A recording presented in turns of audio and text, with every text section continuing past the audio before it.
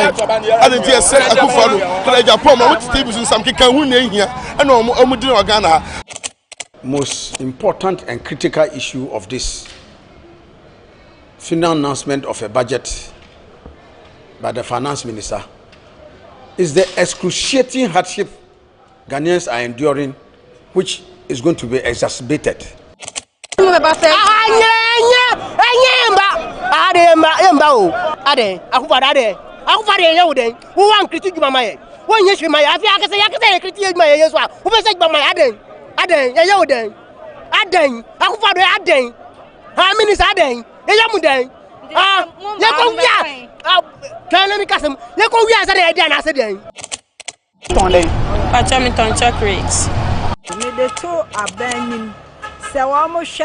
Fan service no we can wire 2 times makwala die e kofre mo first day o mo sinsu oni second way yin so ba o mo se o mo ka na sei enti aban hwe na so hwe na se mfa so bi enu o mo so betima ya adwuma boa o man ne dia e na won cross ho mumu no on mu bu ho no fanya stores. I think that this is a very contemptuous statement coming from John Boydu. It's a very irresponsible statement to make by General Secretary of the ruling party. You expect that people in certain positions will know better, will be cultured enough when they speak.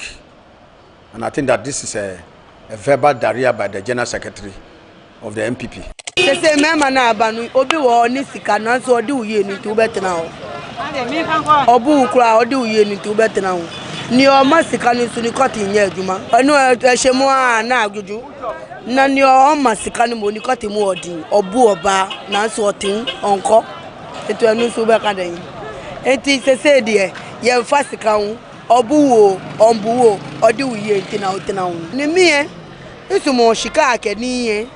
Nwewo ke o kwami no ami no fia no mi ni agban e na ye konklo allo o ami shika we mi fine be problem.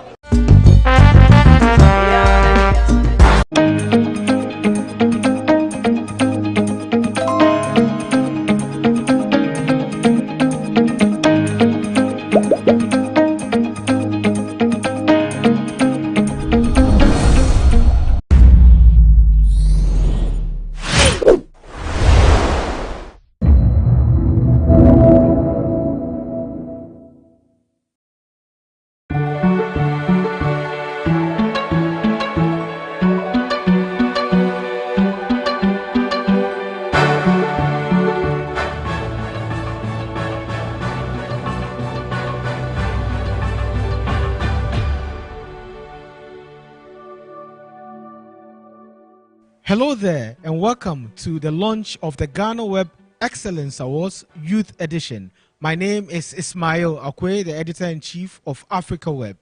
It's that time of the year again. Last year, you, the audience of GhanaWeb, nominated several personalities in various sectors for various categories of the GhanaWeb Excellence Awards. In its second year running, the GhanaWeb Excellence Awards focuses on the youth of Ghana and is going to be run under the theme, "The Future is Now." This is your time, this is our time. We have two important personalities who are on standby to help us unveil the categories. Eche Atisu, the host of The Untold on GhanaWeb TV. Na Oyokote, the host of Bestech on GhanaWeb TV. The pair was integral in the event last year and they are here to do it again. Sit back, relax, and enjoy the show. Thank you very much, Ismail Akwe. Eche, what's up? We're back again. Yeah, good to see you. Yeah, likewise. And it seems like a year is already caught up with us already. That's right. That seemed like a short time. And last year, I had the honors of hosting the maiden event at the Accra City Hotel in December of 2021. And you did the unveiling of the nominees. Wonderful. And this year, we have even something more refreshing for you, our readers and our audience. And this year's theme is for the youth. That is why it's a youth edition. And last year what we did was that we had 17 personalities who were awarded after you, our readers, nominated over 100 people in various categories. And also we had some special awards that we give to some other personalities who we thought had an amazing work for this country. Let's give you a gist of how all of that went down last year.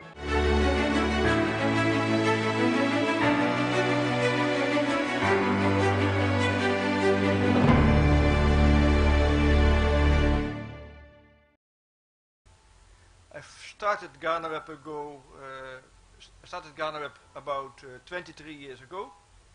On the 1st of January 2022 it will be 23 years. Well, initially it was just me, but thanks to the support of many people patronizing the website, we have grown a lot, really. I think everybody. Now, on this occasion, we do something different. We use our audience to highlight people who have made a difference in Ghana in the past year. So this is what the awards are all about. GhanaWeb Report is about democratizing journalism. So everyone in Ghana can become a reporter. What Rob has made, because Rob is looking to his screen always every day, that's why he's wearing glasses. He was thinking of some magic so that you get features that everybody with a phone in his hand can make a report on something he experiences. So Father Kemba told me about his beautiful projects for the lepra people, for the street kids. Why don't we make something like GhanaWeb.com/reporter/charity? And we make you owner of that part, of the lepra people, the street kids, and that everybody can donate there, and we can read to your stories and see what you're doing, because it's good that people take care of the community. In the spirit of transparency, is unveiling the plaques. So we have some beautiful plaques here that will be going home with our nominees and those who are going to win the GhanaWeb Excellence Awards that we have. And it's time to unveil them so you see how they look like. The hand claps. So there they are. Father Andrew Campbell for winning Humanitarian Award. Another well-deserved award. So the Peace and Diplomacy Special Award goes out to Dr. Vladimir Danso.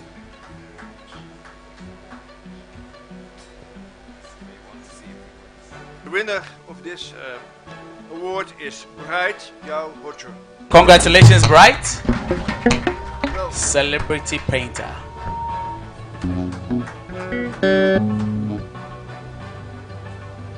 Women Empowerment Award. Come and empower us, Stacy. With your beautiful dress, Empower you should be us. longer on the stage than I. Thank you. Take it here. Thank you very much, Stacy. Thank you, Mark. Because it goes to one very special person, Professor Stephen Adai.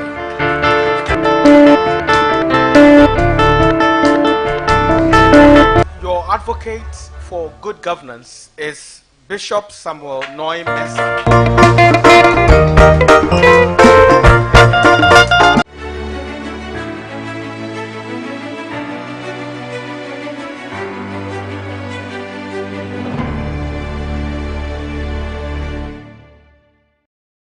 Now, surprise, shock, and gratitude. These were the emotions expressed by winners to GhanaWeb readers for the recognition when they received their awards. Here is a video of some of them.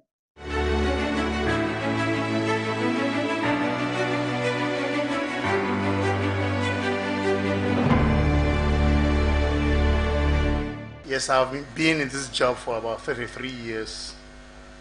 I've taught thousands of students from all over the world. Yes, I think some of them are waving. Military people all over the world, Canada, Rwanda. I still have from 28 African countries where I'm teaching. And I think I've contributed enough to peace and diplomacy. And I thank you for recognizing me. It goes to everybody else who loves peace and security in this world. It's very important. We're joking with it, and I believe we've got to realize it. Let me quote myself on two occasions. One, leadership is cause. Everything else is effect.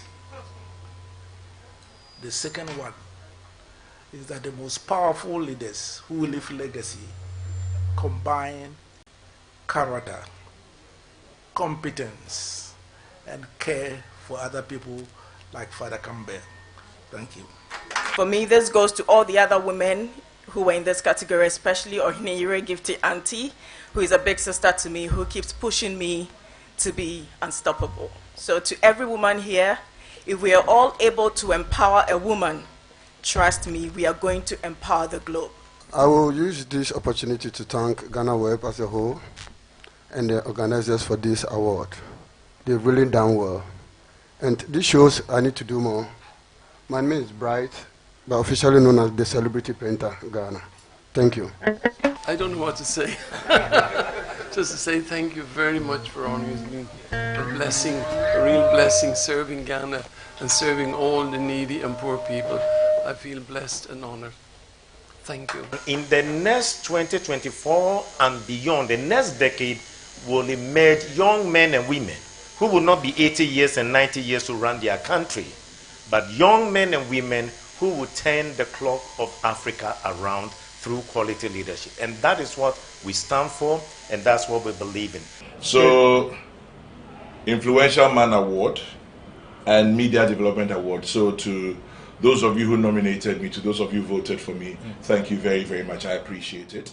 And to the guys at GhanaWeb, well, I'm not always your friend, but thank you.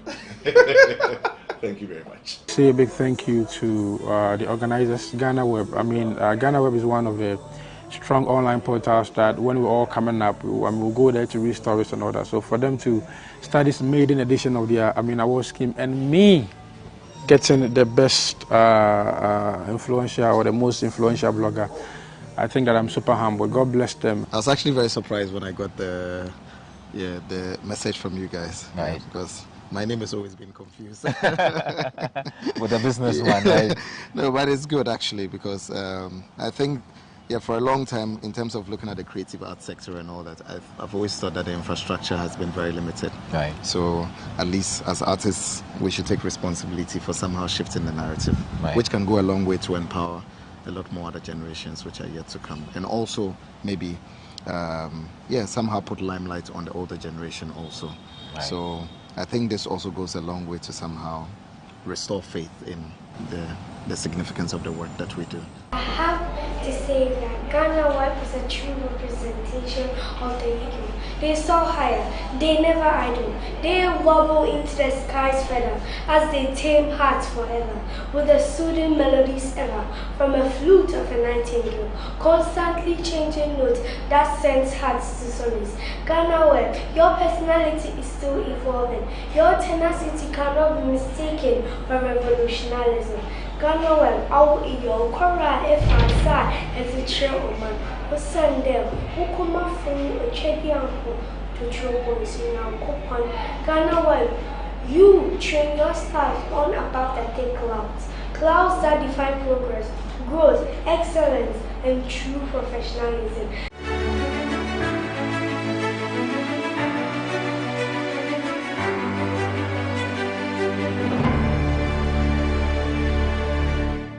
Oyo, you know what's happening this year? No, tell me. Well, we have 16 categories. We want to honor and celebrate 16 young personalities who are doing amazingly well in their various fields of endeavor.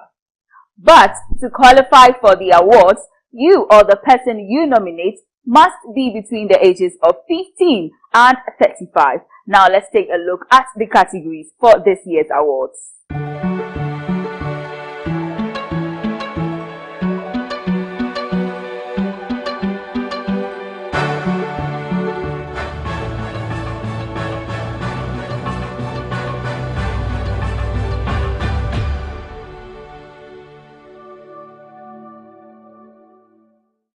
Alright, so the first category for this year's GhanaWeb Excellence Awards, the Youth Edition, is the GhanaWeb Youth Excellence in Agriculture. And in this category, we're looking for successful youth entrepreneurs engaged in agriculture and agro-business. Next is the GhanaWeb Youth Excellence in Information Technology. Exemplary youth working in the digital space qualify for nominations in this category. Eche? This is one of those categories that I think a lot of young people should be interested in. And because I know there are a lot of amazing things that young people are doing in IT for that matter. And so I hope to see a lot of nominations coming through. And I must say, IT is the ish. Oh, yeah, it is. I mean, that's where it's a big thing now. That's where the cash is. I know you love the sound of cash. I know, right? On to the next category is the GhanaWeb Youth Excellence in Sports. Now, in this category, we're looking for talented youth who are excelling in any competitive sports, be it football, athletics, boxing, hockey, and the likes. I think there are a lot of these young guys who are, especially for the sporting season we are in, especially for Ghana, football, Black Stars. Amazing guys that I think will fit in here. Not the days. They are old now. I'd also like to add our new coach, Otuado. I think he's bringing some excitement in sports. I mean, sports doesn't necessarily mean football, but I think that's a thing for Ghanaian youth. So I think, we are doing great. It's up to our readers and our listeners right now. The next category is GhanaWeb Youth Excellence in Women Advocacy. Impactful youth promoting women's empowerment and rights. Now, both men and women qualify for nominations in this category. Eche, we have women advocacy. Yes, one of those. You know, earlier we had a conversation about how there are a lot of men doing women advocacy, men like myself. Yes, feminists, you know. At first it was weird to have men feminists, but even our boss is a feminist. Oh, yes. Yeah. Our big boss himself. Our big boss is a feminist. On to the next category is the GhanaWeb Youth Excellence in Fashion. Now, in this category, you can nominate any influential youth excelling in the fashion industry to be awarded. Next, we have the GhanaWeb Youth Excellence in Music, Drama, and Dance. Now, in this category, we have talented youth excelling in the music, drama, and dance industry. I really want to nominate myself. Oh, yes. I can do some small boogie. Yeah. Let me see. Exactly. Okay. But there are a lot of names. We're not mentioning names just to lead people on, but I think the likes of Dance God, Afronita, I mean, they're all from the same. And they're not doing it for themselves. No. They are really bringing in the youth to appreciate dance more. And a lot of music these days comes with some unique kinds of dancing. So this is it for us. Nominate your favorites. Let's move on to the next one. Is the GhanaWeb Youth Excellence in Media and Communication. Now, in this category, we are looking for people who have been impacting the youth sector in the media and communication industry. GhanaWeb Youth Excellence in Health. Distinguished youth promoting lives in the healthcare industry. Notes that for this category, doctors, nurses, non-professional healthcare workers, or even advocates of health issues can be nominated. So pick your favorites and nominate. On to the next one is the GhanaWeb Youth Excellence in Education. Now, in this category, we're looking for inspirational youth who are engaged in teaching and education advocacy. And also take notes that just like in the health category, both teaching and non-teaching staff also are eligible for this award. Now we move on to the GhanaWeb Youth Excellence in Leadership. Inspirational youth showing commitment to development in society, organization, or any institution can be nominated for this category. Another one of those categories that I think that a lot of young people are really showing that they truly are deserving of leadership. Many young people are coming out to show what they can do in leading this country and other aspects of life and give us some hope that their future is not bleak as it seems. The future is now, and the proactiveness as well as boldness is showing everywhere. That's it. That takes us to the next category, which is the GhanaWeb Youth Excellence in Entrepreneurship. Now, in this category, we're looking for successful youth entrepreneurs running a scalable business anyone who started a business, something that is innovative, small business on the side that you think is eligible for this category, go ahead and nominate them. GhanaWeb Youth Excellence in Science and Engineering.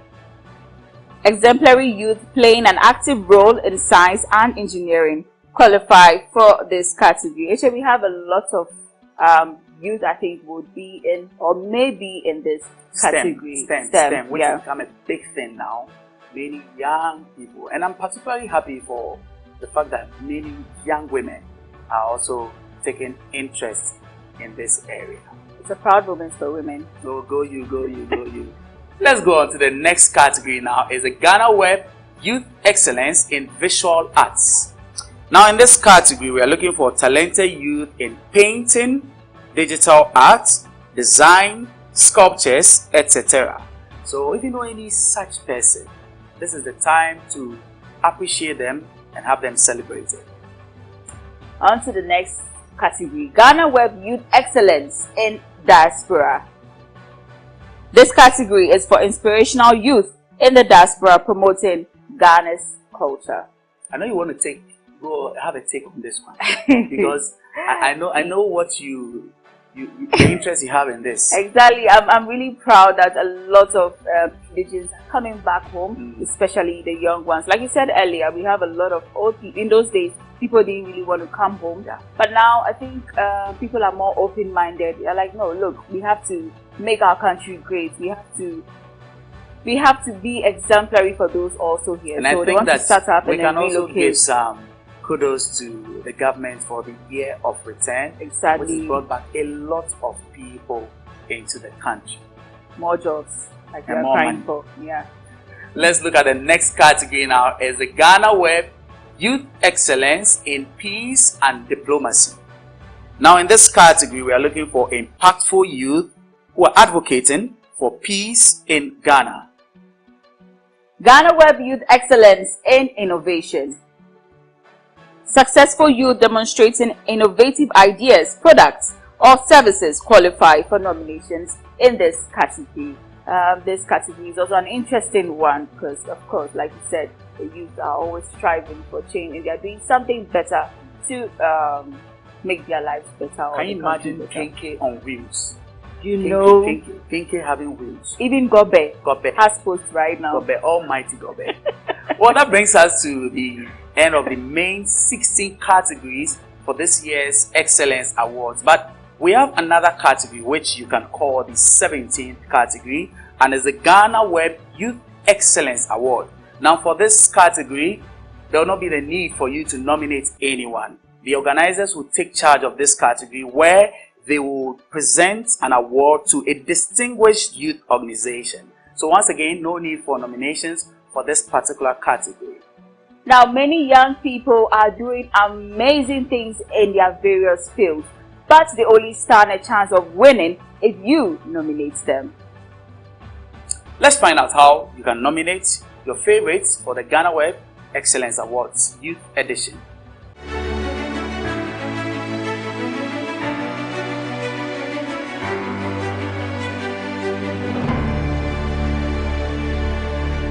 Visit www.GhanaWebExcellenceAwards.com and click the nominations bar or click the nomination banner on www.GhanaWeb.com.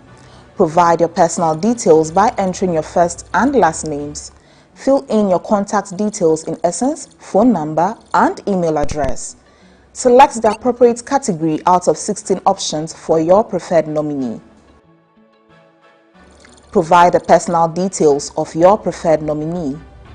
Provide at least one or more social media handles of your preferred nominee.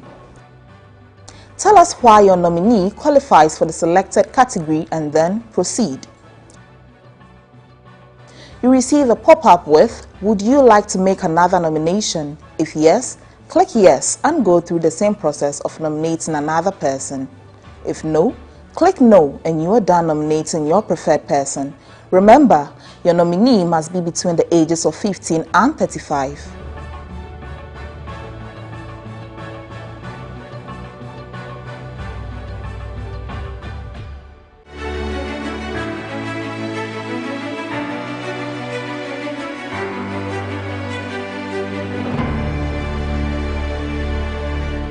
So, for the launch and opening of nominations, I welcome Editor-in-Chief of AfricaWeb, Ismail Akwe. There you have it. You've seen the categories and also the nomination process. I do hereby declare the GhanaWeb Excellence Awards Youth Edition launched. And also, I declare the nomination open. It was a fun ride. It was. And I think all of you qualify. And all all of of us. us. We do. Yeah, exactly. I'm wondering which category Oyo is going to be in. The dance. The dance? Are you Yeah, I like can put my money on it that you will not win anything. Trust me, I can also put my money on it and make sure I win. Okay. This is money. You know, the future is now, and we are all part of the future. Of course we are. The future is now, and we are the future. So that's it from us here from the CJ TV studio in Accra. My name is Eche Atisu. I'm the host of The Untold on GhanaWeb TV. And my name is Ismail Akwe. I'm also the host of The Lowdown on GhanaWeb TV and Editor-in-Chief of AfricaWeb. And I am Na Oyokote, host of BizTech on GhanaWeb TV. So that's it. Nominations are open. Best wishes to all the nominees. Remember, the future is now.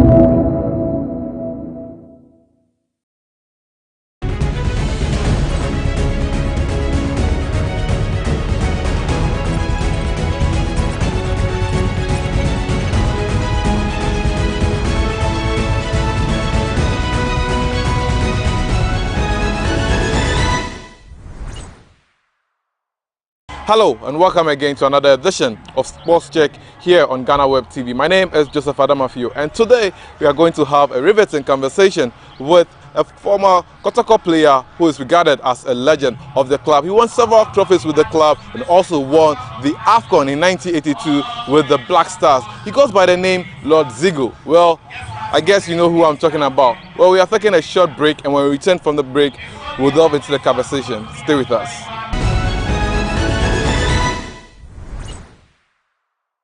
Welcome back from the break. My name is Joseph Adamafio here, and I'm honored to have Opoku Inti over here with me. Chairman, you're welcome. Thank you. It's been a while. Well, that's the world.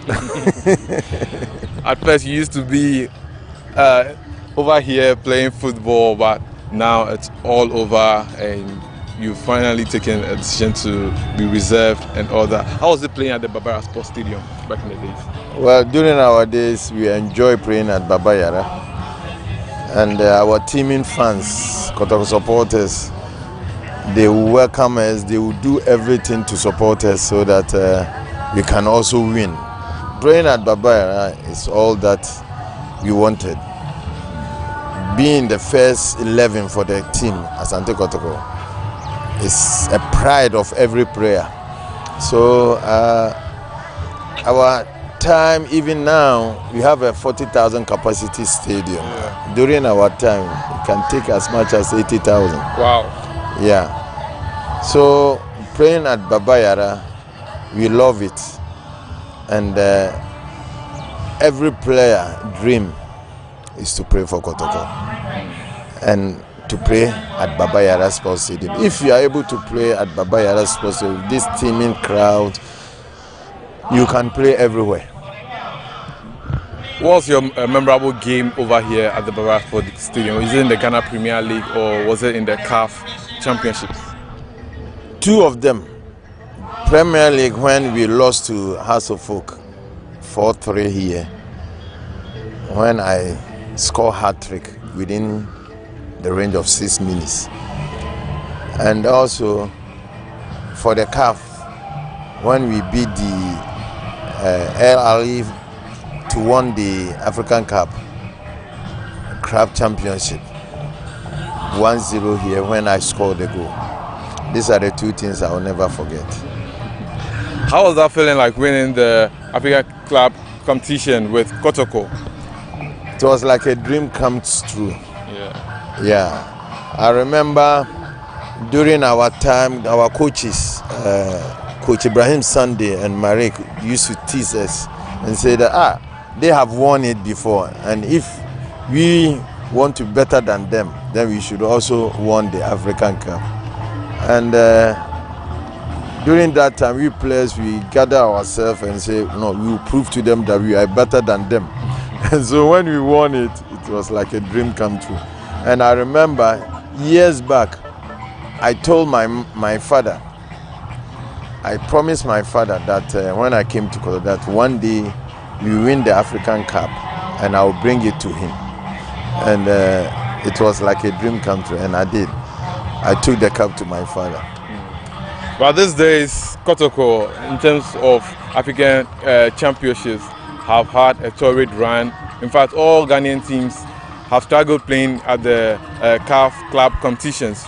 What do you think is the reason why we are not doing so well? First, I will talk about the exodus. Okay. The exodus is eating into the local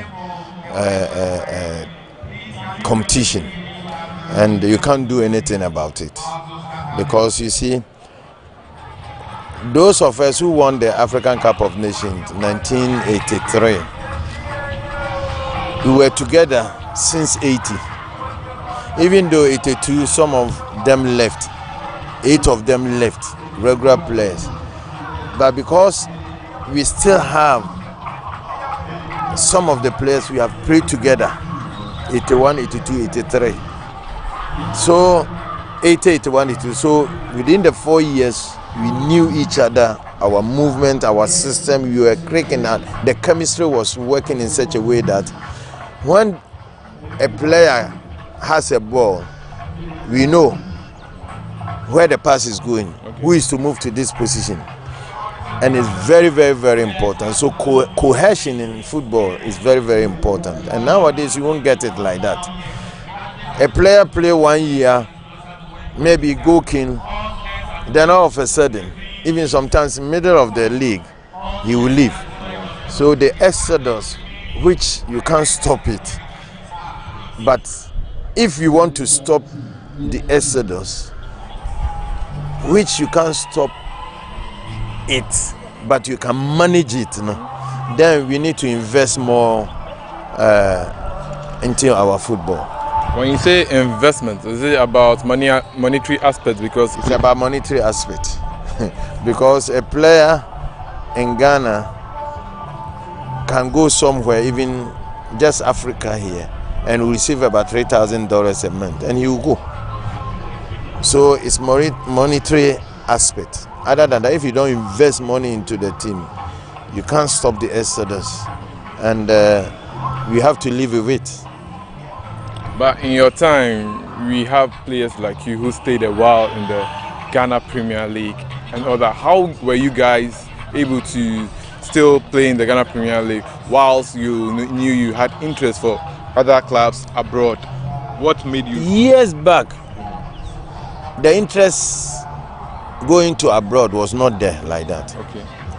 Now it has become the norm. You see, managers of players will try to contact clubs in Europe. You see, now the door has opened. Years back it wasn't like that. Some of players didn't want to travel. We were happy. The economy was booming. Whatever you want here, as long as you are playing good, I'm talking about Kotoko. Okay. Yeah, you don't even think of traveling around, going around. Now everything has changed, and the economy, for instance, the COVID now has come also into it, and so it's very, very, very. We can't blame anyone the whole world has turned into that. So you can't blame anyone, but we can still do something. I believe government should also come to assist the clubs, in a sense that the government can allow companies to sponsor the clubs and they will have tax remit. And I believe South Africa is doing that. That's why they can even buy players from Ghana and pay them foreign money. I think the government, if football is our number one priority in this country, we all hands should be on deck. Everyone has to play his role so that we can enjoy the football as it is now. All right, so you are still here on GhanaWeb TV, on Sports Check to be precise. My name is Joseph Adamafiu. We're taking a short break, and when we return, we continue with the conversation.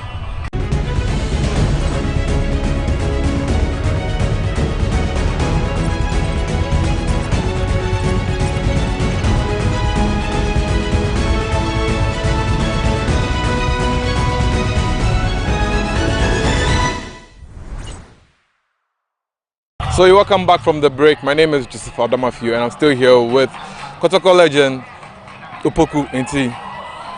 Mr. Opoku Nti, can you tell us, how did you get the name Lord Zigo? How did it come about? This one you have to ask Kwabena Yeboah, the SWAC president. He was the one who gave me that name. And during that time, as it is now, people will name themselves Ronaldo or Messi and so on. During that time, my heydays, Zico of Brazil was the one on top. And so Kwabena Yeboah chose that name for me.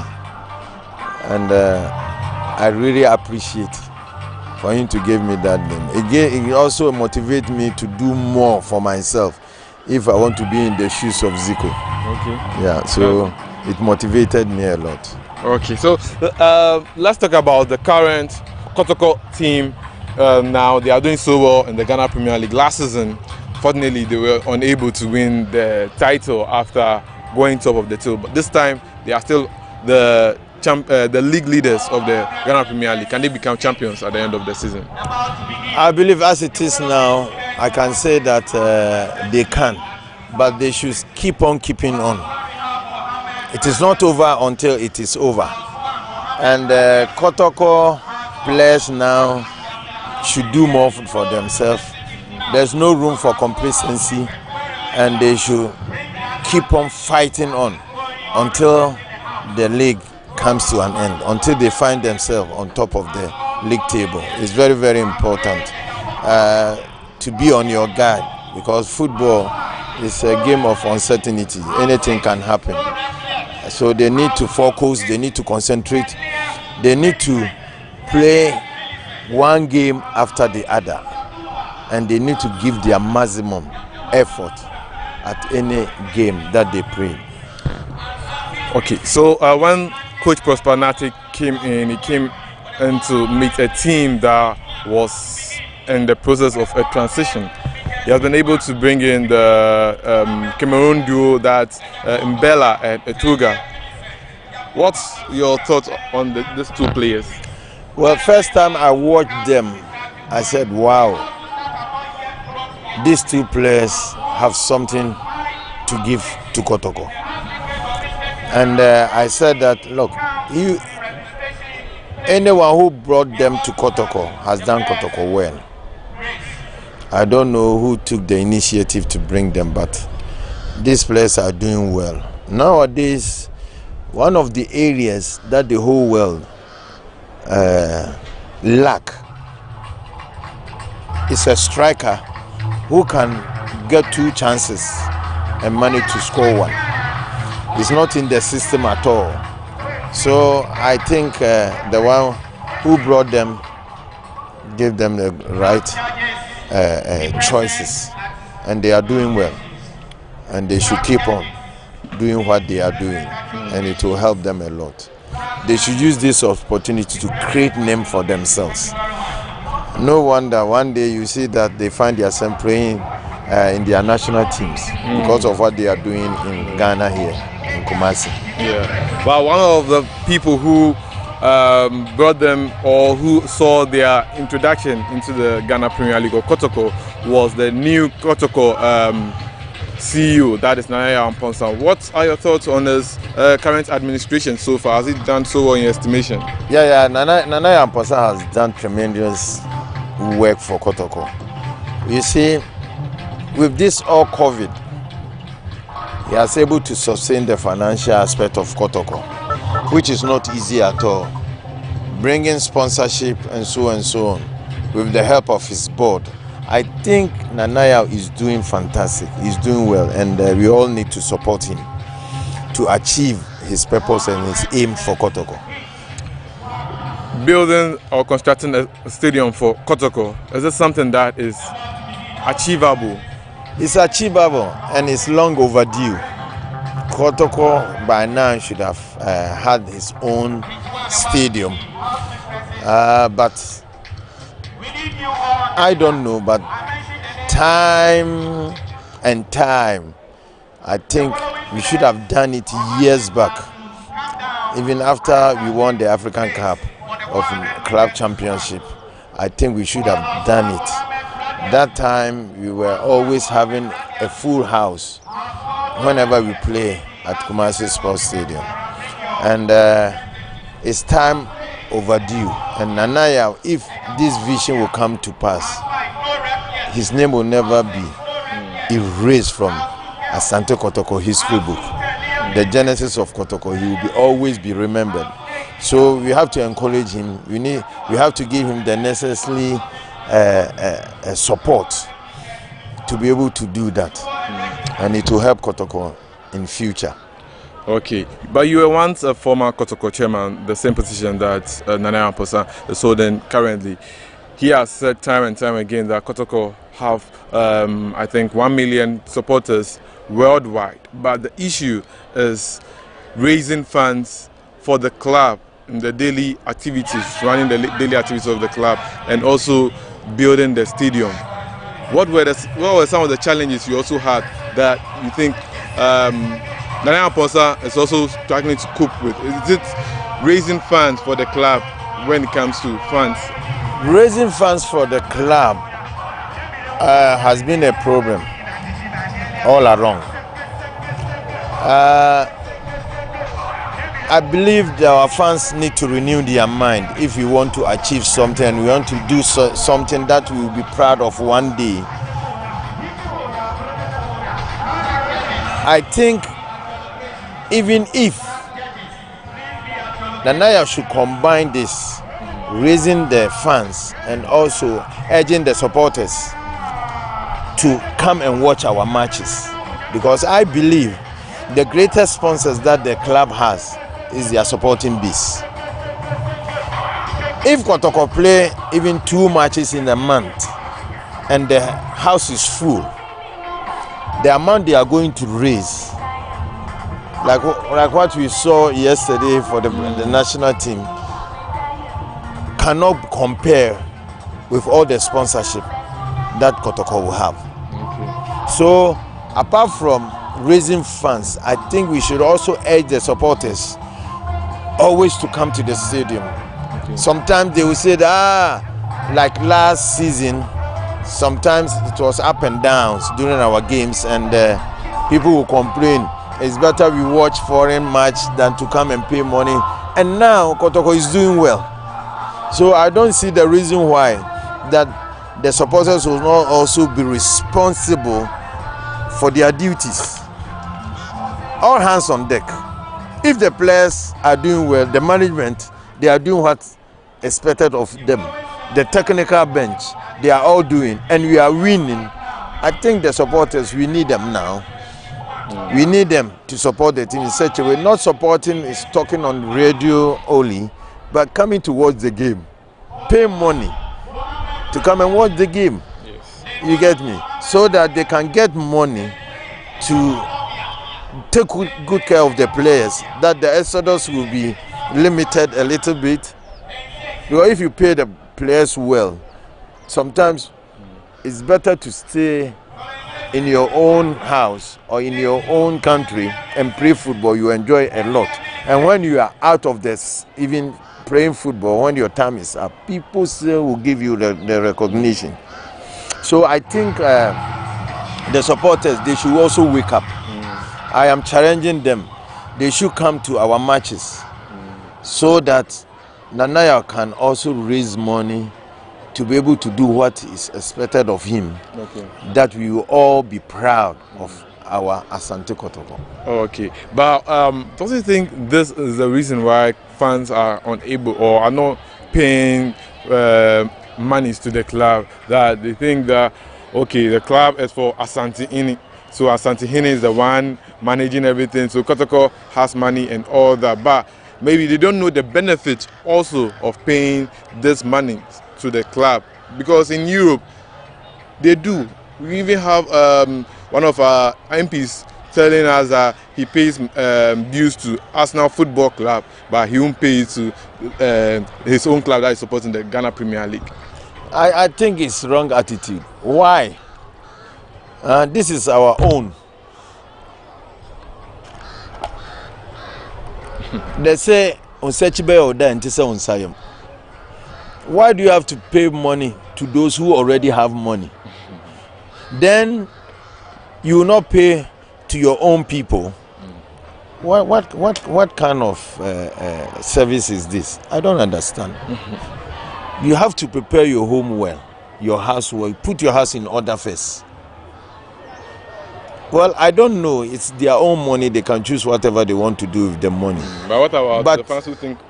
but they should not also sit down and criticize what is going on here. Because it's all about money. If you can pay money and send it to abroad, the white man don't need your money. You get me? And all the time you will compare what is happening in Europe and in Ghana. I don't think it's fair. We should renew our mind. It's your own money.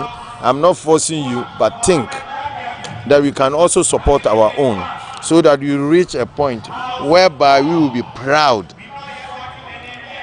of our country. Let's switch a little bit and talk about the Ghana Black Stars. You won the 1982 AFCON with the Black Stars. We went to the AFCON. Things didn't go well. We are back and we have a new coach. His name is Squad. Unfortunately, he had only one local player. Are you impressed? Well, since you don't know the local terrain, he has started something somewhere. And I think it is not about only this game. It's about how he'll be able to sustain our national team by planning short-term and long-term for the nation. Is very, very, very important. He's new. He will take so many advice, but he should be here also to watch our local matches. He is the one who has to do the selection. No one can force players on him. But he has to be in Ghana. Then he has to watch our local matches. Some of them, not all of them. Yeah. Then he will be able also to assess some of our local players. For sure, if, for instance, we assemble about 27 players, knowing that maybe 18 players will dress, to encourage our local players, I think we also need to bring some of the local players, because those who we flew to from Europe, paying our the airfares and so on. Not all of them dress, isn't it? We could have also give opportunity to our local players to motivate them, so that even when you are playing local, you force yourself that you want to be in the national team. You get me? Not that when you want to be in the national team, then you have to go to the foreign country to play professional. Then you'll be called back. I think we should start. That's why I'm saying that we have to have a long-term and short-term plan, so that in future we will not, you will have a cohesion, or you will not always bring new players into the team. Inconsistency is also killing us. Okay. We call this player today, next one he's not there. We call this one, next one. Then it's also a problem for the nation, for the national team. Okay. So my little advice is the coach should also stay around, watch our local matches, see the potentials, and pick them also. Even if they train with the national team, it boosts them, motivate them, knowing that one day they will be there. But he had to start somewhere.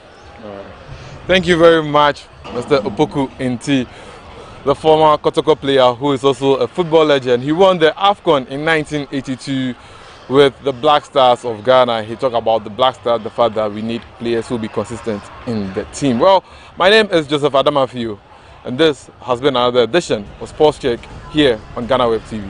Thanks for watching.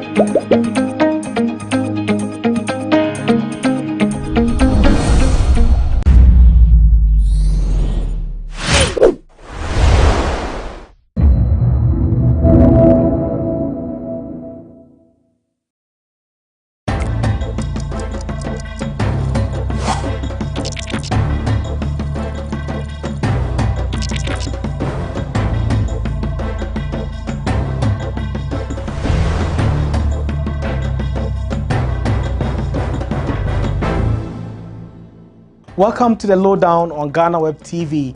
This is your most informative socio-political program you can find online. We bring you all the facts and updates on issues that matter to you. My name is Ismail Akwe. In this edition, we are going to discuss piloting. That's piloting through the air, of course.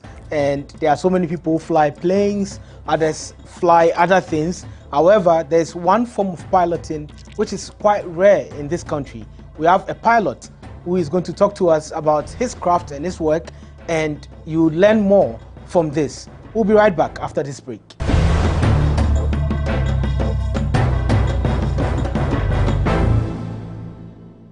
Welcome back from the break. This is the Lowdown. My name is Ismail Okwe, and we are going to have this discussion with a pilot. We all saw Kwehu Easter, and one key feature of the Kwehu Easter is paragliding. However, who paraglides? We normally see white people coming into the country to paraglide with other people or Ghanaians who are interested in paragliding. However, there is one Ghanaian who is a paraglider in this country, and he's the only one from the country. However, I understand that many people are also trying to get some training. But how did he get there? How did he do it?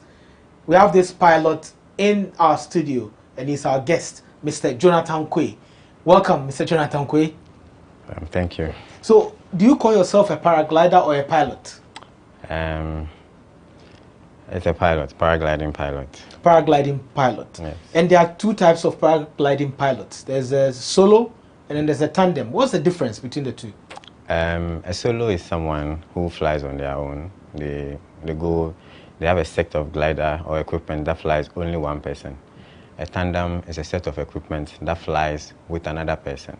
So those are the two differences. And how long does it take one to become a pilot, a paragliding pilot? In a year, to become a solo, in a year, like with training, even in a couple of months, you can start. In months? Months, yes. You can start flying solo. Does it come with some risk? Yeah, risk as in... accidents? No, that's why you don't learn online, you don't learn from books. You go to an instructor, they teach you the basics.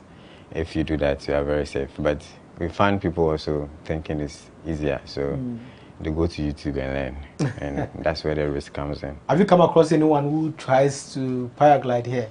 Well, I've seen a couple of videos online of people who are trying to do it on their own without instructors. It's a very bad idea. You don't do that. It's a very bad idea. Yeah. But you are well trained and you've gone through some courses and you've already paraglided with people. You did the tandem paragliding. How did it feel like being the first Ghanaian to paraglide at the Kwewu Easter festivities with other people? Okay, first of all, to start, for me, paragliding is more or less like a journey. It's like a spiritual journey for me, because I used to be like that hash type, like riding motorbikes everywhere. But when I got into the sport, I was like, oh, there's something better than doing all those other adrenaline sports. So it was more or less like, oh, I'm also glad I could take someone on and let the person feel or have an experience of what I feel when I fly in the air. So it was a humbling experience for me. So you go after the adrenaline?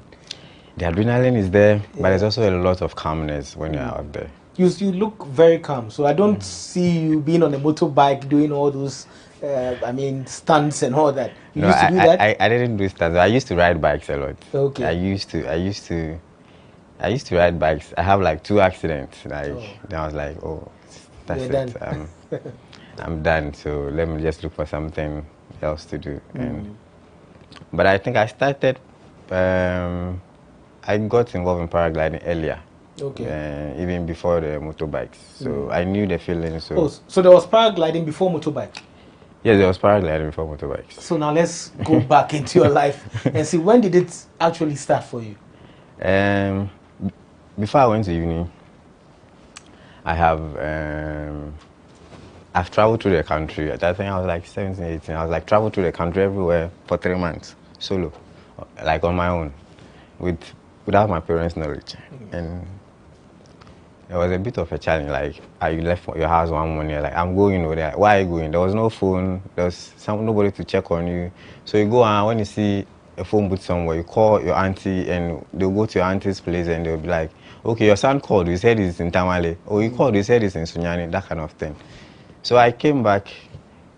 I've done all the adventure things I need to do. Why were you doing that though? It was on an expedition. So like personal expedition? Yes. Wow. So I was like, there's nothing wild that I have not seen. So then we went to uni, France. It was earlier 2004, 2005, they started making the noise. Okay. I was like, what is there that I haven't seen? So my friend was like, okay, let's go, it's from Kwewu, let's go have a look at it. Then I got there and I saw the people fly. I remember that day I sat on the takeoff for the whole day. I didn't go. You're just watching people fly? Watching people fly, go up and down. The next day I came. So my friend asked me, what is it that, I've seen it already, what is it that I still want to go back and stuff? Like, there's something special about this thing. It's like, okay, he's not doing it because he knows his house people, so he's not interested. I'm like, okay, fine. Then the next year, I went back. I flew again. The next year, I went back. I flew again. So you paid to fly? Yeah, I pay. I always pay to fly with that. So I kept going for like 10 years. Wow, 10 years? Yes. So, but all along, I've been speaking to the pilots. What's the possibility of learning, blah, blah, blah. If I have a friend from outside, oh, could you get this book for me on paragliding, blah, blah, blah. But I found out that there's no way, if I really want to learn, I can just start and learn from it. Because one, there's no school. Equipment are expensive. You need an established place with good weather and or like time-tested place before you can say, oh, if I go and I have like 20 days, I can do enough and come back. So I think in 2015, somewhere around 2015, with the press, we were giving the pilots pressure. So there's a guy called Braveheart. There's a group called Braveheart. They also have, but they don't do paragliding, they do adventure sports. So together, we spoke to the pilots and they brought some used equipment and they decided to train us for a couple of days. On paragliding? On paragliding. How many were you? We were like, I think like 5 or 6. They asked a lot of people to come but nobody came. Like it was announced openly? It wasn't announced, but the GTA made it like, oh, if you are interested to fly, and if you are from the GTA, come and learn. Like, come and do the basics. It was like a couple of days. It wasn't like the real thing, but like something, an opener, like for us to see our interest. So after the training, it was in 2015. Then I was like, oh, okay. Now that I've held the glider, I have felt it, I've sat in the harness, I've done ground handling. You can't fly with that one. You need like a school to give you the necessary certification that, okay, you've passed the first stage, you can be on your own to fly. So then I have to go look for a school and go and learn. So I traveled outside to learn. So from 2015, you had your first shot at paragliding. Yeah, training. However, you needed more. Yes, you needed more. And you went to school. Yes. So how did you select the school? So in selection of schools, you have to look, first thing you have to look at is cost, because the prices are not the same, but mostly the trainings are the same. You know, there are a lot of certifications that we have. We have the USA, like USPA, it's called USPA for USA. We have BAPH for UK. There's a general one to like worldwide, APPI for a lot of like other organizations that are not in the US or UK. And there's South African one too as well. So I was looking for cost-effective way to do it. And then I came up with APPI. Okay. So in APPI, I also have to look at weather, where would be like favorable. You know, sometimes you go for a school or you go for training, you are working, you book for 10 days. So I want to go for 10 days and go and it snows the whole time. It means you can't train. That means that you cannot shit. You have to come back. So I was looking for all these things. So I decided to go to India because their weather and our weather is somehow similar, even though the mountains are there and they are also doing APPI. So I would like us to talk about the school, the certification and the rest, but let's go back a bit and talk about your preparation towards this stage, the training stage. You said you were in school. What were you studying in school at the time? I was doing my master's. You're doing your master's in what International program? Finance and Controlling. So you are more of a finance person? Yeah. That's your background? That's my background. Yes. Okay. And then after school, were you working before? Yes, I was working. I started working. Initially, I was teaching in the university. I was TA. Okay. Then after TA, I moved on to work for Vision Fund. It's now called Vision Fund. It's like World Vision subsidiary. Okay. And that's it. Then later on, I move on to work for another organization called Self Search.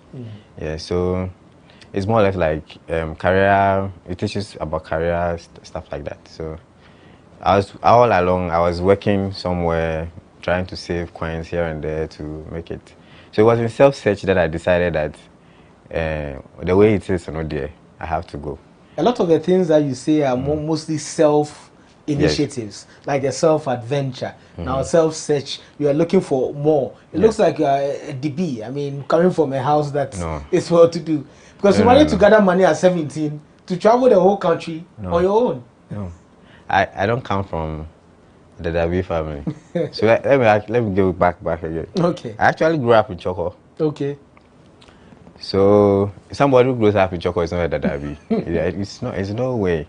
So but later I moved on to stay with my uncle. Then I went to stay in Awoshi. So like at a very young age I left home. Yeah. So like everything I have to make an initiative on my own. So that's the outcome. So but I think when I decide to do something, I focus more on it and make sure I achieve it. Yes. And what's besides paragliding, what's one adventure that will shock us that you've ever embarked on?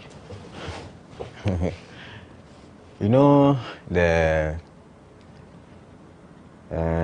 history of Ghana. Before Ghana, there was a Songhai Empire. Yeah. And there's a route called I've forgotten the name, but Ghana, Guinea, something, I've forgotten the name. But the route goes through from Mali through to Timbuktu all the way to Bamako. It's a route. It's like, it's not a slave route, but like it's a trade route. Yeah.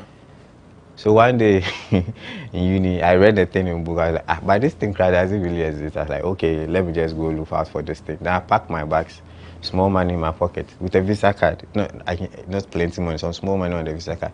The purpose was like, if I go out, the money finishes, the one in my pocket finishes. The Visa card is the last resort. So I did the route to Burkina Faso, went through Niger, then I went to Gao. Gao is where the trade route starts. All by road? All by road. That's where the trade route starts. So there's a something like pontoon. It's a desert actually, but it's a pontoon or like a boat that travels on the desert all the way to Timbuktu. Which river? There's a river. Yes, there's a river there.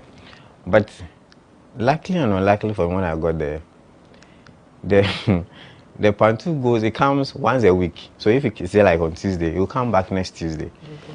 And I can't stay there for such a long time. So then I decided that, okay, then I'll travel on the desert, all the way on the desert to Timbuktu by car. It's not like trotro, it's like pick up, you just hang on the back, and there are like other passengers, and they just go. When the guy gets somewhere, he's tired, he stops and pray, they prepare food. If it's going to take 3 days, you don't control anything, you are just on the bus. So I did that trip on the bus, on the pickup, from Gao all the way to Timbuktu. Then when I got to Timbuktu, I was like, wow, I want an adventure. But this one, I really had one. Like it was a beautiful experience. I met like lots of people and made a lot of friends. So Timbuktu was your last stop? Timbuktu wasn't my last stop. My last stop was supposed to be Bobo de Lasso. So we got to Timbuktu after leaving from Gao. It's normally supposed to take like 2 days, but it took us like 3 days more. We got to Timbuktu. I stayed in Timbuktu for a couple of days, visited like the architecture before the war, the architecture, everything. Then you could find a lot of people and nice, everything. Then I traveled from Timbuktu by the same pontoon. Then it was coming back, so I met it in Timbuktu and continued to. There's a place called Dijeri. It's the other side of Bali, so I'm supposed to dock there. Then I'll pick a bus from there to Bobo de Lasso. I got there. Then they said, oh, this is the bus going to Bobo de Lasso. You just get into the bus, it will get ready in like, the next couple of hours. And I stayed on the riverbanks for 4 days. The bus wasn't... The bus wasn't getting full. Wow. Nobody was coming. I don't have money to do any other means. The only thing is like, hang around. Then in the evening, I go and sleep in the bus. There was no hotel, nothing. In the evening, I go and sleep in the bus. Then the next morning, I wake up, hang around, and come and check the bus. No, the next day, like this. So I did that for 4 days. And after 4 days, luckily the bus got filled up. Then we left. Immediately we got to Bobo de Lasso. The first ATM I saw, I just docked. I was like, I'm not going again. Just continue. This is enough. But one thing that kept me on the riverbanks, I was happy. I saw so many like Ghanaians. They were not Ghanaians. Okay, they were Ghanaians, but they are like traders. So they sell shoes and things. They take it there. So you be walking there, like you hear someone mention, "Hey, Kwame Braha," like those things are like, okay, at least there are some Ghanaians around. So it kept me going and going. It means you have a lot of stories to tell. I have. You've really gone on a lot of adventures. Yes, I have. Wow. I have. Well, we'll talk more about paragliding adventures. Sure. Right after this break. This is the lowdown. We are speaking with Jonathan Quay, Ghana's only tandem pilot. And we'll be right back after this break.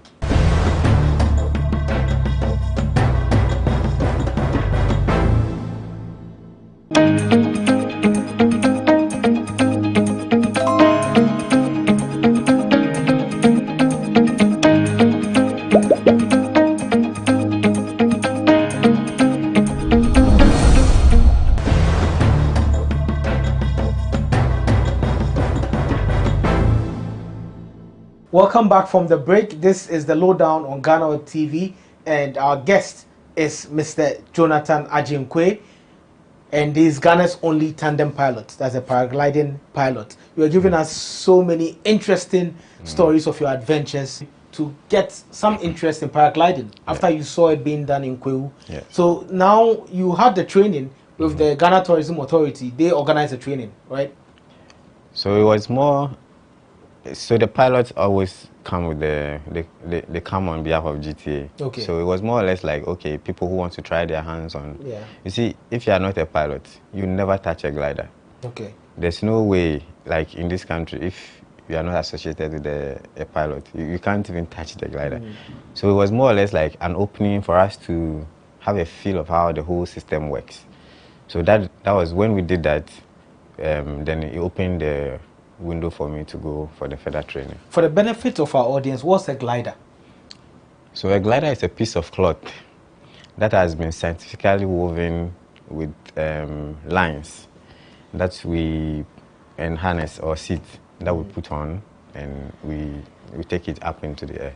Okay. That's what. So what we see, the whole material and everything top like this is a glider. Yes. Okay, including where you sit in, the strings that you sit in. No, you don't sit on the string. The glider is inclusive of the strings. Okay. So this is the glider, and there are strings like that. When the strings get attached to the seat. Okay. So but the seat is known as the harness. Yes. Okay, so you told us that you started searching for schools. And how did you find one, and which one did you find? So I started searching for schools, and I came across one in India.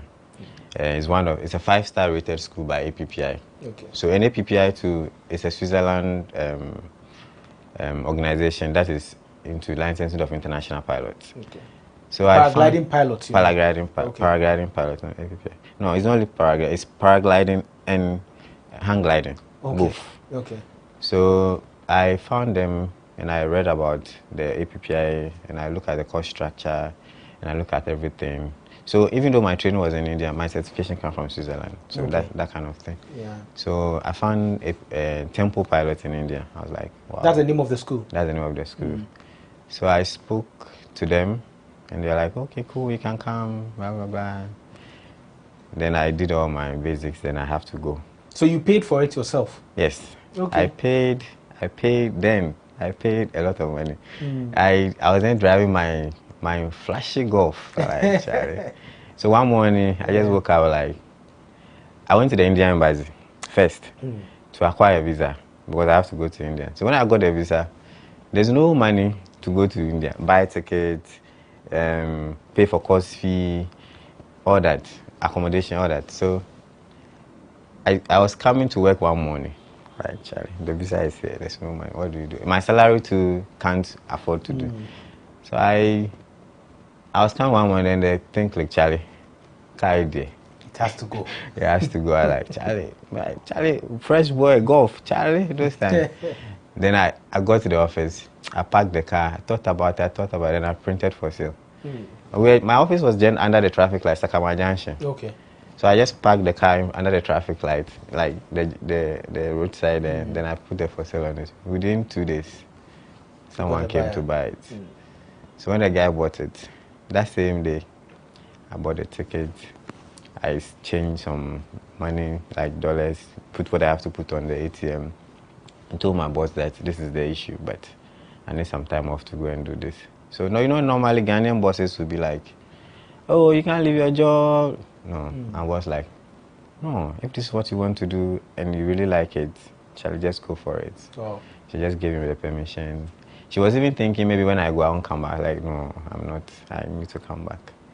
So I paid everything, went to India, did the training in like 3 to 4 weeks. 4 weeks? Yes, then I came back. Like traveling up and down, everything was like, no, like 3 weeks, and I came back.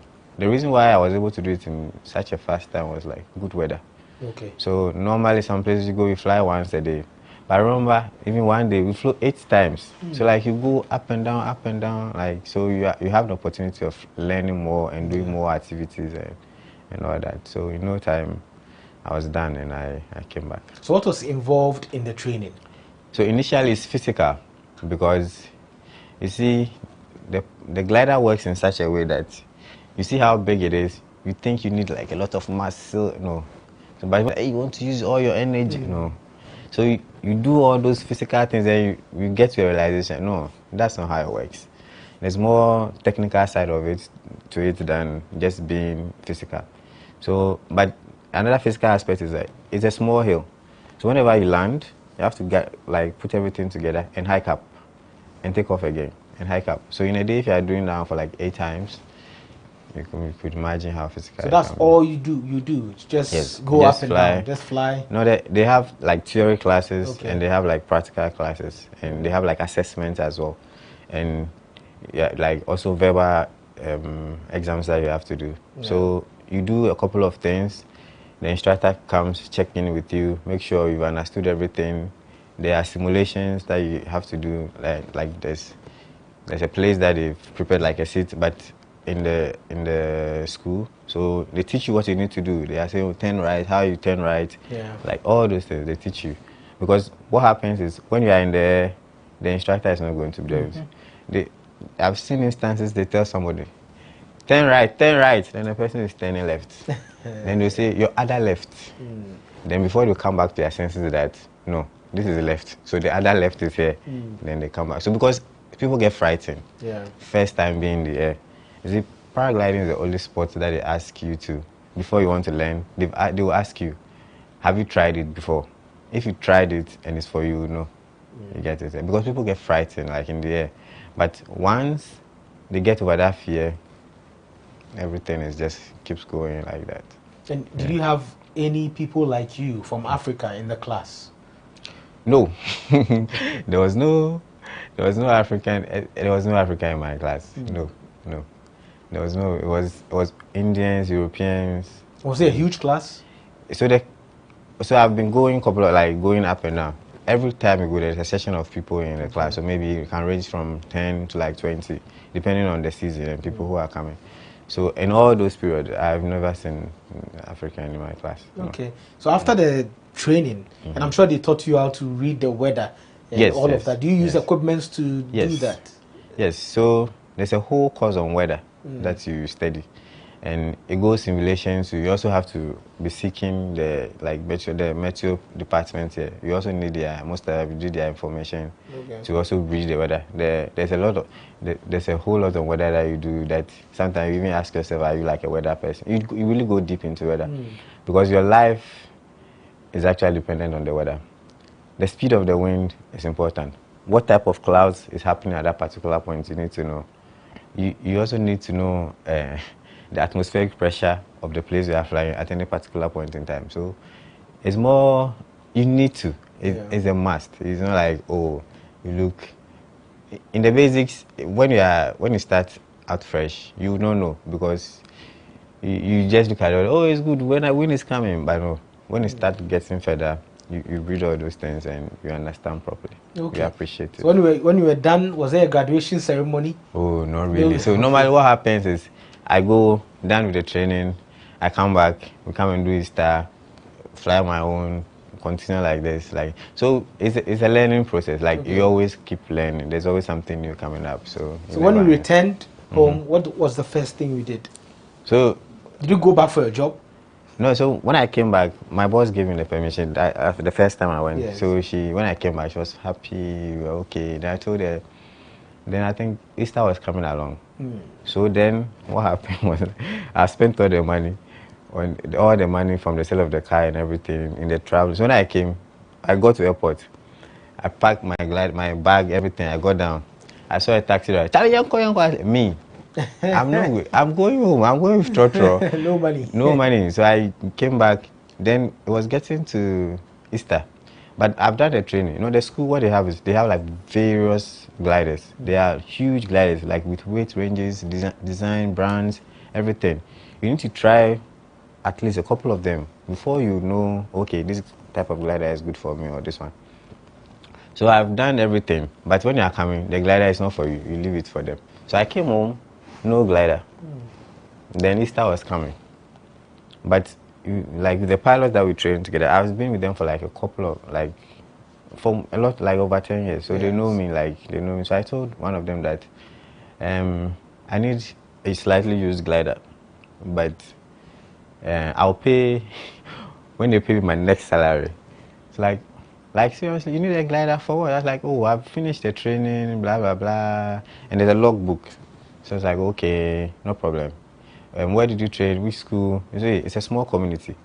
Whatever you do here, people in other places will know. Yeah. Pilots know pilots everywhere in the world. So we spoke to one or two people, lo and behold, boom. There was a pilot who was coming who knew the pilot I trained with. Okay. And they talked how they spoke. Look, how was he like?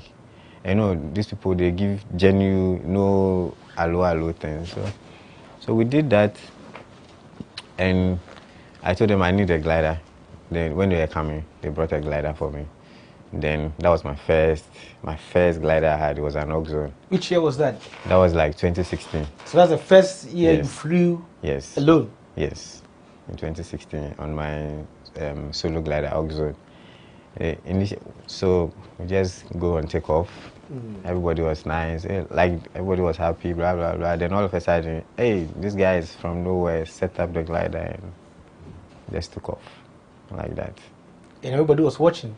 Everybody was, you they haven't seen Ghanaian asking. Yes. So there was like, it was a big news, like, but for me it's no news because I've been working towards it, so I know it'll come to this point. Was the glider for free or no, they sold it for free? To you? I think then I paid somewhere close to like $500. Okay. Yes.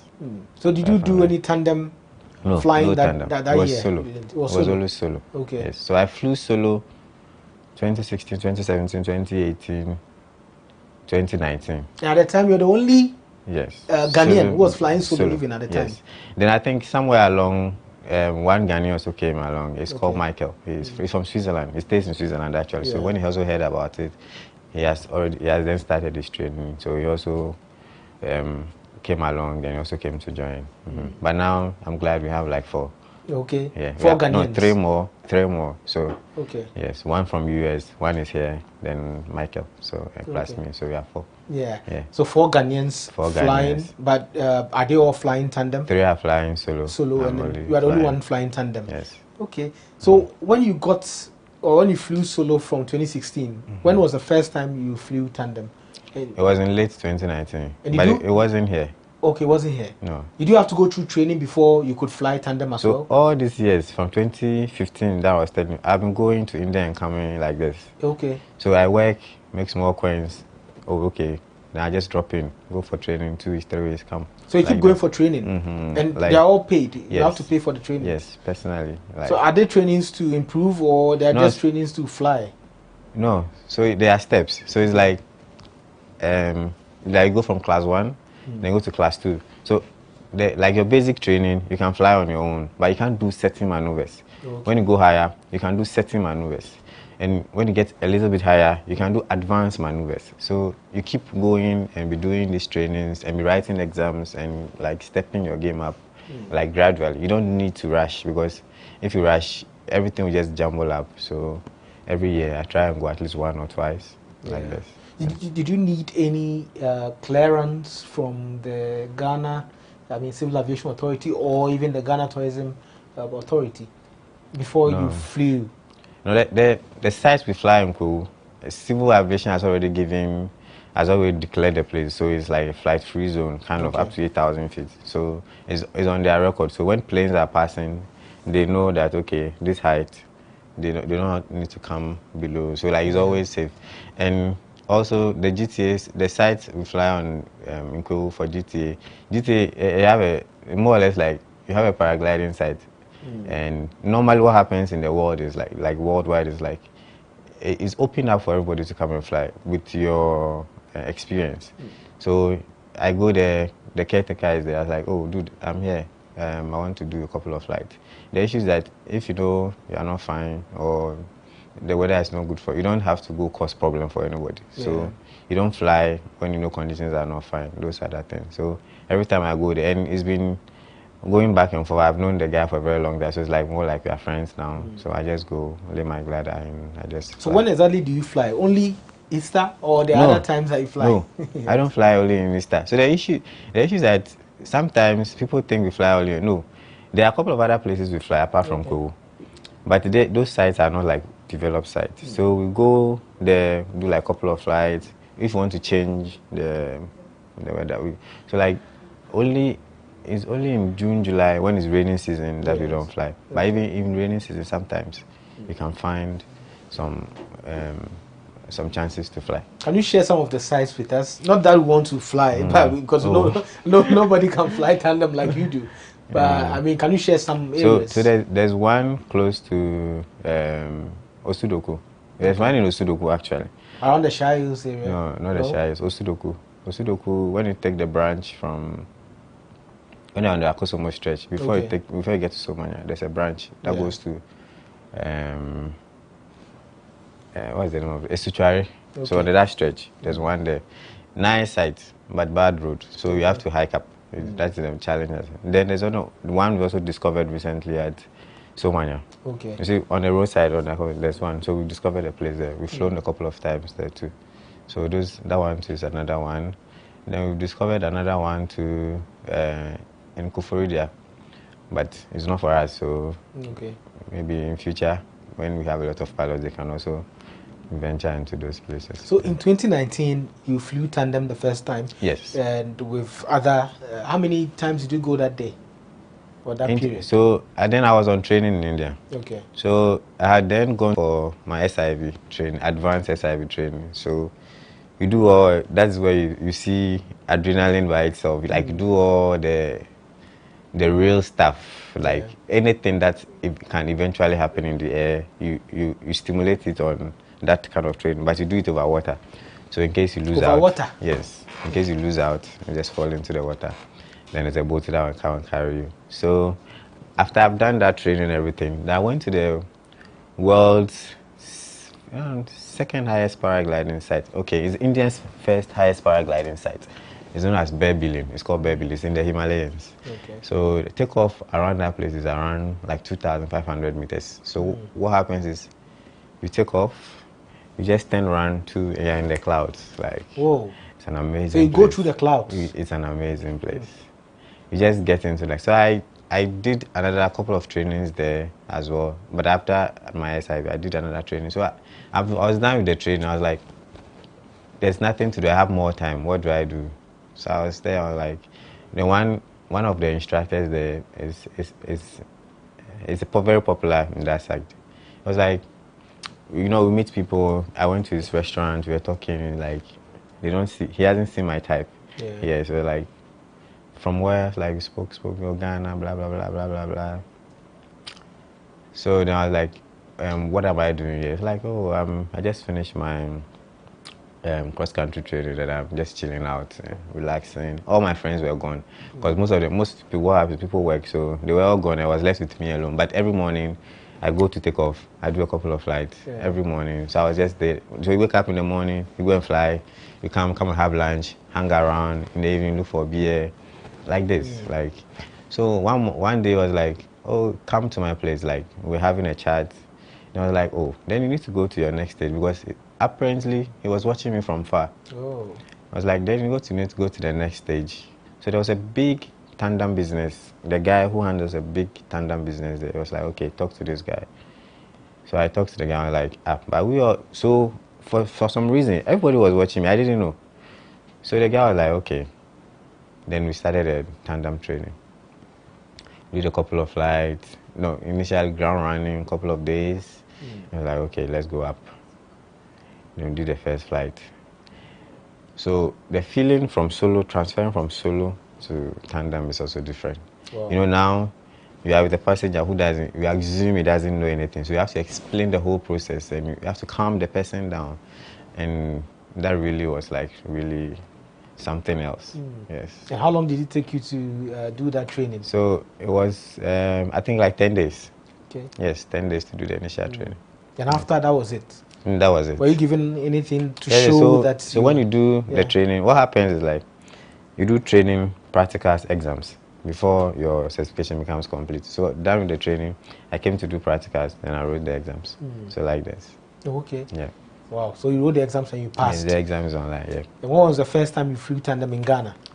I think it was 2020. So then I also came back after that training. Then I didn't have a tandem glider, so I have to look for one.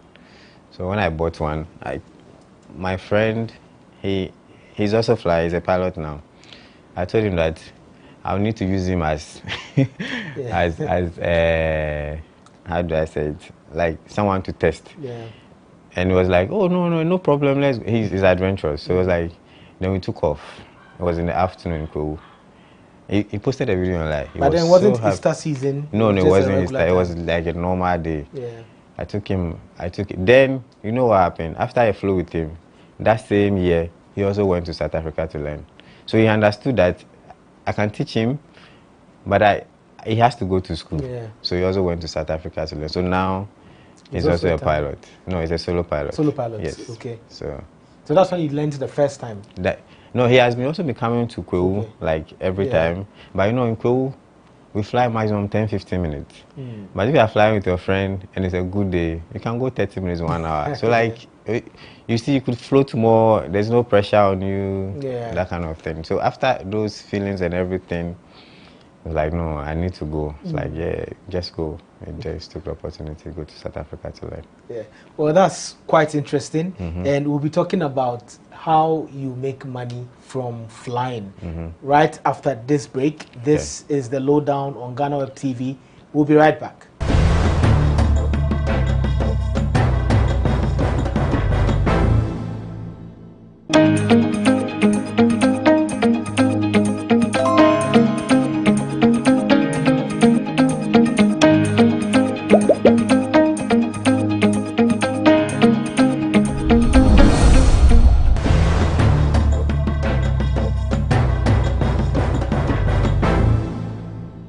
Welcome back from the break. This is the Lowdown on GhanaWeb TV. My name is Ismail Akwe, and our guest is Mr. Jonathan Ajenkwe, and he is the only tandem pilot in Ghana here. So if you see people flying in Kwewu with other people, that's what he does, and he invested money into doing that. So we took us through all the adventures and everything. You go for flying in India and other places yourself just to have the adventure. However, the question is, do you get paid for flying? Is there any way you could make money, or do you make money during Easter? Do you make money from the GTA when you fly people? No. You are not paid? We are not paid for flying. Kwewu is more or less like something to push the agenda of paragliding or adventure sports in Ghana. Okay. So more or less like let people be aware that we are flying. So ever since I've been flying Kwewu since 2016, I have not received any salary. What about those who are flown into the country, the pilots that we see, all the white people and all the foreigners? Are they paid, or they are also doing it for free? So they are also not paid. They are doing it for they like the experience of coming and sharing the experience with people here. So that's a major thing. That's the reason why they come, because it's also a holiday for them. Kind of. Yes, because there's no scheme or anything that could say salary that they are paying pilots here and there. No. But let's go beyond Kwewu and look at other countries. Is there a way people get money out of paragliding? Yeah, so the first thing as a pilot that people, especially paragliding pilots, is not about their money. Okay.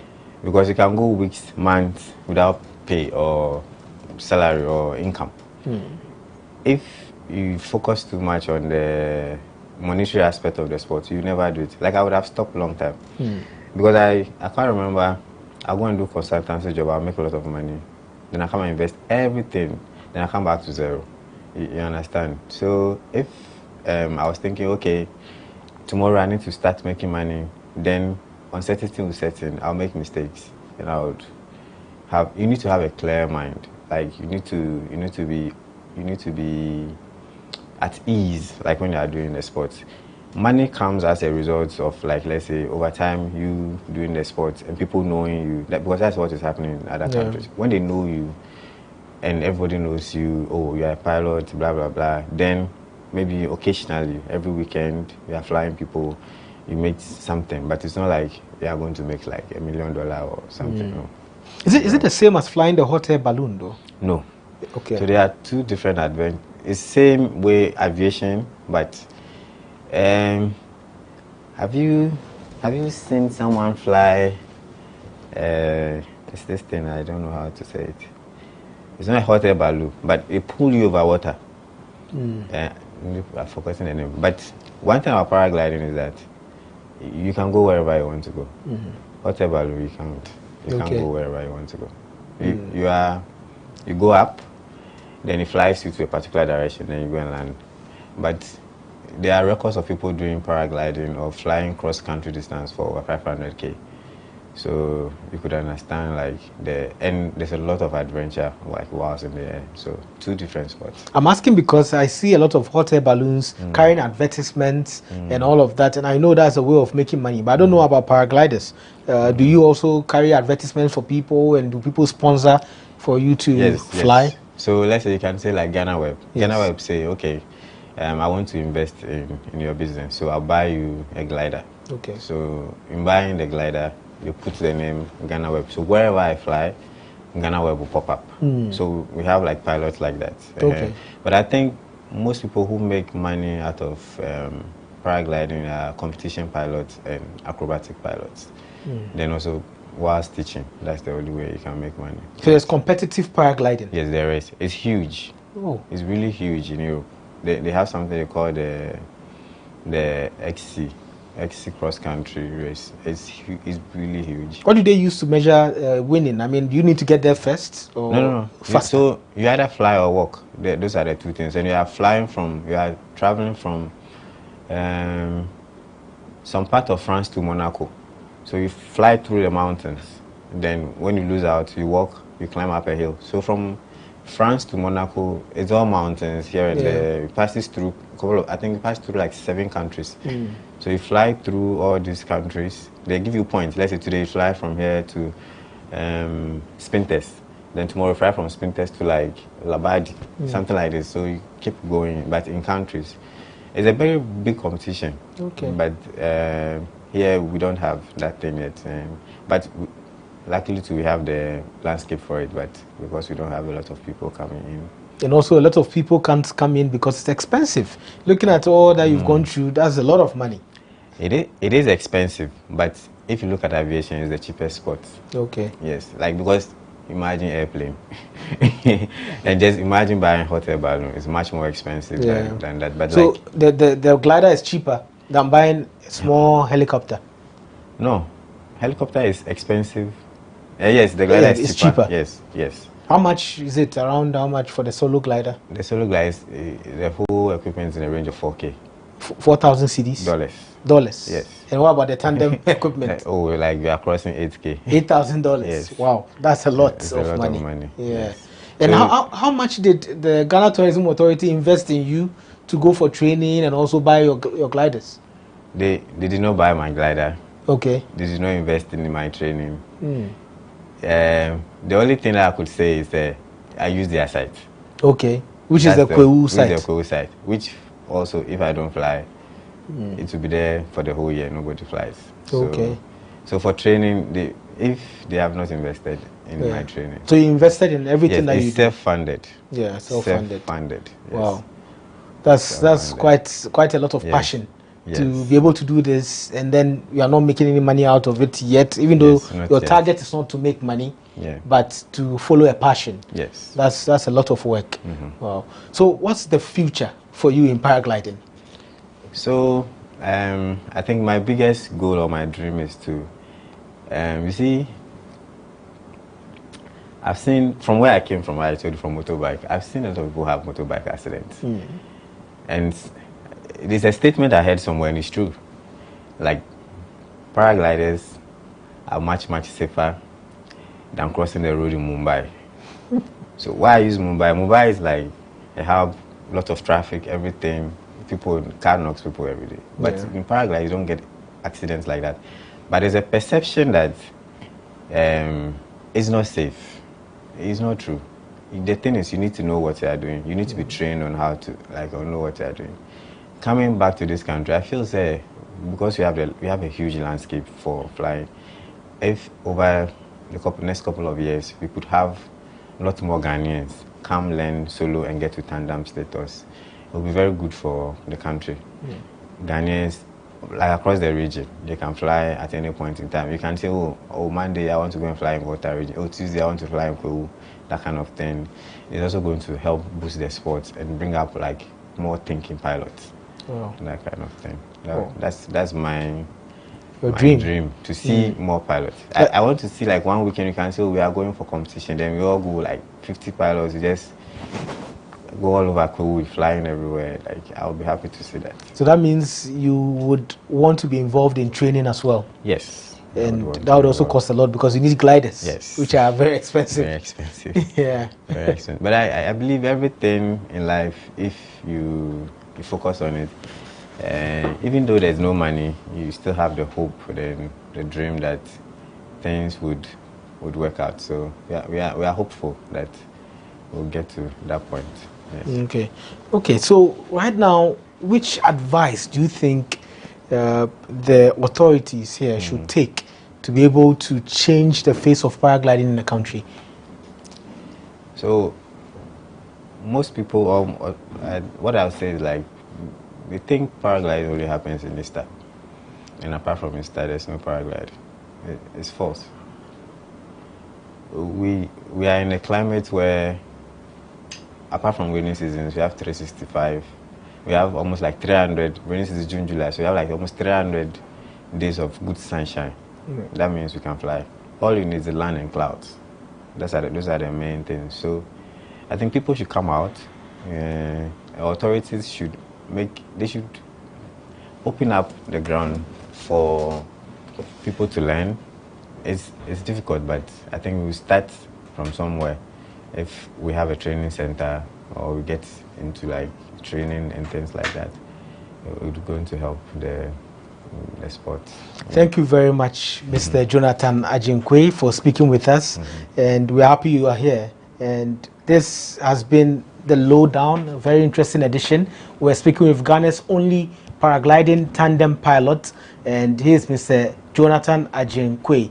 You can watch us every Monday on GhanaWeb TV and on all of GhanaWeb's digital platforms. My name is Ismail Akwe. Be safe.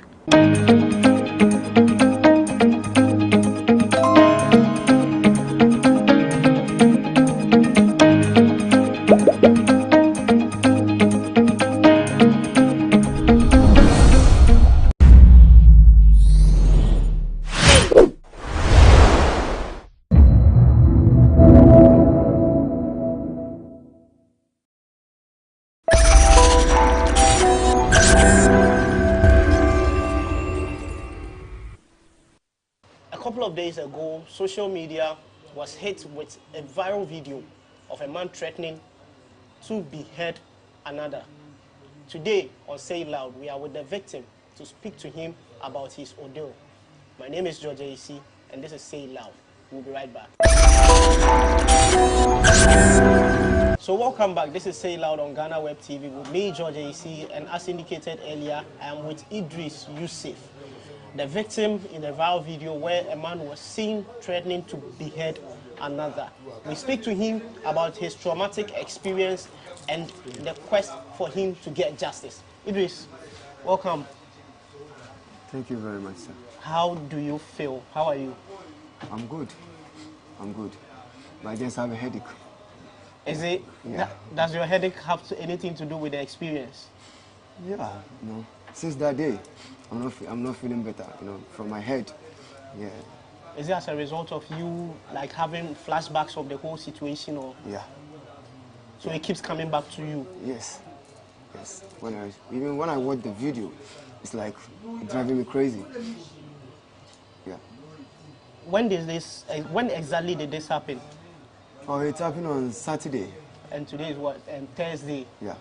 It's Thursday. It happened on last Saturday. Because we started seeing the videos on social media around Tuesday. Yeah. So walk us through how everything unfolded on Saturday. Yeah. What happened is, I sell on Oxford Street, Osu. So what do you sell? I do artworks. I sell beads, and then I made my own shoes too. Yeah. And I made my own shoes too. So where I do my business, this Lebanese guy just came and parked his car in front of my shop where I do my business. And we have a parking place there too. So I told him to park his car well at the parking place.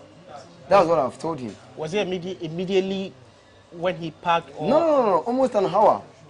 So I can't do that. You can't just park car just like that, and I told him no. Okay, so you were thinking, oh, he will leave soon. Yeah, he will be leaving soon. So, almost an hour. So I was like, no.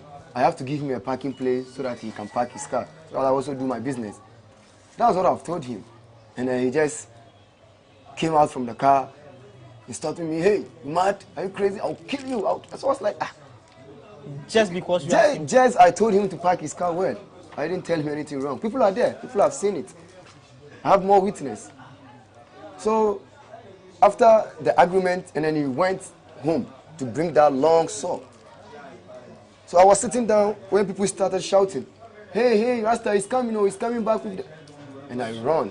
So when you had a confrontation with him earlier, yeah, he went away. He went away. So I thought we have done. So he's going, and he came back with that long saw. Then what happened? And I run. I run to a shop close to me. And then he came in front of the shop. If you watch the video, you can see what he's doing. What prevented him from coming into the shop? I've closed the shop. I'm in when I lock it inside. So he can't come inside. So it was like, he's even trying to break the door to come in. So you are sure he would have entered if he had the opportunity? My brother, I don't think I can even talk to you people like this if you've got me. It's very, very serious. What was going through your mind through all that time? All that time I was driving crazy. My mind is far. I was like, why? What is going on? I don't know. I really confused. My brother. I don't know. So you really felt threatened? Serious. Since that day, I can't even sleep. I'm telling my brother. I feel very bad, and I'm feeling headache. My head. I'm feeling headache. I feel pains. I was like, what is wrong with me? What happened? How did he go away? You know, because people are there. Nobody can go to him because of the long saw he had. Mm-hmm. So he went and then go back to the car with one of his colleagues. Then they drive away. Is he someone that often comes to the place? Like how? Is he someone that comes to your place often? Is he somebody that you see around? He always come around. He came and gone because they have their own shop opposite where I do my business. Do you have any relationship with him? Have you encountered him before? No. We never talked before. I never spoke with him before. You do see him around? Yeah, I always see him around. What I know is you work at the shop, go and come, and that's all. So it was after, trying to get to you without success that he just decided to leave. Nobody actually did anything to him or anything? No. Did anybody consider calling the police at that point?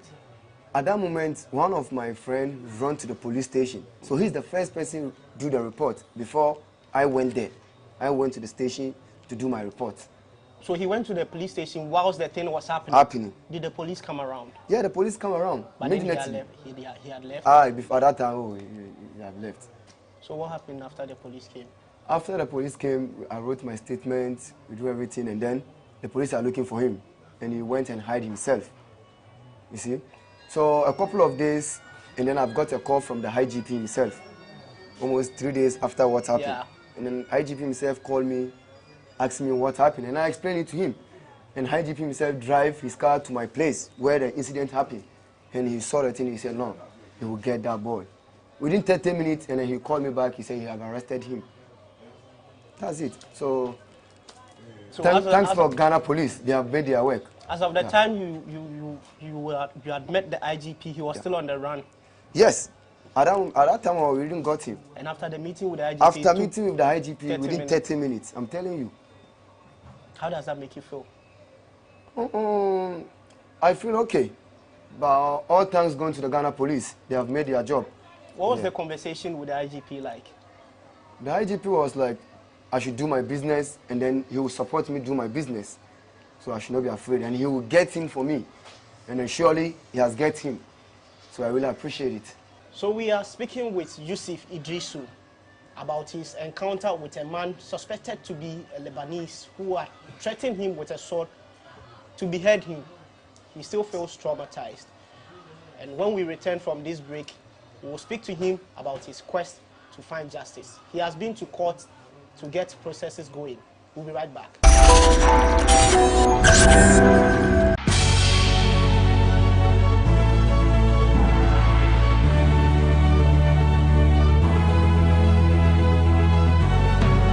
From the dawn of time, people have engaged in several businesses. With the onset of technology and innovation, life has relatively been made easier. By using debit or credit cards, mobile banking. Thank you. And your favorite, mobile money? Tech has indeed married business. On BizTech, we spend time with faces behind known and upcoming businesses in the country. Learn more about the new technologies and innovation, as well as find out about the trending issues in the world of business. Join us as we serve you with a variety of compelling interviews, projects, and others right here on GhanaWeb TV.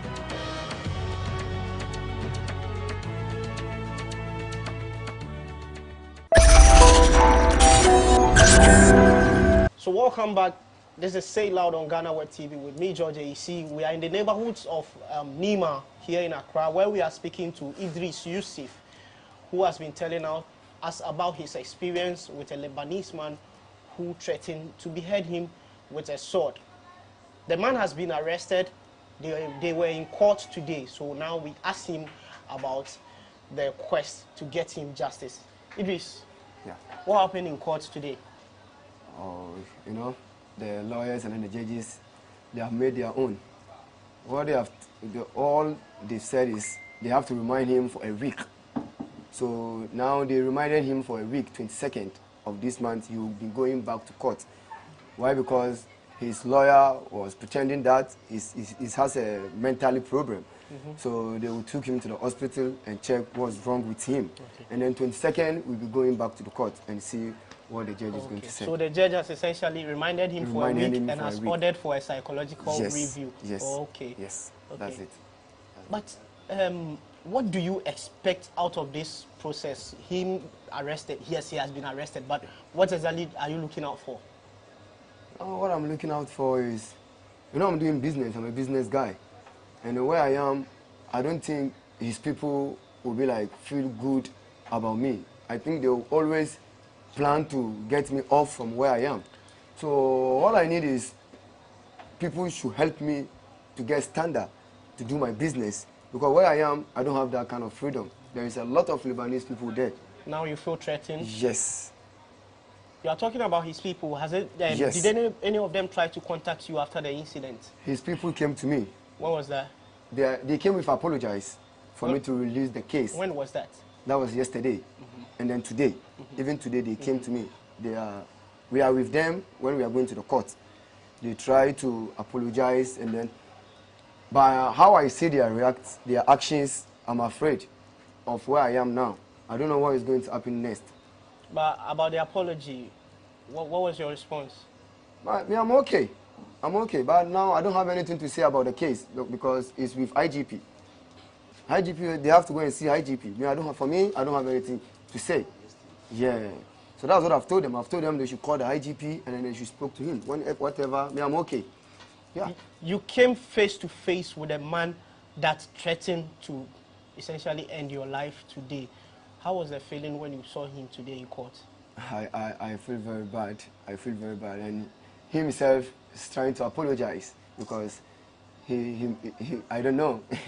I feel very bad for him. Yeah, I feel very bad. So the police will see what they can do. I mean, now when the IGP called me and I know what to tell him, so that maybe, I don't know. Did he say anything? He's trying to apologize to me. So what did he say? He's just doing this. He's just doing this to me because he's in handcuffed. And what did you do? What did you say back to him? I told him he should calm down. He should calm down. By the case, definitely it will done. Yeah. Okay. I understand when the IGP reached out to you, he offered you psychological assistance. Yeah. How is that going? How is that helping you? Oh, it helps me very. I've got some drugs from the hospital, and I keep on taking them. But I'm okay now. Did you meet a therapist? Yes. What conversation transpired? They just want me to calm down. Yeah, and then they taught me one of two things that I should do for myself, and then I should ease down. Is that helping you to manage the situation? It's helping. Even the tablets that they give me, it's working. Yeah, you feel okay. Yeah, I feel better. But beyond that, how is this whole thing playing in your mind? Yes, that's what I'm imagining. I don't know when this is going to leave because I still have it in mind. Yeah, it keep on coming. It keep on coming. But I pray that by tomorrow or by the next day, maybe my mind will be free. Inshallah. We're in the month of Ramadan, so Yes. I pray your prayer Inshallah. will be heard. Inshallah. Yeah. Inshallah. Thank you very much. Okay, Yusuf, so yes, your case is now in court and things are moving at some pace. We would want to talk about your personal life. Nima is one interesting place to be. Yeah. So, you grew up in Nima? I was born in Nima, grew up in Nima, school in Nima. I never traveled in my life. I never traveled in my life. That is why I was born and grew. How did you take up your current job? You know, let me put it in this way. Where I learned my work, you know, my shoes, when you go to my page, you will see I'm making a shoes. I learned it in Akwalaboni before. I'm very, very stubborn. So that's where I went and learned those kind of stuff, handcraft. What sent you there? I was stubborn. I fight with someone when they took me there. How many so years? I learned from there. How many years did you spend there? 3 years. Which year was that? That was 2007. And I came 2010. So from there, you know, when you went to Buster, now they changed it to Buster to SCC, Senior Correctional Center. So that's where I learned. I learned a lot from there. So from there, I came out with support from the prison officers. You see it? So as I've came out, I was like, no, I don't want to go back to that place. So I have to try my best and do whatever to help myself. So I started doing those shoes that I learned from Buster. Those shoes I learned from there. So I started doing it small at Osu. Osu is a tourism place. And what I'm doing is a tourism work. Ghanaians are not into it like this. So I find a place there, started doing my business, small. That's it. And then it's moving. Everything is moving well with me. If not this Lebanese guy just trying to confuse me on what I'm doing, I'm okay. So your time at the correction facility, how has it impacted your life? It has changed me. I came out, I've seen a difference of change. I've seen a lot of change. Yeah, because I went there and learned. I learned a lot. Had it not been for the things you said you learned there, how it changed you? Like by now, how do you see your life? What would have happened? Oh, I don't think by this time I'm even alive, because at that time I'm very, very stubborn.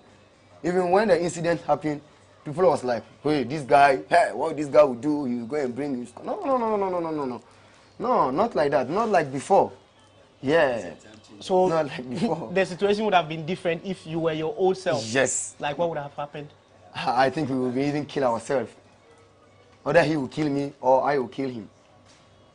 Yes. So where I went, I learned a lot. So I know the law. I know how the laws goes. Yes. You mentioned about the fact that maybe you would have gotten your people involved. Yeah. I mean, this is Nima, right? Just imagine, I have a lot of friends from Nima here. And you know, when you mention the name Nima, everybody knows, hey. Everybody knows, hey, Nima, this and this and that. So at that moment, I took moto, I took Okada bike. Everybody knows, hey, he's going to bring the Nima squad. Hey. Not like that. Nima, now we are in new Nima, not in the old Nima. Now Nima, we don't like those kind of virus. So what causes you, like your people, to come out for each other like that? You know, we love each other. We here, we are full of royalty. We are like family. If you hate me, you hate the whole team. That is the principle That's for everyone in Nima. So even they hear this case, they was like, why you don't call them, do this, what? I was like, no. No one is about the law. So we send the case to the police. So the police will deal with him. So that's what I tell my people. And everybody came down. Everybody was like, that's the right thing we have made. As I've told you already, now we are in a new Nima, not in the old Nima. So before, how people thought Nima boys who this and that. No, not like that. What is the new Nima all about? It's about changes. You can see, for me, as example, I've changed. I'm from Nima. I never traveled in my life. I'm 32 years. So when you hear people saying stuff about Nima, trying to paint a picture that is not too good, how do you feel, and what would you want to tell those people? I feel very bad if I've heard someone talking something bad about Nima. Nima is a blessing place. Before and then now is different. There is more difference in. Just imagine 2 years time, 2 years, way back 2 years, and then today. when you look into it, you will say, no, you yourself, you have changed. You get me? Yeah, every year, and then what happens in. So Nima have totally changed without short time, not like before in 90s. No. Now we are in 2000s. Yeah. In 90s, Nima is very tough. When in 90s, people are talking this and that about Nima, and then it's true. But now, not like that. Okay. I see you are a Rasta man. Tell me about that. Oh yeah, I'm a Rasta. You know, Rasta still a Rasta. No, Rasta is not about the hair. Yeah, I'm a Rasta from the heart. Yes. And then, why people call me Rasta? Because of I'm full of conscience. Yeah, I'm full of conscience. Yeah, I didn't name myself Rasta. I did not name myself like Rasta. No, people call me Rasta. Rasta do it. That's my name. When you go to my page on Instagram, it's Do It Ghana. That's where you display your my artworks. Okay. That's where I put it. Okay. Yeah, Do It Ghana. When you look at it, you will see me there. If you are given the opportunity to speak directly to your attacker and tell him something, what would you tell him? Oh, all I would tell him, he should calm down. And then those kind of mistake, he should never do that again. Yes, it's very, very risky. Until now, I have that in mind. I don't know when he's going to leave. Yeah, so he should be very careful of what he's doing. Not him alone, everybody should be very careful. But using that sword, it's risky, or a gun, very risky. Yeah. Rasta preaches peace. Yes, of course. So what would Rasta say? Yo, peace and love to one and all. Respect. Thank you. So yes, it has been another episode of Say It Loud on GhanaWeb TV with me, George AEC, and we had Yusuf Idrisu. We visited him in his neighborhood here in Nima in Accra, where we have been speaking with him about his encounter with a Lebanese man who threatened him with a sword to behead him. The incident, a video of the incident had gone viral on social media, and the police, upon chancing on the video, took action, and the suspect has since been arrested. He's currently facing the law. The Inspector General of Police has also reached out to Yusuf, and he's expecting justice. Until we meet for our next episode, I'm always happy to serve you. Bye.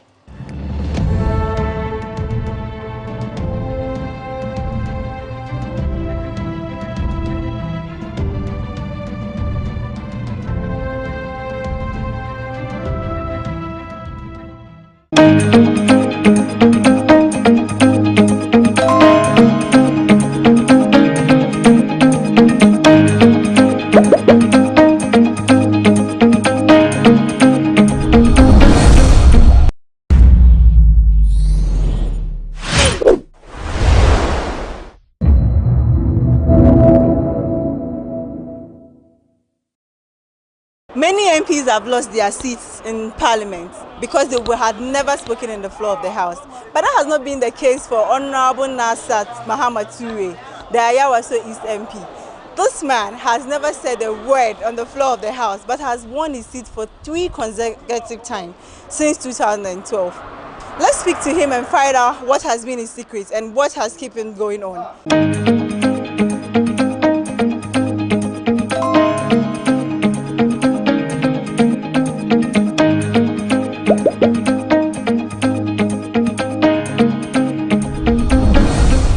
Some of you who comes to parliaments always, you know how the parliamentary procedure is. You can't just wake up and start talking. You talk when the matter arises. When there are some reasons to talk, yes, then you wake up and talk. Or most of our talking also is at the committee level. Yes, as a member of parliament since 2012, and we started working 2013 as an MP. For me, today, all I believe is to make sure I work in my community. Today, people are saying, but the MP doesn't talk, but they like him. They like him because of what? Because they like me, because I do the right thing, because I'm a servant who came to work for them, to make sure I change the life of my people. Today, if you enter my constituency, it's not about just talking. Some people, you come to parliament, you see them, they make noise. But when you enter in their constituency, you won't see much projects. You can notice some changes. But today, when you come to my constituency, you can identify the number of projects that I have done in my constituency today.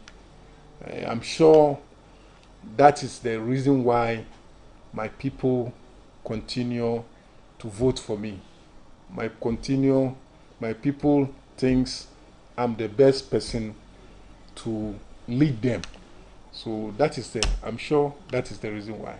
We know that for you to be retained, it means you are doing something right, and it means that the people like you. What are some of the things you do in your constituency? I heard you attend a lot of their gatherings, whether RA, funerals, you show up all the time, you support them. But I just want to know, what are you identified for? If you enter Nima today, if you start from, I don't know if you know Frankies, all the way from Frankies down, Nuria down, especially the Nima market. There you can see the paving blocks that before I became MP, or the whole area is muddy. When it rains, to become muddy. It takes 2 weeks. You can't even walk to that area. I remember the one pastor at the Roman church said, Saint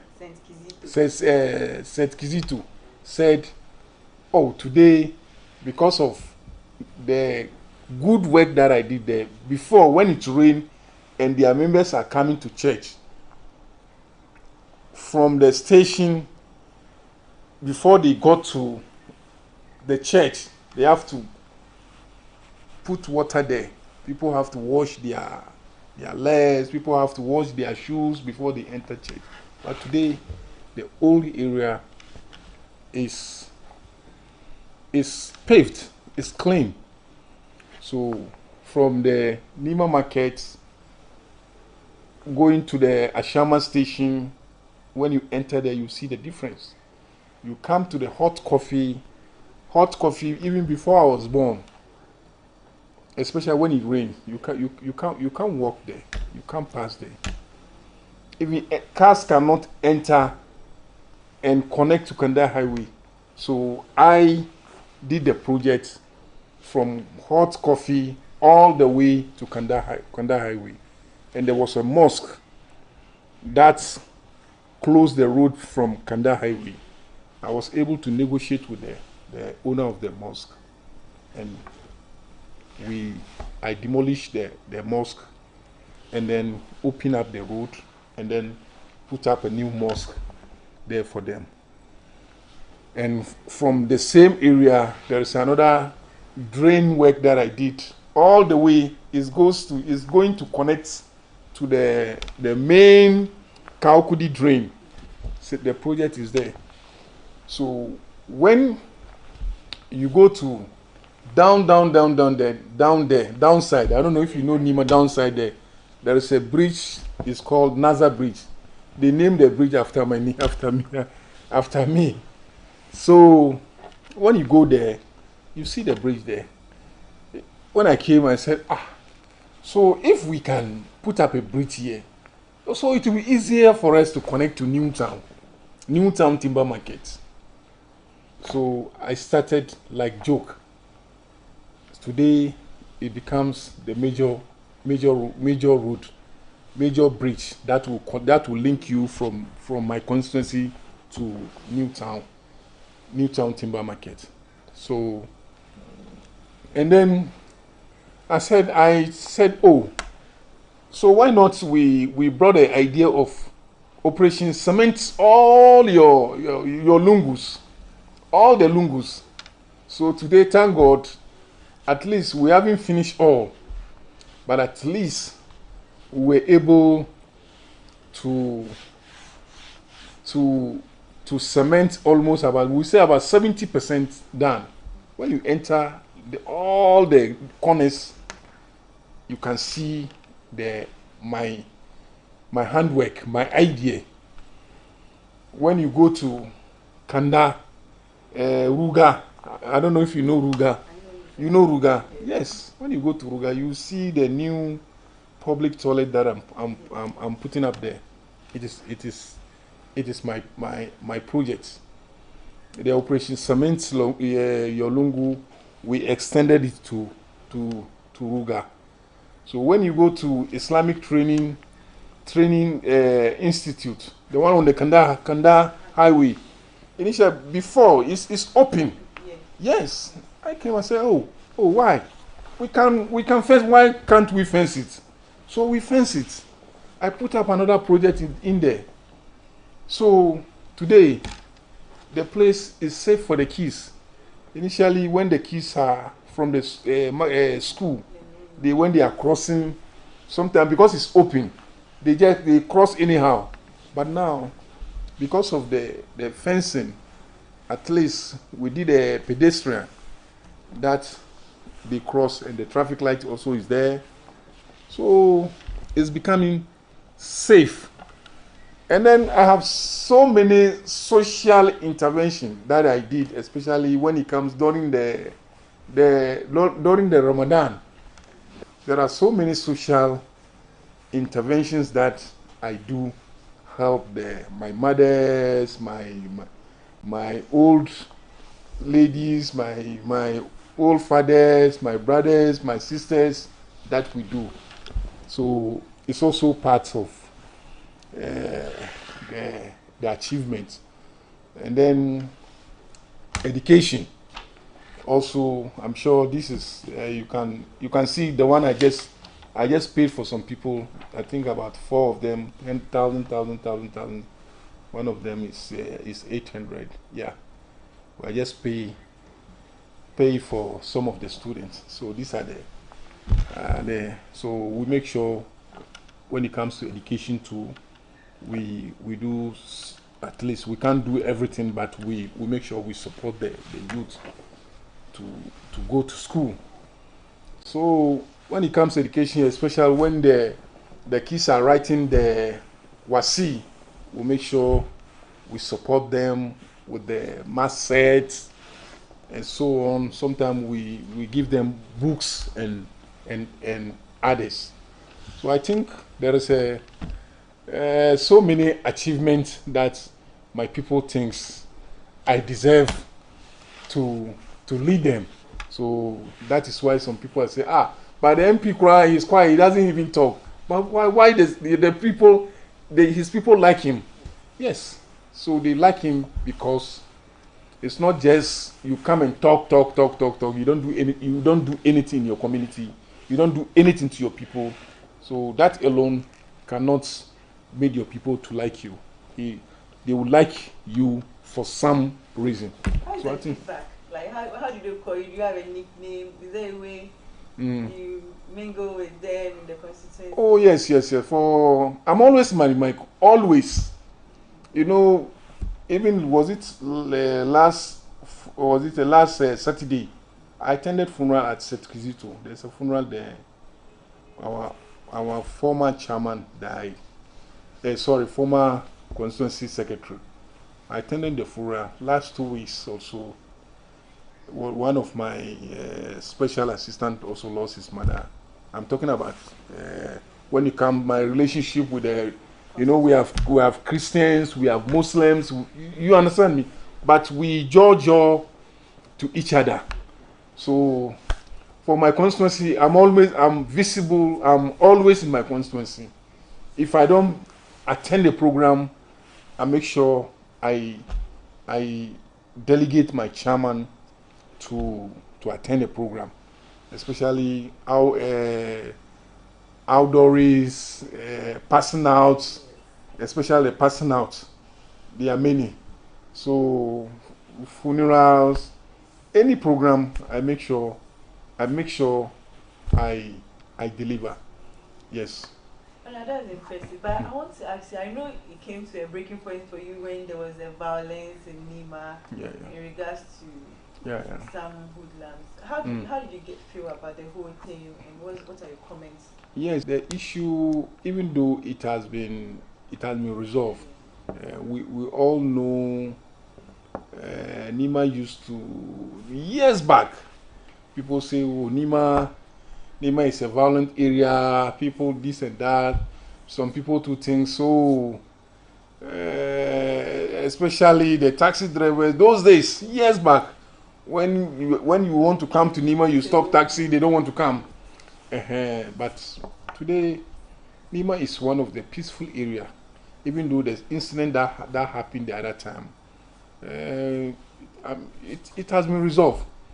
And then some years back, about 10 years ago, we used to have the watchdog. The watchdog, they are also very, very helpful for the community. But along the line, they don't function again. They stop working. So this time we'll make sure we revive them. With the watchdog, we'll be able to dismantle all the ghettos that we have. The ghettos also, they are part of those who are creating problem. So we make sure all the ghettos have been dismantled, because some of them, they don't live in Nima. They come from far places. Because of when they come to Nima, they say they have some gate bases, some ghettos. So they come there and do some bad things and go back. So people think all those things that are happening, it is in Nima, but it is not from Nima. They are not from Nima, guys. They come and go.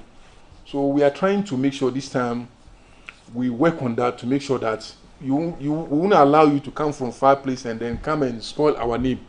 So we are making sure that we stop all those things. We make sure that all the ghettos have been no more, doesn't exist anymore, so that you won't come there and get any bad things to smoke or whatever. So we are working on that. Everything in Nima has improved, from roads to education to... How did it happen? How did you work? I know you coach for being in Parliament for close to almost 12 years. You've been in Parliament for next 12 years. Because how did you resolve? Did you engage people, chief imams, stakeholders, and how do you? I do hold meetings with the chiefs, because our chiefs also, they are playing a very, very wonderful role. Our chiefs, because most of the intervention that we do in Nima, like forums, we do involve chiefs. They come and they also talk to the mothers, the parents. We do talk to them through the forum or any gathering. We make sure we give the chiefs the advantage, some little chance to talk to the parents. I think it has also played a very good role. That's why we are seeing some level of changes in Nima, not like before. Now most of the youth today, I think, they want to go to school. So I remember before the election, I went to house. I went every house. So every house we go, I tell them, I educate them. If you have a daughter or you have a son who wants to go to school and you can't afford it, come to my office. Yes, I will support you to make sure we pay the fees for you. So all those things also, it has been so helpful. So I think most of the kids today, they want to go to school. Those who doesn't, or the parents who cannot afford it, that's why we advise them, come, we will help you. Yes, because some of them, you can see that the kids want to go to school, but the parents can't afford to pay the fees. So if you are in such situation, come, we'll help you. So that is also playing a very good role for us. So I think I would say we are what? We are progressing. Inshallah, we are progressing. We've left your constituency. We are now in Parliament. I noticed you're a member of the committee, part of the committee for mines and energy. Yes. Would you say we are in crisis, looking at our recent 4 hikes and what's going on in this country? I think I don't need to give details, but what's your take on what's happening under the Akufo-Addo-led government in terms of... I don't need to say Akufo-Addo has failed, but everybody, Ghanaians have seen that Akufo-Addo has failed. He can't do anything. They are even confused. They don't know the direction that they are moving. They don't know. So that's why we said that they should come. I remember JM told them, John Mama told them, His Excellency John Ramama, he told them that time that you have never been there. People, you think it's easy. If it is Kufuor or then it was, if it's a Kufuor or anybody who is a former president, you will understand the person. But you people, you have never been there. You came and make noise. Today you are the vice president. Today you are Dr. Mahmoud Bawumia. You are the president today. You are the vice president today. Akufo-Addo, you are the president today. What are we seeing today? No action, no show. Everything is standstill. Honestly, even we MPs, our common funds, 3rd quarter, 4th quarter. Now we are almost end of the 1st quarter. You haven't paid. So how can the country move forward? How can we develop the nation? So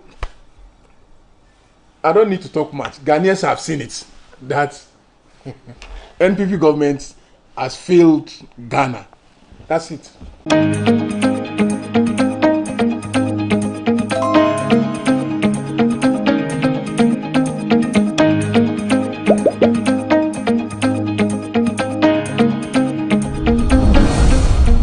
We are currently at the Ayawaso East constituency. We want to speak to the constituent what they make of their MP silence in the chamber. Is it working on the ground, or they are worried about his silence? Join us as we speak to some of them. Ayawaso East today because of your MP. He's been in Parliament since 2012. He hasn't spoken in the floor before. But you keep voting for him. He's been there in 2012, 2016, and in 2020. We want to find out what's the secret. Why do you keep voting for him even though he's not actively speaking in Parliament? You know, Honorable Nasser Mama Toure is somebody, he believes in action. And since he came 2012, 2013, McNather, if you go to Nima Market, he came there and he put pavement blocks. He went to the Nima Market and the Nima Medina Station, hot coffee area, all he put pavement. He went to the hospital, he provide them ambulance, he provide them generator, the big plant. He went to Nima police station, he provide them the plant. He built a general hospital in Nima. And though he didn't complete throughout, but he did reach some place before this government who came and completed. And education to be giving scholarship, many scholarships. And moreover, the Nima operation, Smith your Lungu, he have done all. Before Nima, you can't pass inside Nima. But now Nima, when there's rain, there is no problem. The water is moving, flowing, you have no problem.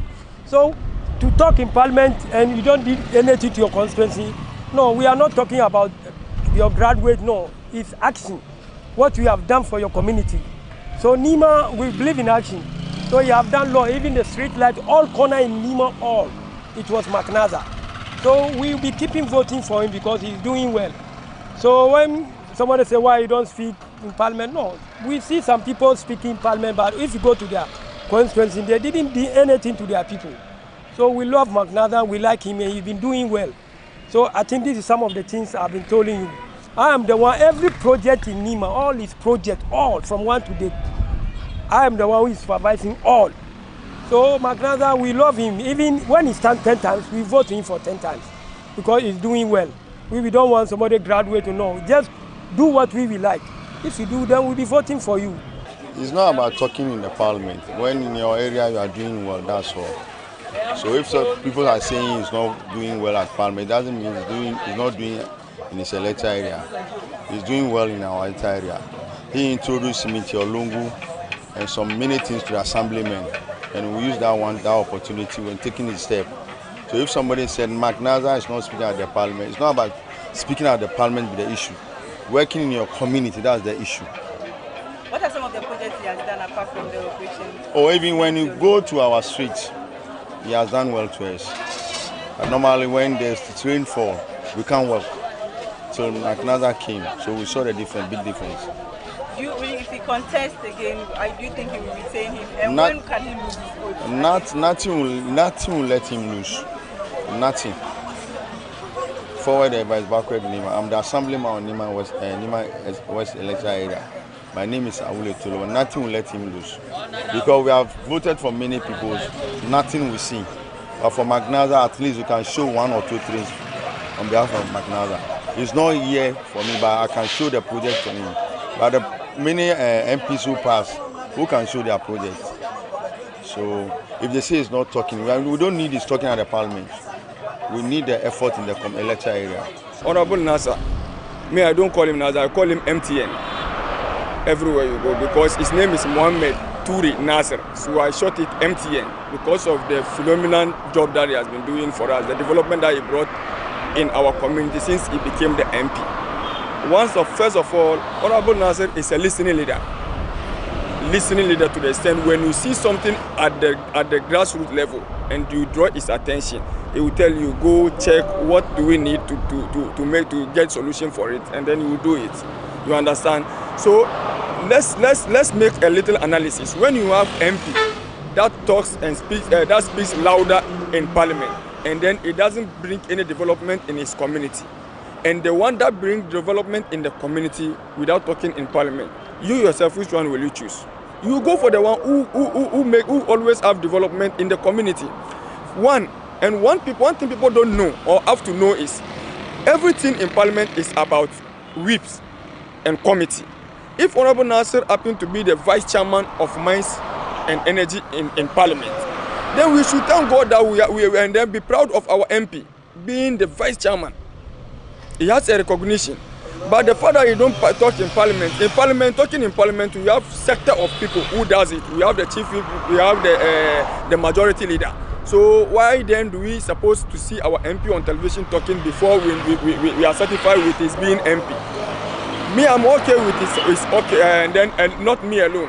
A lot of environs. I'm a youth advocate. I'm into the youth. I moved through the MPP, the NDC, the PNC, and even I can tell you, as a matter of fact, the MPP constituents in our constituency vote for MP because for Honorable Nasser because of his phenomenal job that he's doing. So it's a man we can trust. He promised and he deliver. You understand? He promised and he deliver. So Honorable Nasser, I think, unless he decide not to go, he is our best choice as MP because ever since he became the MP, we've seen a lot of development compared to the previous MPs that we had in this constituency. If he doesn't speak in parliament, it doesn't mean that he doesn't do the good work at his area. He has been doing the good work at his area. That's why he has been winning always. So what are some of the things he has done for you people in the especially when you come to Nima, first of all, when you pass the corners, you can see, first it was very dirty. They put bola at any place. But now, if rain falls, you can pass anywhere at any time. You are not afraid of anything.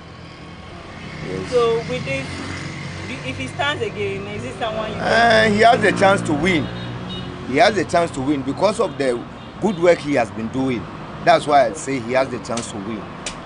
So if vote for him again. Exactly. Exactly. I mean, at his back. But when he doesn't do the right thing, I'll say it. He knows me already. Kasa de enipa ye adwuma na on kasa eno de nkyerɛ sɛ wɔnyɛ adwuma.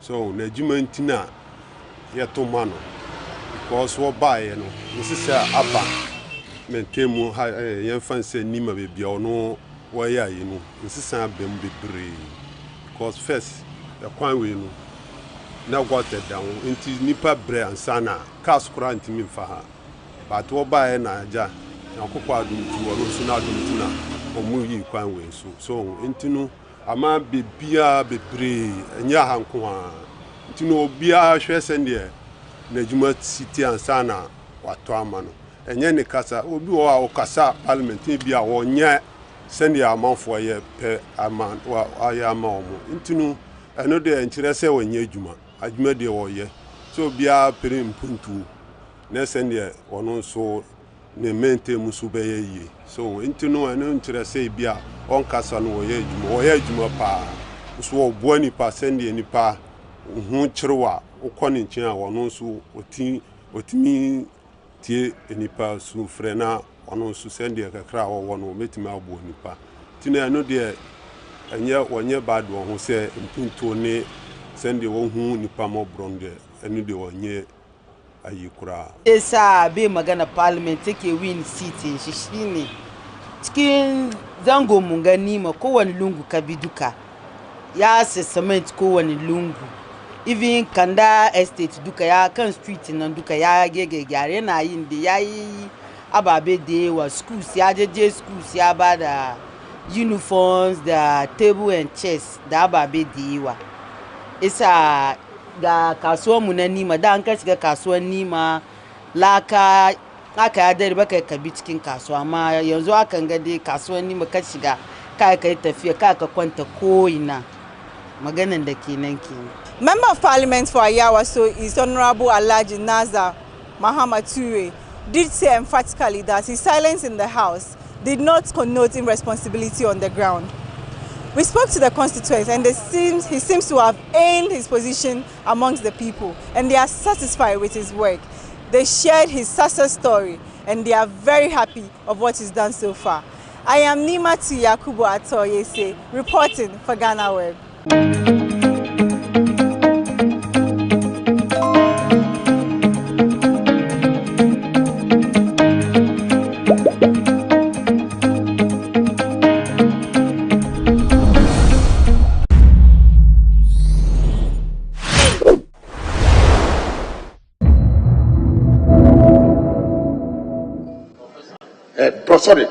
Sorry.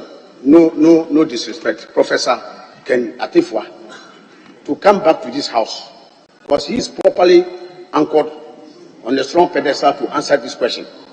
Mr. Speaker, just so as to add that in respect of this matter, the Minister for Communications will bear eloquent testimony to the fact that we on this side at a meeting in her office had pointed out this same matter in respect of LI 2111 and that mandated the use of the Ghana card as a principal document. But we did indicate that given the nature of this exercise and the fact that millions of Ghanaians did not have the NIA card, the Ghana card, it should be possible to source other documents. And we did indicate the passport, the voter's ID card, and some other forms of verifiable identification would have sufficed to open up that matter. And so, Mr. Speaker, now that even the NIA himself, the boss himself came here before this house and indicated that they don't even have offices across many districts of the country and that they are financially constrained to open up that matter. You should bring this matter back to the floor. Honorable Member, I think you jump over the gun. We are talking about is not using other cars. We are not there yet. So, honorable members. So, Mr. Speaker, you know, when the landlord is there to tell the eloquent of his story, of his house, you don't ask the caretaker for confirmation. I'm sure that it should be possible for us to get the minister working with a colleague to get the NIA to come here and respond to this particular issue because it's a very critical matter. for the good people of this country. Thank you very much. Mr. Speaker. Savdai.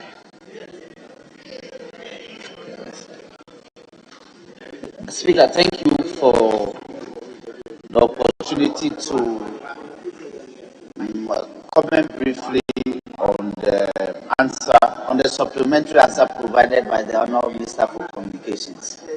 We agree that she's constrained, but she's also Honorable Chief, I've given him the opportunity. You respect, if I may indulge me, Speaker, I would respect my colleague. It's question time. And what I said, what I sought to say when I came and you allowed me to speak, was to clarify the point that under the business committee, where both leadership represents, a decision has been made that authority and the leadership of the NIA should be programmed to come and apprise us accordingly, specific to this matter.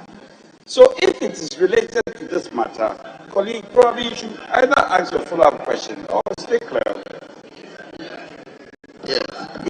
Speaker, I will convert my brief commentary to a supplementary question. I raised the matter last week. You should be aware. As a matter of record. Mr. Speaker, I heard the minister say that her ministry will not extend the SIM registration time, and that she's urging everybody from today, the 23rd of June, to do so by the 30th of July. Mr. Speaker, the difficulty on the ground is that, for instance, in Southern, it takes somebody about 150 cities to travel from Ajebu to Peking just to go and queue and get registered. When they register, the card is not immediately available. She or he has to go back to come back for, and because of this small economic barrier, you think that it's small, but it's a lot for the rural dweller. So it's a disincentive for them to be traveling to the district center to get registered. So our plea is that the officers who are stationed at the district office for NIA should do zonal registration. They don't want to do that. So I just want to ask her whether, given this background, she will consider extending the time to the end of the year. To the end of the year, because we serve people's interest in this chamber, and the interest of our people whose elected representatives are very important. And she is an elected Honorable representative. member, you have not asked a question. It's okay. You've heard your comment. Mr. Speaker, on that note, my question is that will she consider extending the time to December instead of July? He was emphatic, no. She was emphatic, no. So we move to question 6. Oh, the minister has re-emphasized that. The question is not to you. The question is not directed at you. We want the minister. It's a plea from the member. Okay. But the way you did it, you have already closed the door. Mr. Speaker, the deadline will not be extended. Thank you.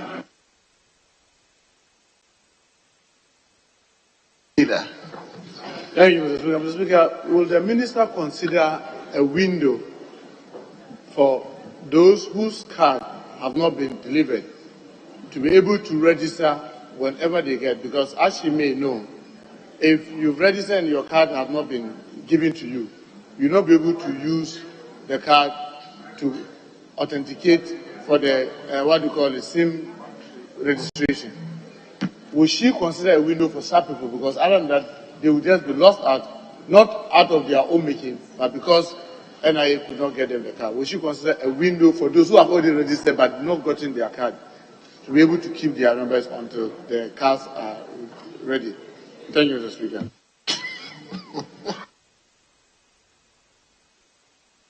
Mr. Speaker, those who do not have the NIA cards still have time between now and 31st of July to acquire it. And so the question of windows and doors will not arise until we get to that point. And I will not stand here and speculate. We are constantly monitoring the exercise. We'll take whatever requisite actions are necessary I can only reiterate my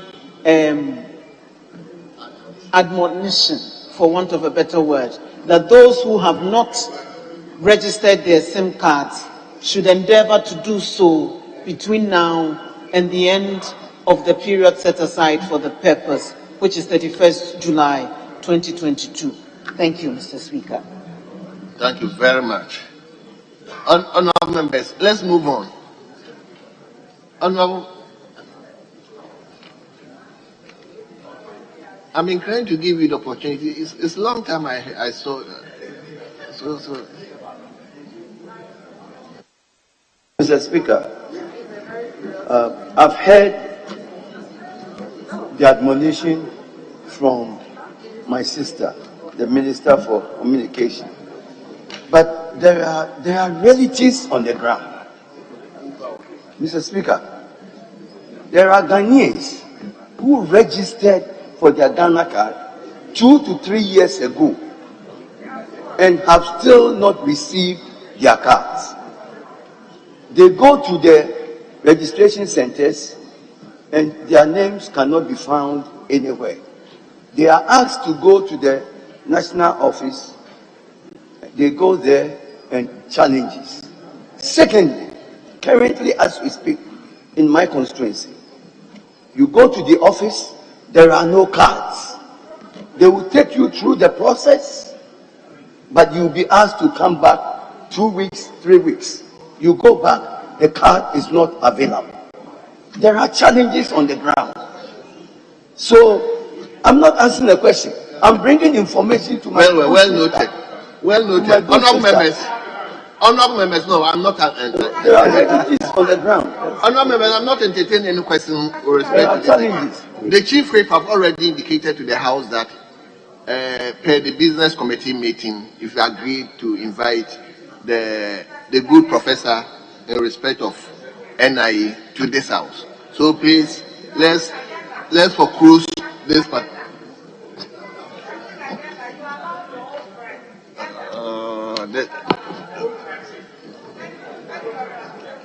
So we move to question 6. Question 6. 260.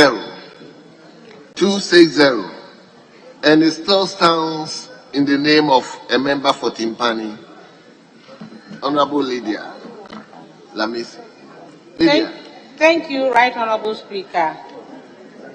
Right Honorable Speaker, I respectfully rise to ask the Minister for Communication and Digitalization the importance of the SIM re-registration exercise in this country.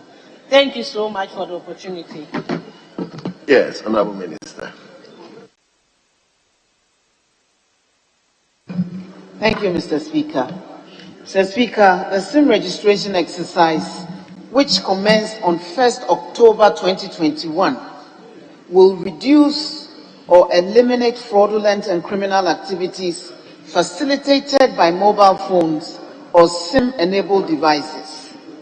It will help authorities to ascertain the real number of valid and accurate SIMs on the mobile networks, enable operators to build better demographics of their customer base, and help them develop products and services to suit these various groupings. The National Communications Authority will also have a more accurate and credible database to regulate the industry better. SIM registration will also enhance economic growth as more confidence is built in the telecommunications sector and people utilize secure devices to access mobile-based digital solutions, both private and public. It will minimize mobile money and other digital financial services fraud. It will promote cybersecurity and support financial inclusion. A credible and reliable SIM register will also serve as a database, giving comprehensive statistics regarding the number of subscribers in Ghana, and also provide a resource for tracking cyber fraudsters and criminals. I reiterate that the exercise, which was expected to end on 31st March 2022, has been extended to 31st July 2022. Thank you, Mr. Speaker. Yes, Lydia. Yeah, thank you, Right Honorable Speaker. Understanding the importance of the SIM registration enumerated by the Honorable Minister, I want to find out what is the guarantee that everybody in this country will be able to register the SIMs before the deadline given as 31st July 2020, considering the difficulties in getting the only source that you can use to register your SIM. Thank you so much. Yes, Minister. Mr. Speaker, there is no guarantee because people may choose not to register their SIMs. So there is really no guarantee. Anybody who is willing to do so has the opportunity to do so. I thank you, Mr. Speaker. Yes, your last supplementary question. Thank you, Right Honorable Speaker. Listening to the Honorable Minister, I want to find out what will happen to those people who are not able to register their SIMs. And if so, is it possible that any other person or any other document can be used to register the SIM if you are not able to get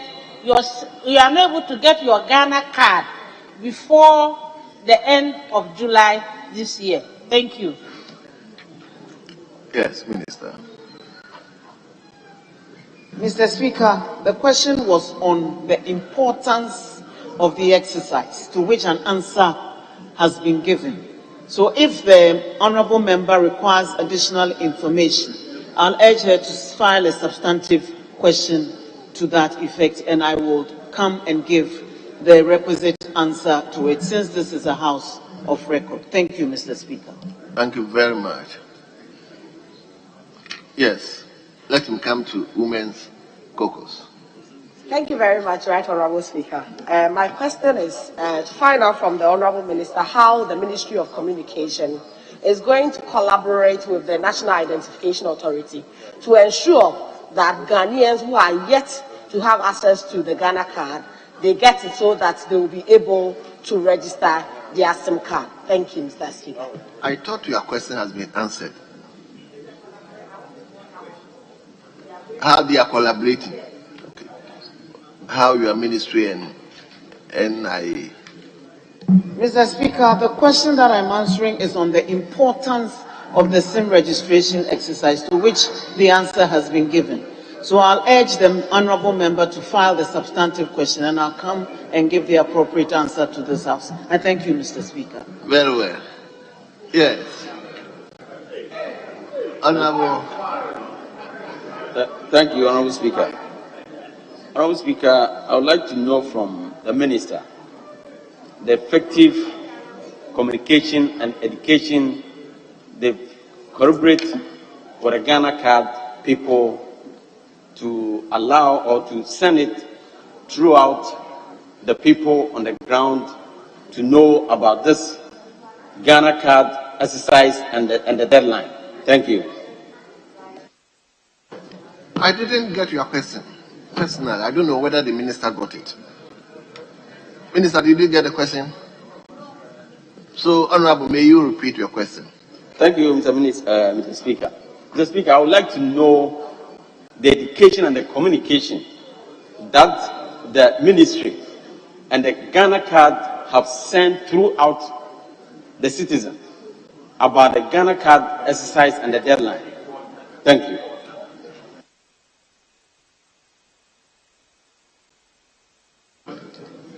Honourable Member, if I ask you to file a substantive question, I hope that will be okay. Because personally, I still didn't get the import of your question. And I believe the minister also didn't get the import of the question. Yes, Leader Comfort.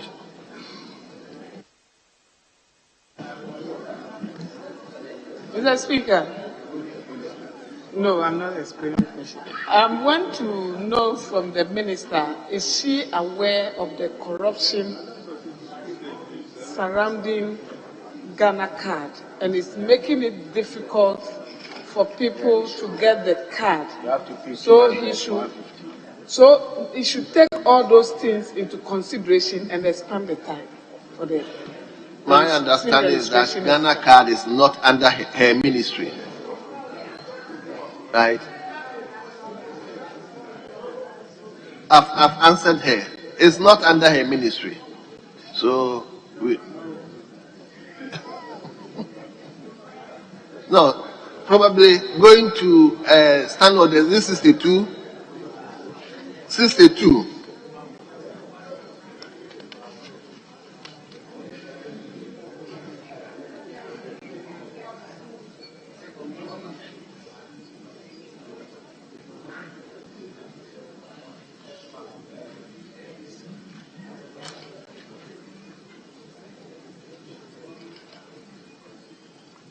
So 62 to questions relating to matters which are under the control of a statutory body must be restricted to those matters for which a minister is made responsible by law or of which affect his ministry. So if the question or the issue does not relate to the minister's ministry, I think to be fair that we don't push the minister to answer those questions. So we move to 261. 261. Timpani, you are there again. Okay, let's hear you. Thank you, Right Honorable Speaker, for the opportunity. Please, I rise to ask the Honorable Minister for Communication and Digitalization what urgent steps the ministry is taking to get the Data Protection Commission, DPC, a permanent structure, and how does the ministry pay for the current office location every year? Thank you for the opportunity. Yes, Honorable Minister. Thank you, Mr. Speaker. The Data Protection Commission is currently operating from rented premises situated on the Popor Street, East Legon, at a monthly rent of the cedi equivalent of $3,000. Efforts have been made to secure permanent office accommodation from public sources for the Commission by writing to both the Ministry of Works and Housing and the Office of the Chief of Staff. These efforts have not yielded the required positive results yet. The ministry will continue to have discussions with the state agencies charged with providing office accommodation for public institutions such as the DPC and is hopeful of a fruitful outcome soon. Thank you, Mr. Speaker. Yes, Lydia. Thank you again for the opportunity, Right Honorable Speaker.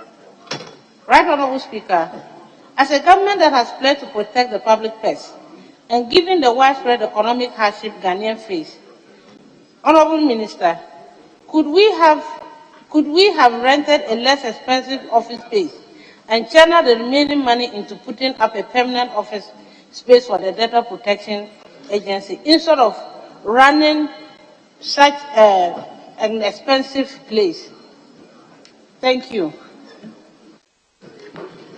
Yes, Minister. Mr. Speaker, if the member knows of suitable premises to house the DPC, which are less expensive than their current accommodation, I'd be grateful if she provides me with that information. Thank you. Your last supplementary question, Honorable Member. Thank you, Right Honorable Speaker. Please, can the Honorable Minister assure this Honorable House how the fruitful discussion will be, what will be the needed outcome? And if the outcomes fail, what will be the next line of action to get the data protection a better place or a cheaper place? Thank you so much. Yes, Minister.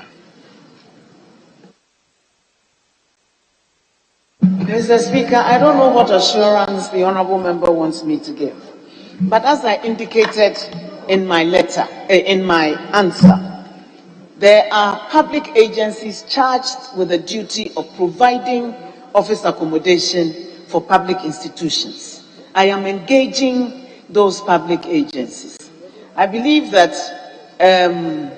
when Honorable Atachia was the minister, we first wrote to them and they indicated that they didn't have accommodation at the time.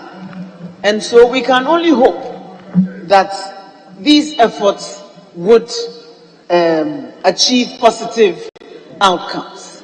And we continue to engage with them to ensure that the DPC acquires suitable office accommodation. That's the only assurance that I can give to this House. I thank you, Mr. Speaker.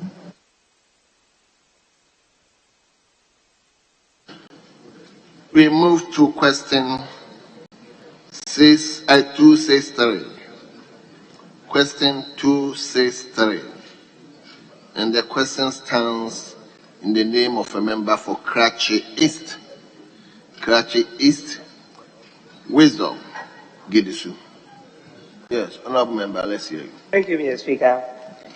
I rise as the Minister for Communications and Digitalization when the following communities in Karachi's constituency will be connected to the telephone communication network: 5 Town, Motorway, Kofi Mango, Jerusalem, Amuzukope, Sikape, Yabrai, and Mempasem. Thank you, Mr. Speaker. Yes, Honorable Minister.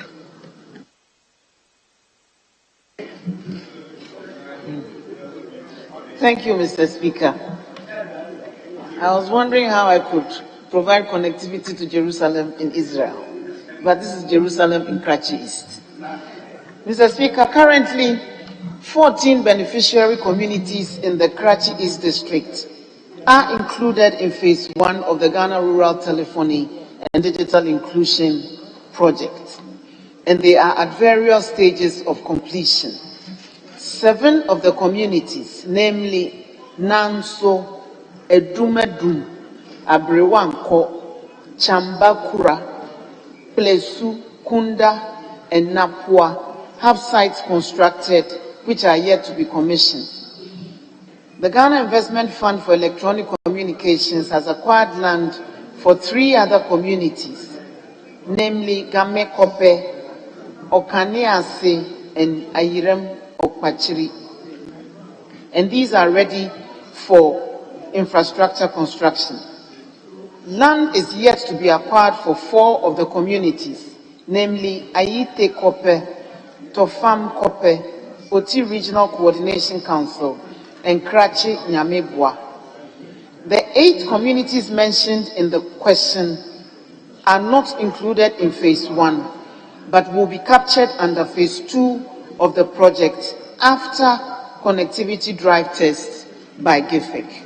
Thank you. Thank you very much, Honorable Minister. Yes, Wisdom. Thank you, Mr. Speaker. Any supplementary question? Mr. Speaker, I want to thank the Minister for this initiative. And we would also like to find out from her, when will the commissioning be done on these 7 completed projects? Thank you, Mr. Speaker. Yes, Honorable Minister. The processes for activating those sites are ongoing, and there are a number of factors that have militated against its completion, including donor sites and power. But those processes are currently ongoing. I can't give a specific time frame, but definitely before the end of the year, those processes will be completed. Thank you. Yes, Honorable Member. Thank you, Mr. Speaker. The 8 communities mentioned in the question, with a population of over 20,000 people, are completely cut off from Ghana. That means you go there for 3 or 4 or 5 days, 1 week, you are cut off. You can't get access to anybody in the country. So I want to know from the minister when the connectivity drive test will be done by GIFEC for the commencement of phase 2. Thank you. Very well.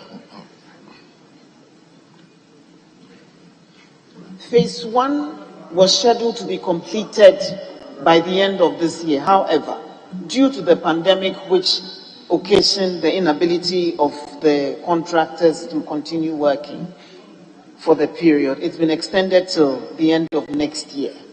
We're hoping that we can start phase 2 alongside phase 1 sometime next year. But the processes for phase 2 include acquiring the site. So I'm glad that you have notified us of these 8 communities. They will be included in the list of sites to be covered under phase 2. It is when that process is complete that they will do the connectivity drive test. But the processes for commencing phase 2 haven't yet begun until phase 1 is completed. Thank you. Thank you, Mr. Speaker. Yeah, I want to thank the minister for that, and then take her by her voice. Thank you very much. Honorable Minister, can we have connectivity in communities that do not have electricity?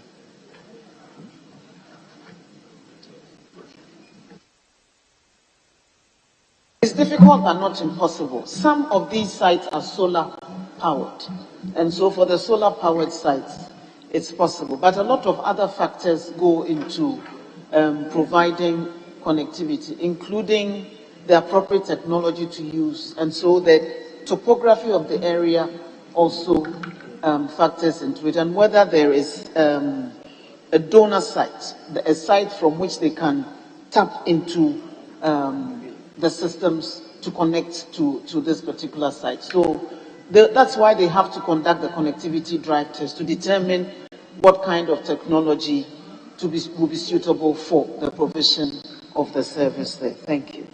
Thank you very much. So we move to question 264. 264. And the question stands in the name of a member for Bulsa South. Bulsa South. Honorable Dr. Clement Apak. Thank you, Mr. Speaker.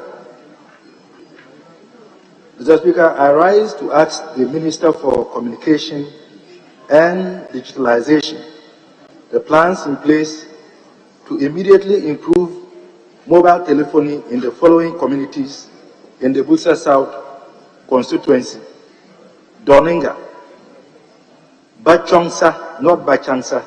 This was corrected last week Friday during the presentation of the business statement.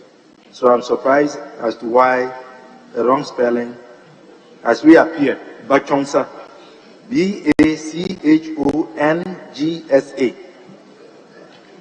Yipala, Uwasi, Wiesi, Bedembilisi, Chansa, and Gopsa.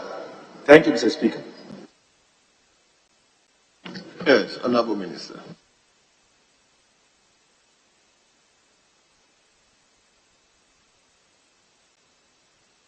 Mr. Speaker, the Ghana Investment Fund for Electronic Communications has included 2 beneficiary communities in the Bulsa South constituency, namely Bedembilisi and Chansa, in the rural telephony project. In Bedembilisi, land has been acquired, whilst the Chansa site has been built and is ready for activation. The other 6 communities will be considered under phase 2 of the project after connectivity drive tests by GIFEC. Thank you. Yes, Honorable Clement Apak. Let me supplement the question. Thank you, Speaker. I appreciate the positive feedback from the Minister. I want to know when the Bedembilisi site would be built, if there is any indication of a timeline. Yes, Honorable Minister.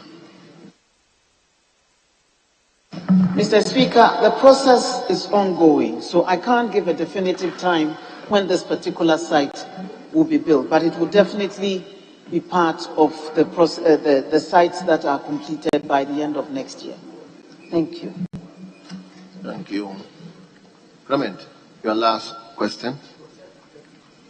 2 supplementary questions. Thank you, Mr. Speaker. The Minister speaks about the remaining communities being considered under Phase 2. Is there any indication on when Phase 2 would commence? Thank you, Honorable Minister. Yes, Minister. Phase 1 will end by the end of 2023. And we're hopeful that Phase 2 can, but Phase 2 will commence after Phase 1 ends. But the processes for commencing Phase 2 would start before then, because we would have to come back to the House for approval for that. So I'm hoping that members would facilitate the early completion of those processes so that Phase 2 can commence. Thank you.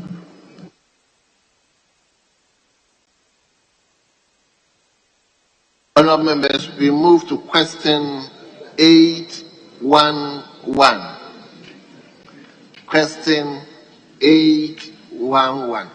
Sam George, are you facilitating for your minister? Question 811. Yes, my brother, let's hear you. Right, Honourable Speaker, the Honourable Member for Upper Denkyira West is unavoidably absent, and he has asked me to ask the question on his behalf. So with your permission, thank you, sir. Mr. Speaker, I rise to ask the Minister for Communication and Digitalization when the Ghana Investment Fund for Electronic Communication projects in the following communities will be completed: James Nkwanta, Nyenawusu, Besiase, Bofiedu, Triposo.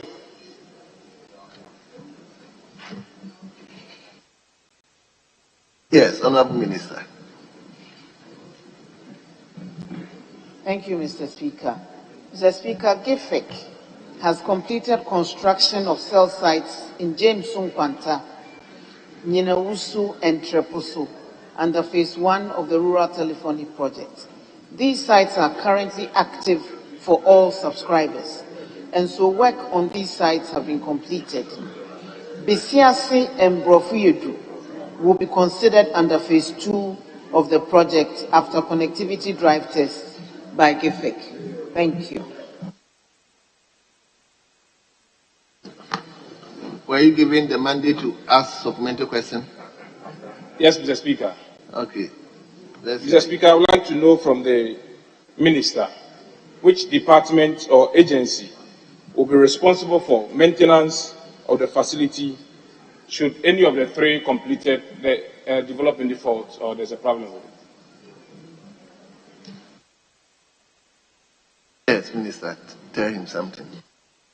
Mr. Speaker, this is a substantive question that I need to seek information on, since this is a house of record, before I give the response. So I'll urge the member to file a substantive question to that effect.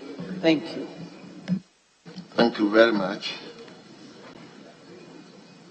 Honourable Speaker, the other follow-up question has to do with if the facility is using electricity, which agency will be responsible for payment. So I believe it is still in line with it. The facility. If it's using electricity, which agency will be responsible for the payment of the bill, electricity bill, if any accrues from the project?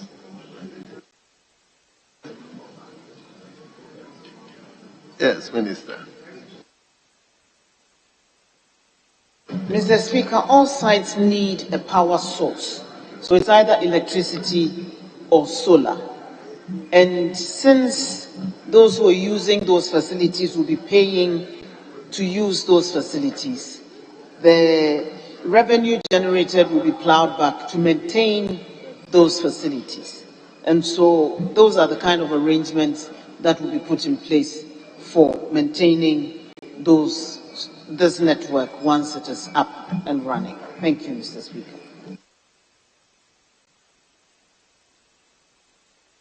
Very well. We move to the last question. Is Suhum here? Is up. But the point is, I've observed that people have been asking his question on his behalf. Is it yesterday or so? Somebody asked a question on his behalf. It's not been coming.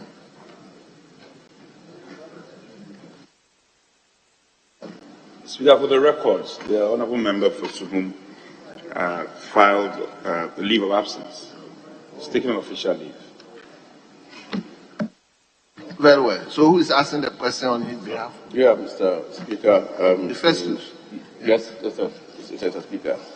In reference to the order stated today, I seek your leave to represent the honourable member of Suhum, Kudwa Sanchi. I rise to ask the minister to represent him to ask the minister. Yes, Mr. Speaker, I rise to ask the Minister for Communication and Digitalization when the network system in the following communities would be completed.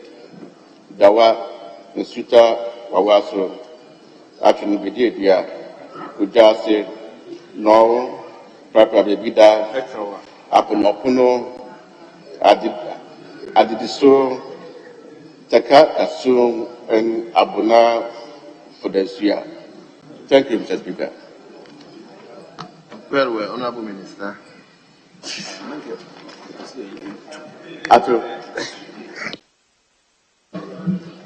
Thank you, Mr. Speaker. Mr. Speaker, I avoided repeating the names of the communities in my answer because some of them are a bit tongue-twisted. So,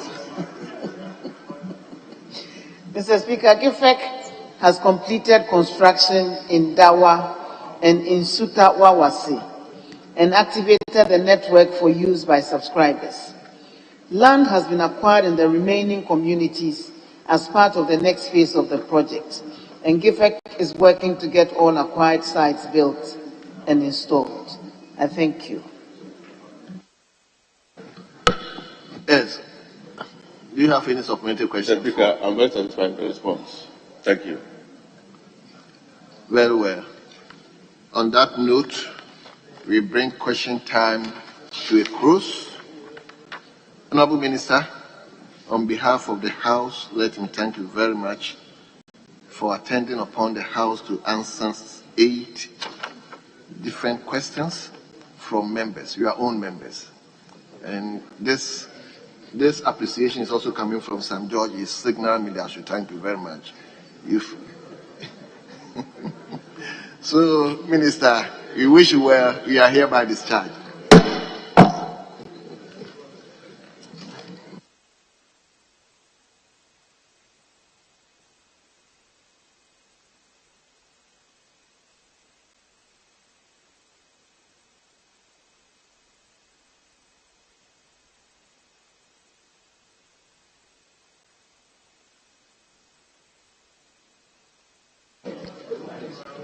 Speaker, earlier on, leadership had agreed take a statement which stands in the name of the Honourable Kofi Adams. I think it's in reference to the former president. After which, there are 2 motions in respect of the Finance Committee. So, Speaker, if you indulge me, we will take that statement in the name of Honourable Kofi Adams, except to say that he should be brief, as Speaker, you have already directed. It shouldn't go beyond 5 minutes, and I hope you comply. Very well. So let me invite Honourable Member for Buim, Honourable Kofi Idi Adams, to make a statement on occasion of the 75th anniversary of the birth of former President Jerry John Rawlings. So, Honorable Member, the floor is yours now. Thank you, Mr. Speaker. I must say that this is a statement that should have been read yesterday, and so it should be captured as such. Even though I'm reading it today, it should be captured accordingly. And it's a very short statement, and I assure the Chief Whip that it won't take much time. I say, as empire, Mr. Speaker, former President Jerry John Rawlings, the first president of the Fourth Republic of Ghana, turned 75 yesterday, but for his unfortunate and sudden demise on the 12th of November 2020. The former president, Mr. Speaker, endeared himself to many for his charisma, sincerity, drive, and patriotism. He was a simple man, the trappings of leadership to cloud his judgment, and did not hesitate to embrace all, especially the masses who most of the time felt alien from authority. He was, Mr. Speaker, a stickler for discipline and respect for authority, and did all in his power to ensure that people who were committed to a project, so long as they dedicated themselves with discipline. It is thus not surprising that he had a weakness for the pugilistic sport, boxing.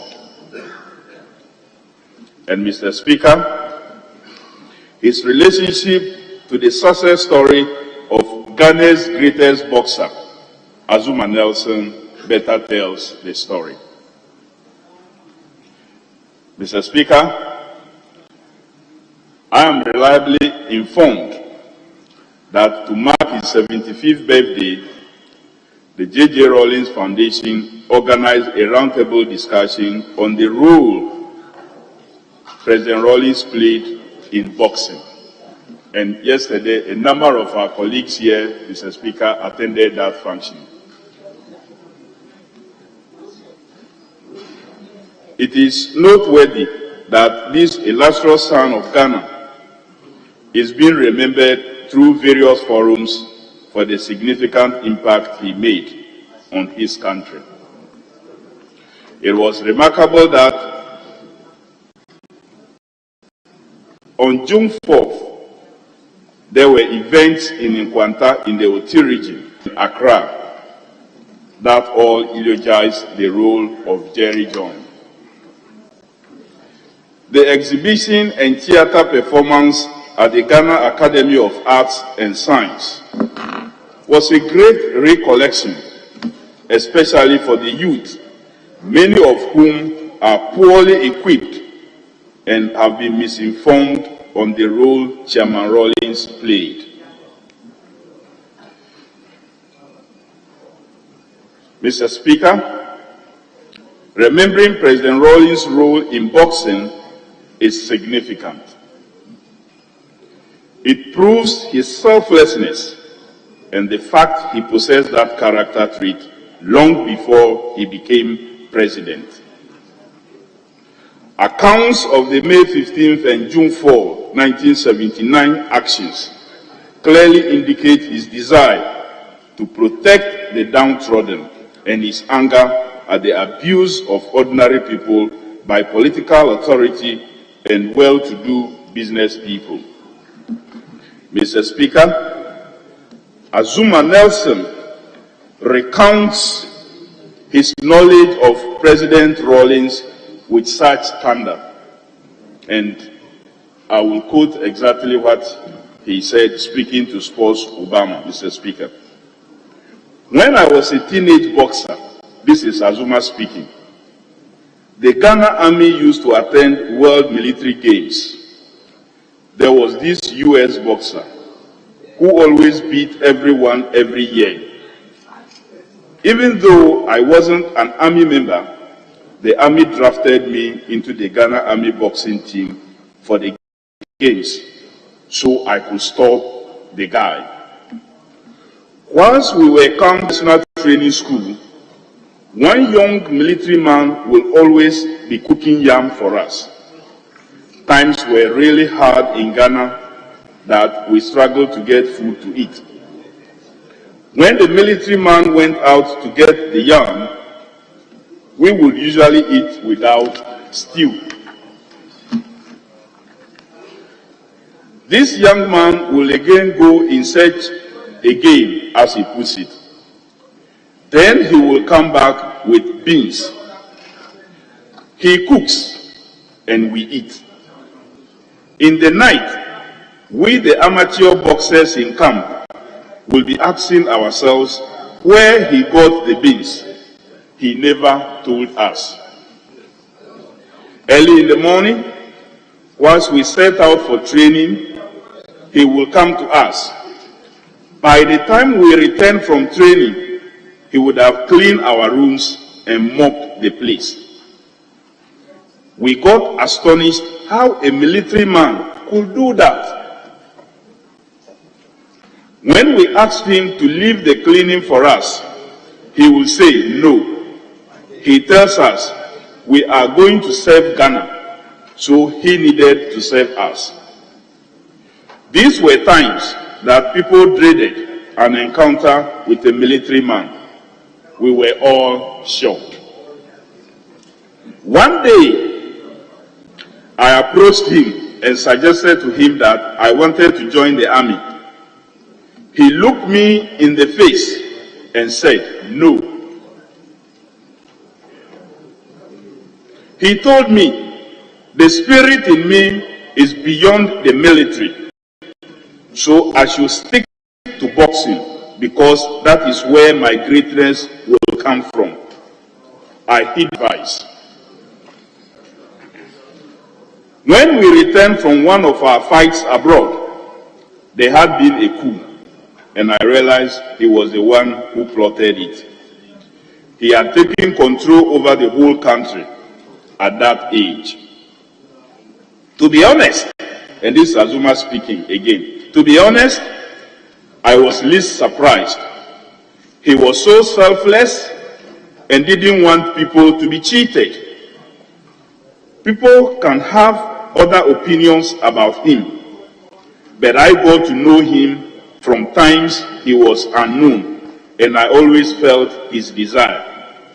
This is Azuma Nelson talking to Sports Obama about His Excellency Flight Lieutenant Jerry John Rawlings. Mr. Speaker, the former professional boxer who had a lifelong relationship with the former president could not have described him any better. The former president committed himself not only to the development of Azuma Nelson, but to a lesser extent the likes of Ikote, Nanaya Okonedu, Alfred Kote, Isaac Dogbe, and recently Bukum Bankun, who wept bitterly when President Rawlings passed. Flight Lieutenant Jerry John Rawlings was a man of many parts, and it is heartwarming that we are remembering him through several events, statements, and performances. It is also important that today's theme is titled J.J. Rawlings' Contribution to the Sport and the Way Forward. In remembering him, let us also take a cue and identify how best to add to his achievement in both other spheres of life. Happy birthday, Mr. President. Thank you Mr. Speaker, for the opportunity.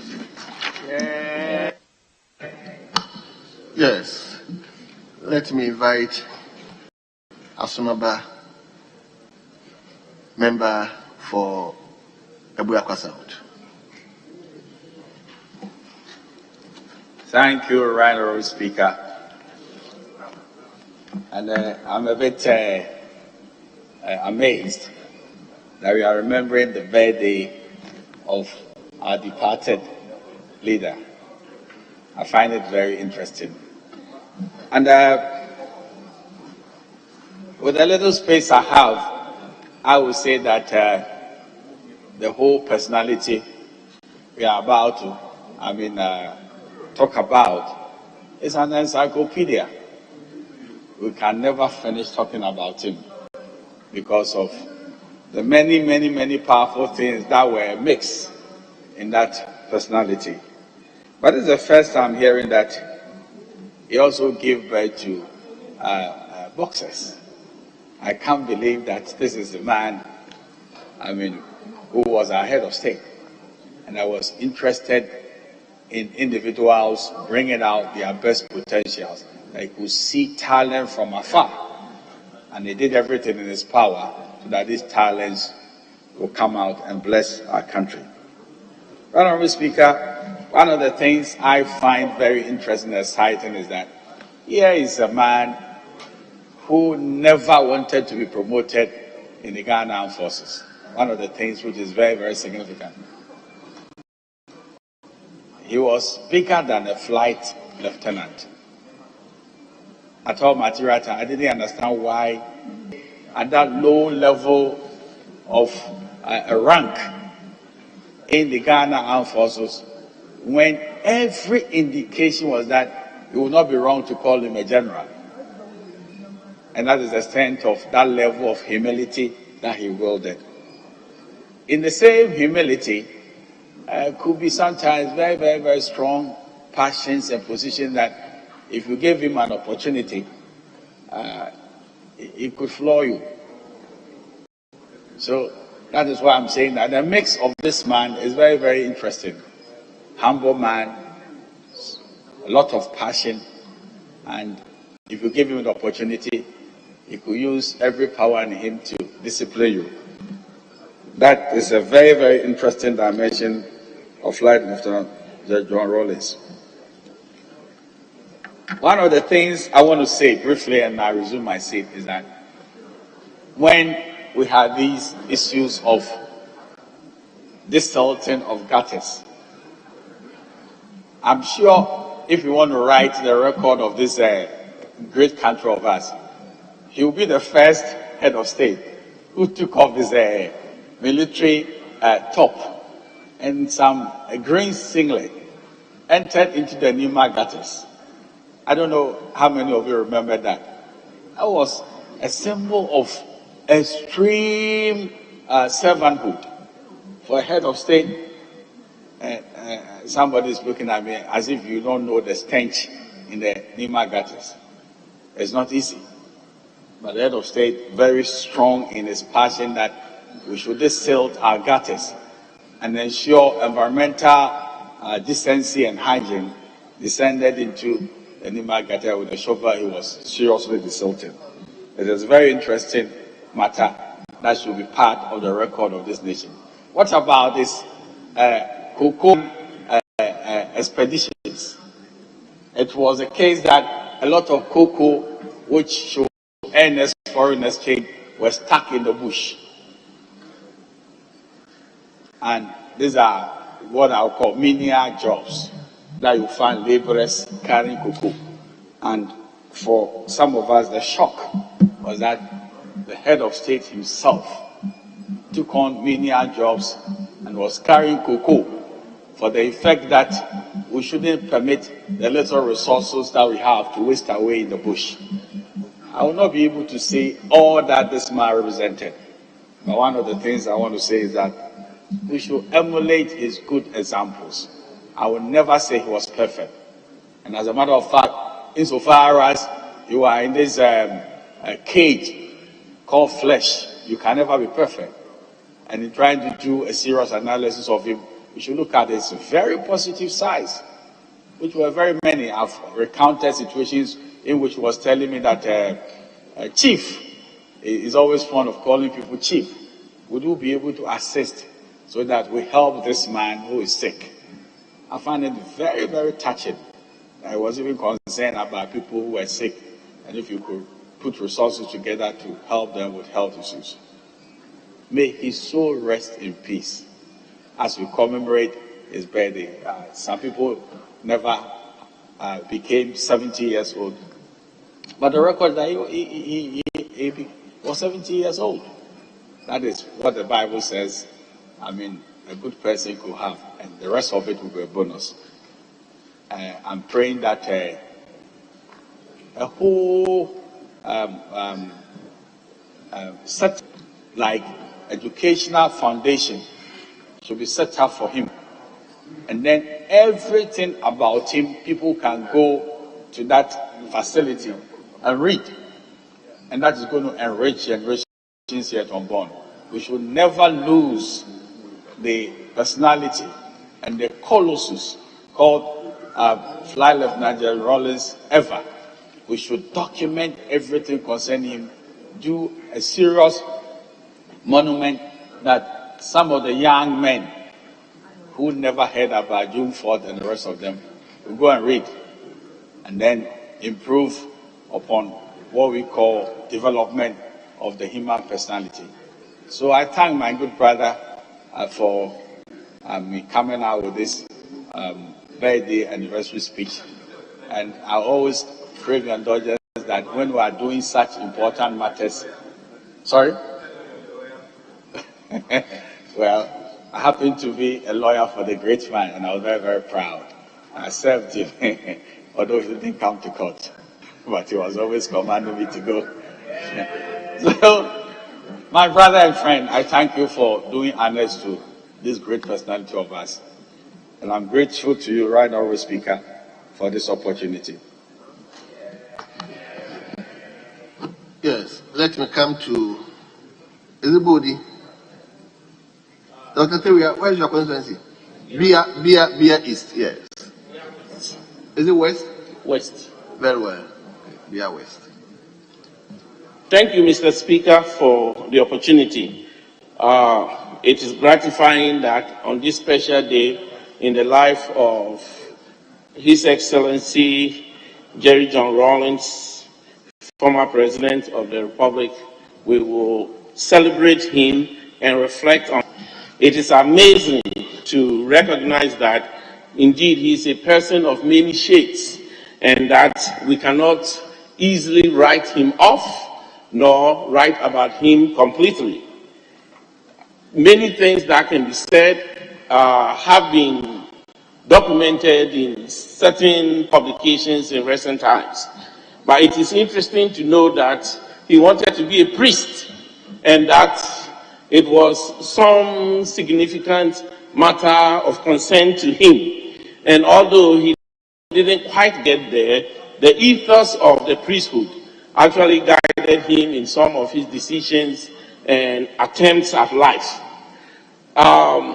As an individual, I'm careful not to say I know him completely, but it is interesting to also understand that as serious as he was, being a military officer and also the President of the Republic, he was quite a very humorous person. And that if you got nearer to him, that man would joke and laugh and make life very simple. And I'm sure many of us watched a few years ago his celebration of his spouse over his 70th birthday, in which this old soldier, stout and very serious, breaks down into dancing and laughing and talking about his encounter with his wife at the market and all of that. So he gives us an opportunity to see him as a complete person, and that some of the things that he did really yielded to what we call a total human experience as we observed him and as we shared him. But I'm especially interested about his political space, in terms of the reference to his being the first to actually take off the military uniform and actually coming out, being president, taking the constitution that was drafted in his time and really working with it. It is interesting as he emerges from that military lifestyle to the civilian life and how that process actually showed him as a person. This is a charismatic person who will get down in the trenches and really do everything to show that, yes, he is on top of his business. Any sociologist may describe him as a charismatic leader. But in the process of routinizing his charisma to really become a legal, rational thinker, to actually take on the spirit of bureaucracy and following the norms and the rules that were established through the 1992 Constitution, he showed humility, resilience, and a person who is willing to stand in the middle of tension to transform a society that needed that kind of help. I stand here in this parliament and I look at the ages of several of the people born in 1980, 82, 85, even as far as 90. Well and good, they qualify to be members of parliament. But when you look at our recent history relating to President Rawlings and some of the happenings, I think that many have not reflected fully about his contribution in that political sphere. And so as a result, it is easy to dismiss the significant role he played and his colossal contribution to this country. Let me mention the University of Education. It was basically a little bit of scattered institutions down there in Winneba, Mampong, and Kumasi. And under his leadership, these institutions were brought together and we had a University of Education. Today, we now have even emerging from the University of Education as a result of the strong foundation that he laid. He gave his own personal contribution that he received as an award to start the University of Development Studies. Today, that university is broken into 3. So, if we lay these foundations, if we leave behind these significant accomplishments, someday somebody will also pick it up. It is at the youth level that we want to see President Rawlings as well. He was very fond of the youth, and the youth development centers we have in our country were all developed or transformed during his life. And in his memory, I think that, as aptly said by Honorable Atachia, we should be working towards really naming some significant things after him for his contribution to this country. In the field of railways, as many of us at the time saw, he took off his shirt and he was there in the trenches with the workers, really actually putting the rail together and making sure that food is transported, and the famous cocoa, making sure that they are carted from the villages. Indeed, he came as a president, and with a military background and all those things that can probably be minuses in some of the things, he fully exhibited a life of resilience, a life of service, and he embodies that not only at the time, but throughout history because of his impact in our society. The man Jerry Rawlings continues to live on. Dr. Teria. Yes, sir. Please. I'm winding up. Yes. So, there are so many attributes that we are excited about him introducing in this society. And we wish him, his family, and everyone connected with him well. And his contribution for those of us who saw him as a student, as a worker, as a statesman, was an inspiration for a transformed country, which he introduced to the extent that the level of inclusivity that we have today and that others are not left behind could be realized. Jerry John Rawlings, the man, lives on. Thank you, Mr. Speaker. Thank you very much. Wayumi, I want you to be very brief. Mr. Speaker, I'll be very brief.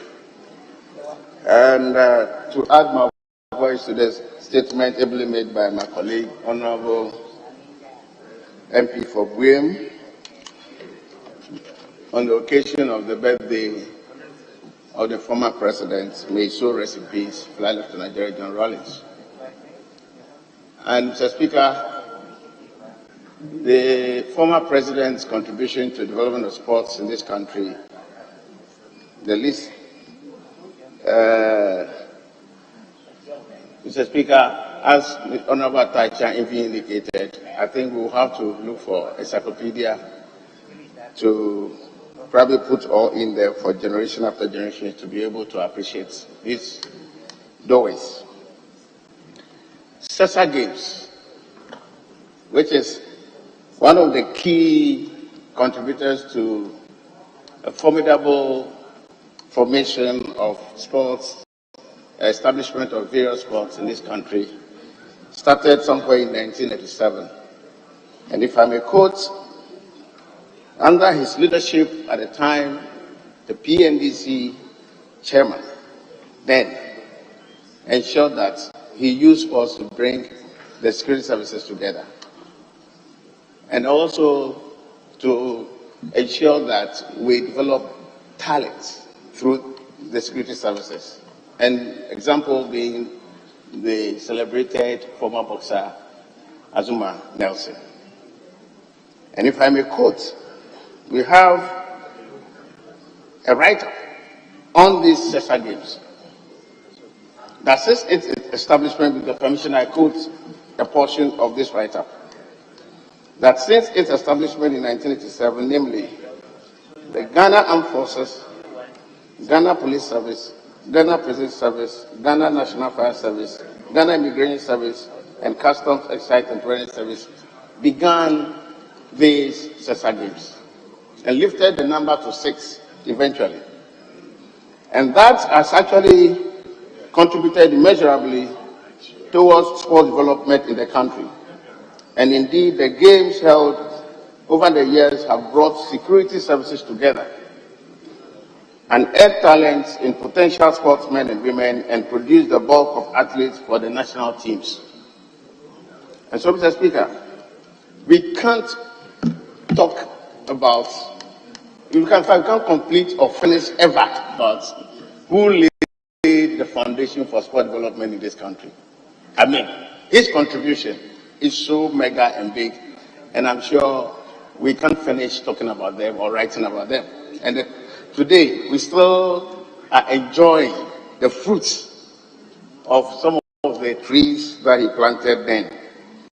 The cohesion in our security services, the cohesion of the country at large, and all that through sports development, and we owe him so much gratitude for the work and then the vision at the time that he actually gave birth to.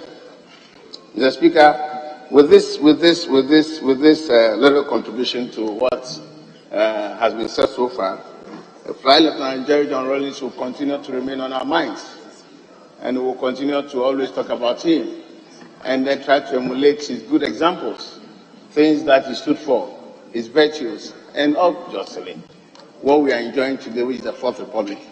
I thank you, Mr. Speaker, and God bless us all. May his soul rest in peace. Very well. Am I hearing something from the leadership? Leadership, are you doing any contribution? Thank you, Mr. Speaker. Mr. Speaker, I just want to add my voice to the statement and to thank members who have said good things about our former president. Mr. Speaker, some of us were very young before he came on the scene, and I was about 15 years old in 1979, so I'm not a small boy. You were not born then.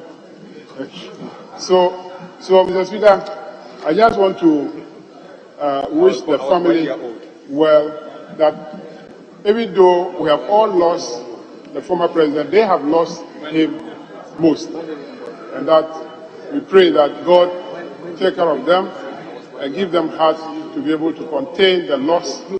And also want to agree with Honorable Atachian for the proposal for the establishment of an institute or a facility that all the literatures about him can be found there, so that our generation yet unborn can't just walk there and learn about him, because that is very important to guide the future leaders of this country. So, Mr. Speaker, I thank you for the opportunity. Yes.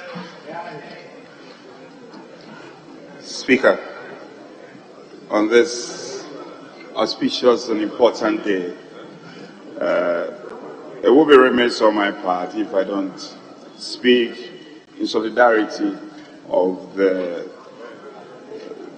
wonderful attributes that our colleagues have spoken to. And so I join you, nation. However, growing up as a young student leader, I've always held the former president in fear. And I've always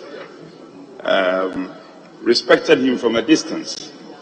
There was an occasion we had to negotiate and have a meeting as a student leader.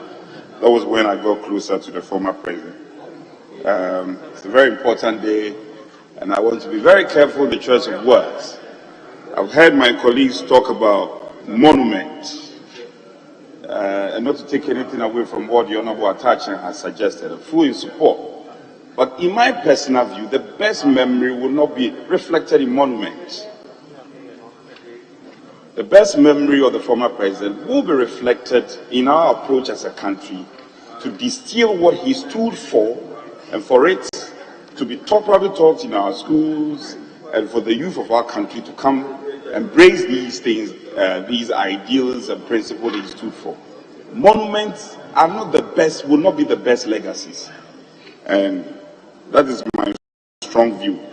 I also think that the best memory and the best example should be set by the NDC party.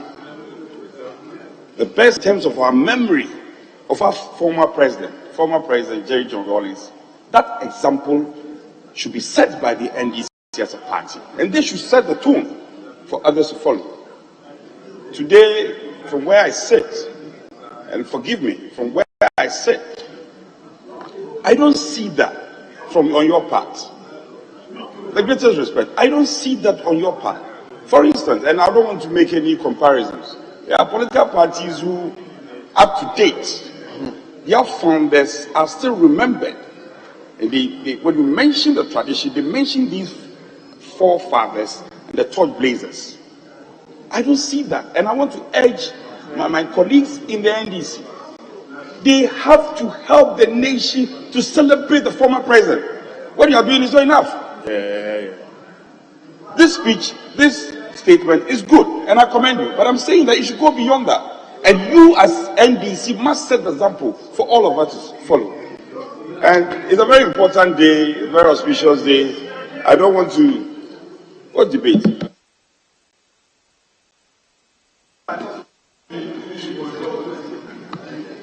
What is it? I rose because I thought my colleague on the other side seemed to be dragging the discussion into a debatable area or arena, and I don't think it's good for us.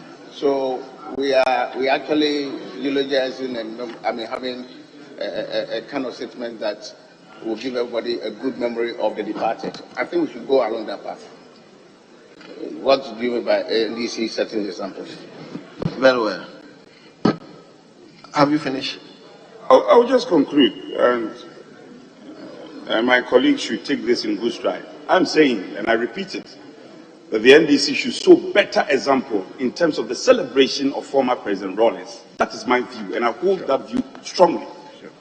And Speaker, so in speaking in solidarity and in support of my colleague's statement, I think that he is a wonderful personality in this country that had, and it will be remiss on our part if we don't celebrate him. But as I said, that celebration and recognition should not reflect in monument. We should find a way to distill the things he stood for the youth to buy into the things he stood for it to become a lesson for generation yet to come. The principle. So these are my views, and I commend the maker of the statement. I'm sure we'll have some other time to engage further on this matter. Speaker, I thank you for the space.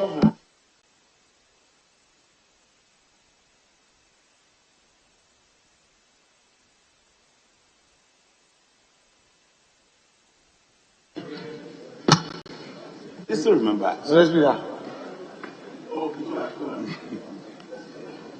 Speaker, the chief whip, even though reluctantly, let's hear you reluctantly. Oh, Mr. Speaker, I'm just saying that. But I am concluding.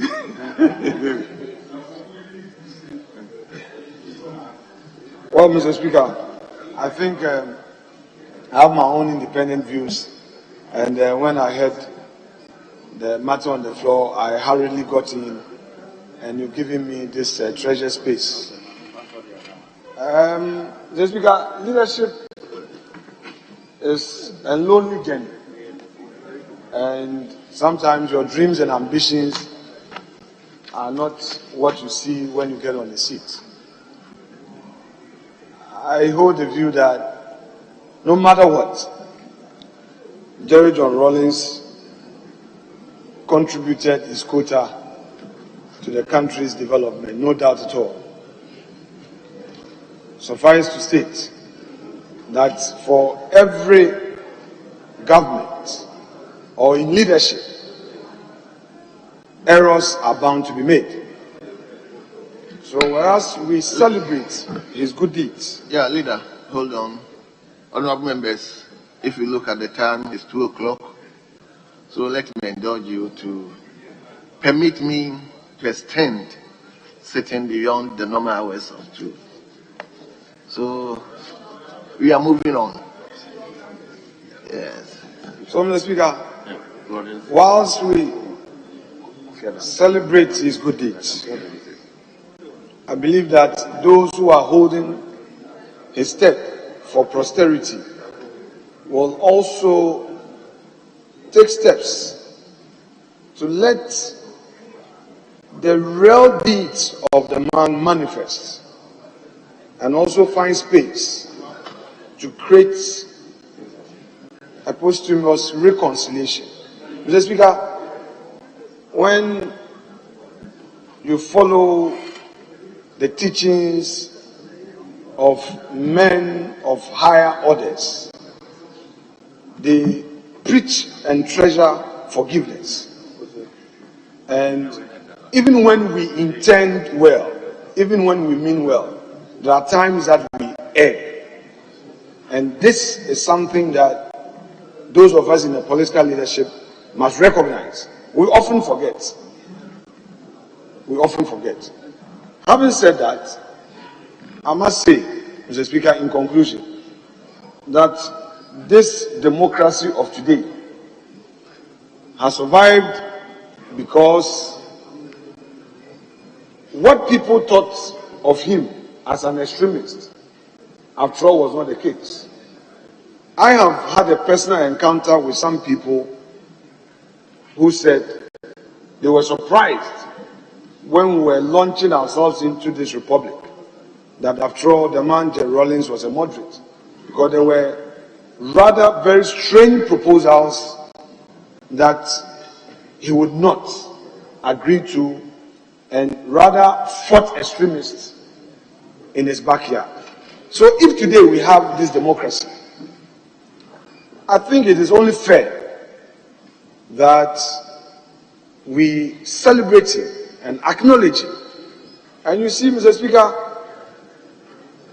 nature has a funny way and an indirect way of rewarding our industry. His daughter, whom he so much loved, has benefited from the fruits of this democracy. So I just want to make the point that our colleague from Kole Kloti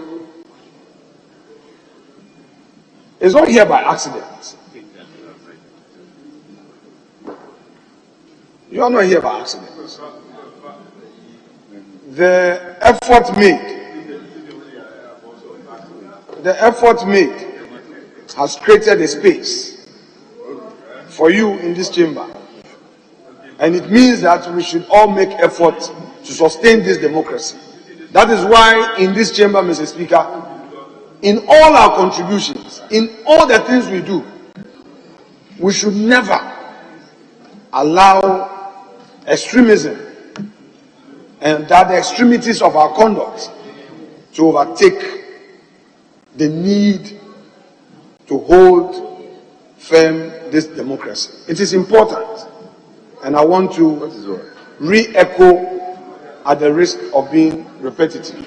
Mr. Speaker, having said this, I thank you for the space and also commend highly my respected colleague, Kofi Idi Adams. No, he has Idi in his name. Kofi Idi Adams, my own good friend, for doing what he has done. Hands up will forever remember your efforts. Thank you very much, Mr. Speaker. Very well. Leader, we have other statements. Are we? Speaker, we should be going on to page 7, today's order paper, take item 13. Item 13, page 7.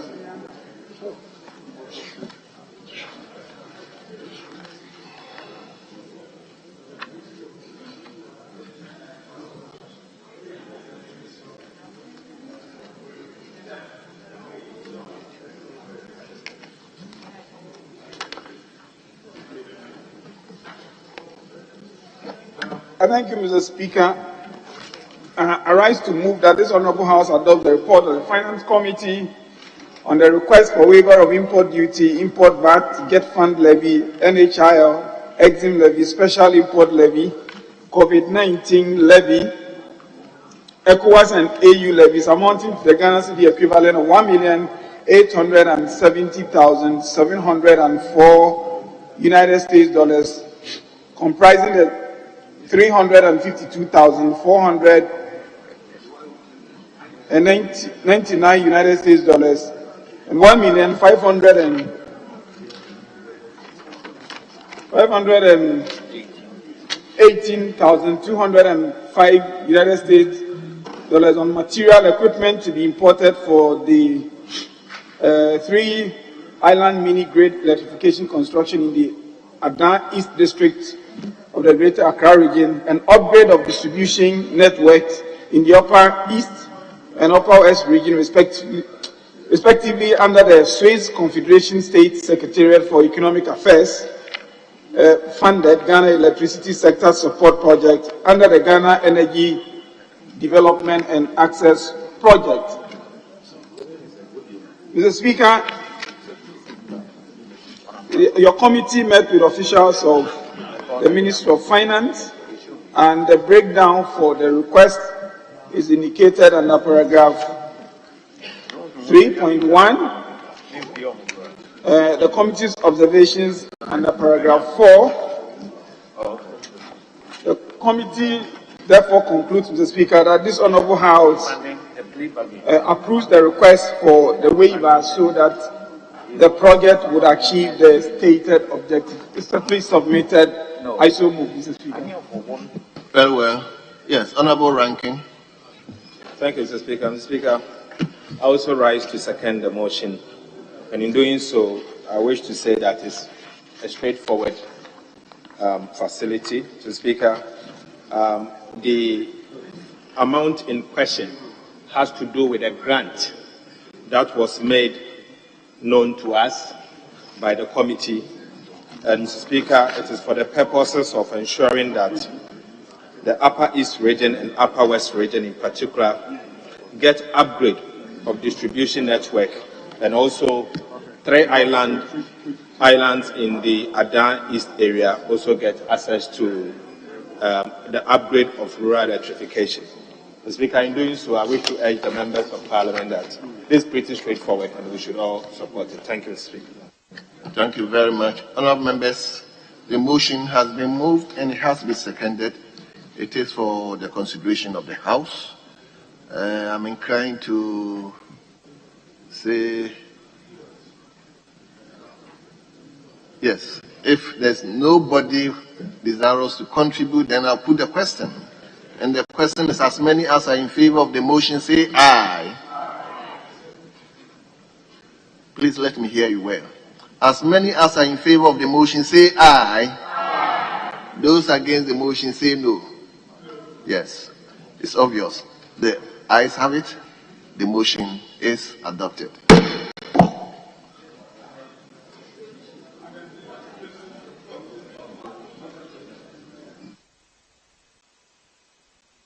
Yes, Honorable Deputy Minister, you may take the resolution. Thank you, Mr. Speaker. Mr. Speaker, I beg to move that the resolution captured as item 14 on pages 8, 9, and 10 of today's order paper be adopted now. I so move, Mr. Speaker. Thank you. Yes. Honorable Kwatin, may you second the resolution? Honorable Kwatin, Honorable Atu Fosin, may you second the resolution? Mr. Speaker, I second the motion. Very well. Honorable members, the question, as many as in favor of the resolution, say aye. Please, I want to hear the response. As many as are in favor of the resolution, say aye. Those against, say no. Yes, so that everybody can see that indeed the House has taken the resolution. Honorable members, the ayes have it, and the resolution is hereby adopted.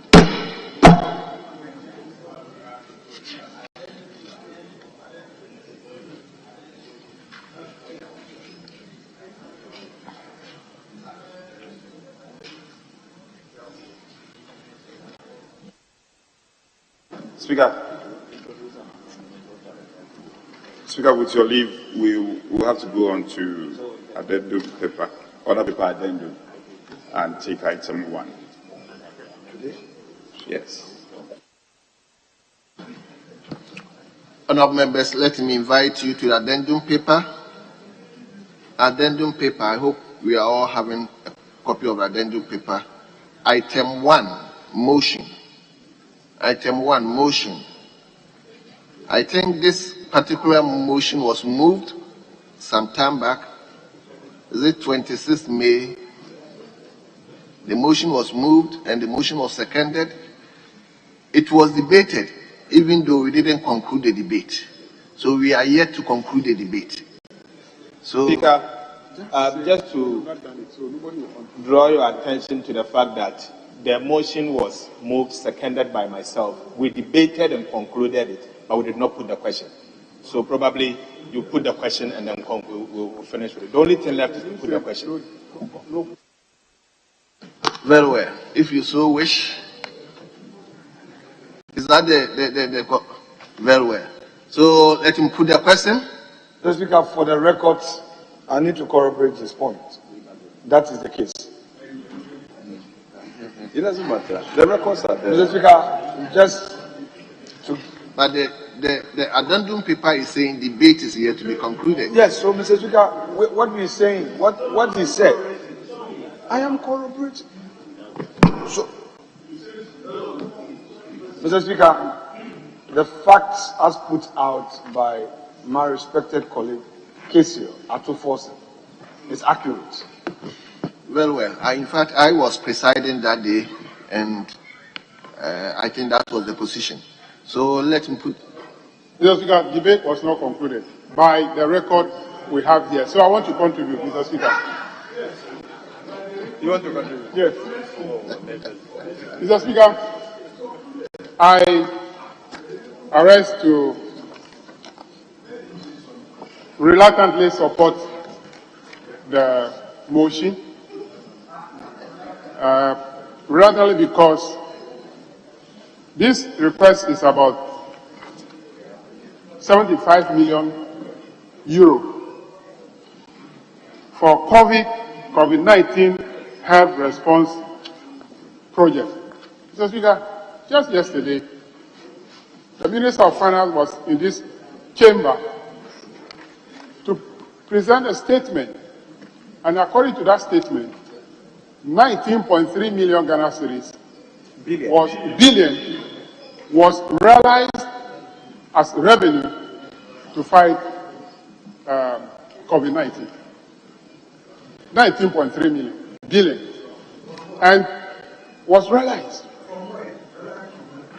from loans, from the contingency fund and other sources for COVID. Yes. Yes, 19.3 billion was realized. It's realized. Well, we are lawyers. No, You are lawyers, so please. Yeah, Was made available from different sources. Let me change it for you. Was made available from different sources to fight COVID. And 12 billion was actually spent on COVID-related activities. The balance was 7.3 billion, which according to them were spent on other things.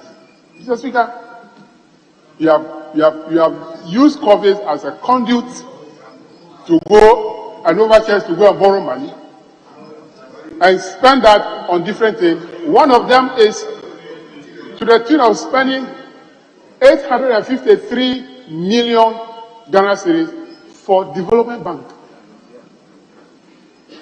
For Development Bank. Today, you are here to go and borrow 75 million euro for COVID again. Mr. Speaker, why are we doing this into ourselves?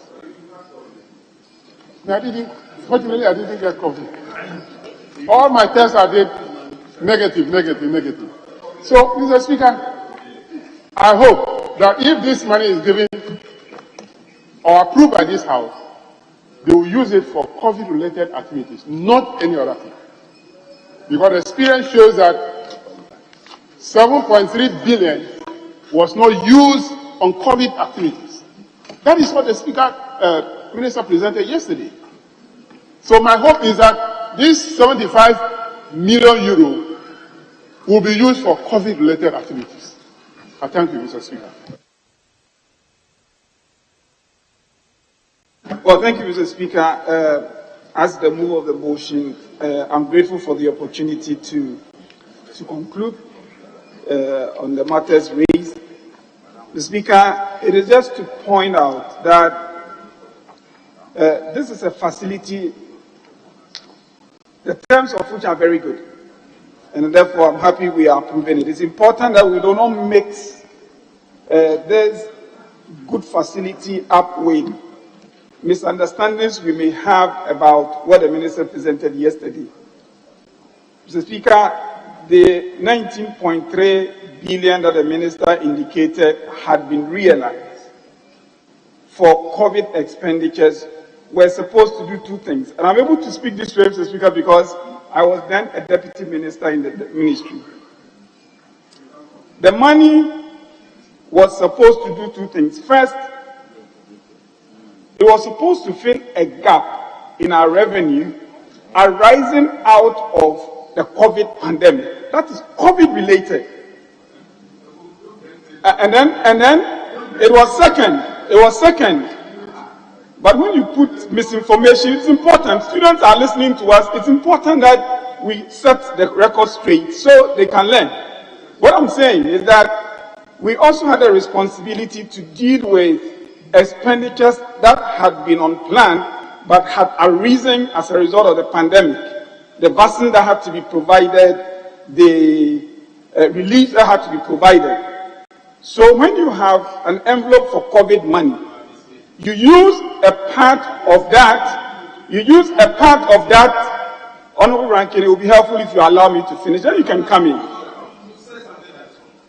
But then you don't come with a point of order.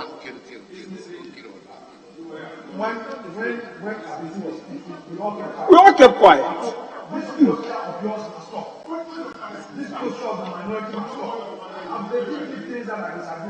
So, Mr. Speaker, the point I'm making is that the money that was used to support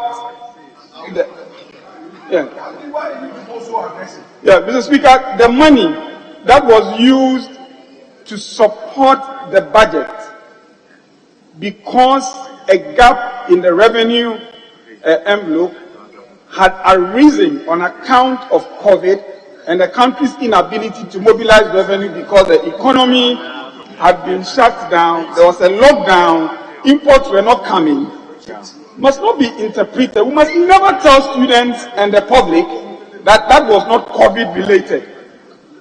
We can, I always say we can do all the politics, but it's important that we send the right communication. So it is just to conclude that the 7.3 was used to finance revenue gaps arising out of the COVID pandemic. It was a policy decision. It was brought here. In fact, we brought it here at the time. Parliament approved it, and we should stop making the case that this was some bad expenditures for which the public must not be made to finance. I thank you, Mr. Speaker, for the opportunity.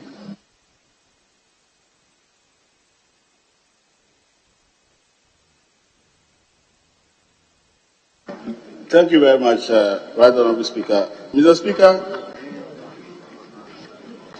we cannot continue to use the name of COVID to borrow to no end.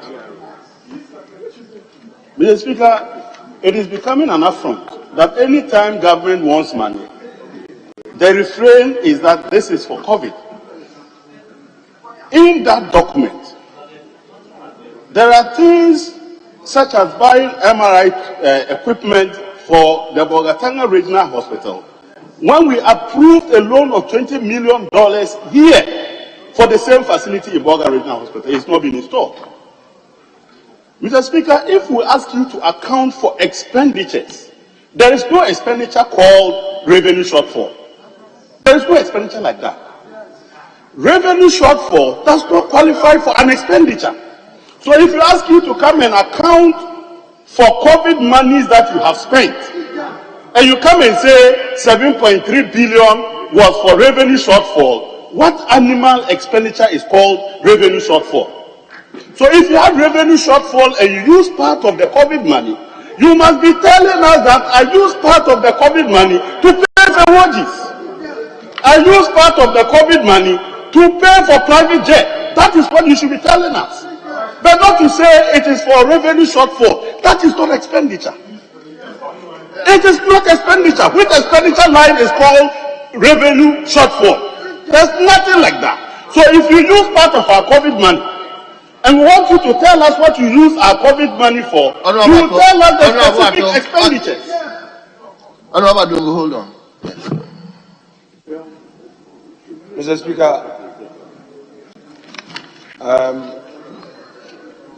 with the greatest respect, I rise to seek your guidance.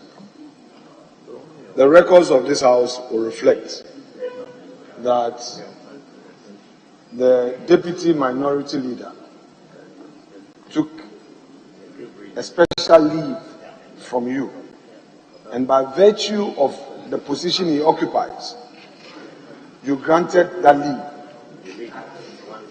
Having been informed and knowing the fact that debate had been concluded on the matter. Now, Mr. Speaker,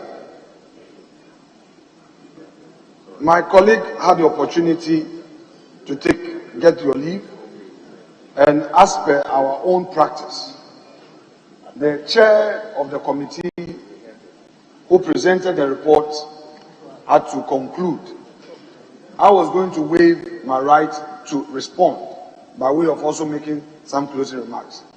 But then you gave the treasured position opportunity to my colleague Adongo, just because, Mr. Speaker, sometimes you want to encourage us to, discuss issues.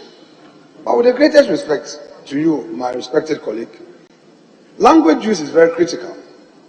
You can say all that you want to say, but conduct is critical. If we are not guided by the use of certain language, and we know our rules are clear. Look, honorable, my respected colleague, if for nothing at all, I'm your senior in this chamber. If for nothing at all, No, you are not supposed to act that way. If you disagree, rise and catch the eye of Mr. Speaker. If for nothing at all, I'm your senior. And I'm to guide you and correct you and move you into the path of righteousness. Mr. Speaker, you cannot be here in the chamber, Parliament of Ghana, and use certain words. You put your own phraseology together, which phraseology is not acceptable on this floor. This is different from a campaign platform. And that is what I want to say. That don't abuse this opportunity given you by Mr. Speaker. Because speakers don't often give such opportunities, especially when debate has closed. So if Mr. Speaker has respected you and has given you that opportunity right at the back bench, be careful of your choice of words. Else one day, when you need such a favor, Mr. Speaker will deny you. Mr. Speaker, on that note, Mr. Speaker, it is my conclusion that he has abused that privilege, and therefore, Mr. Speaker, please, Mr. Speaker, please deny him of oxygen and put a question.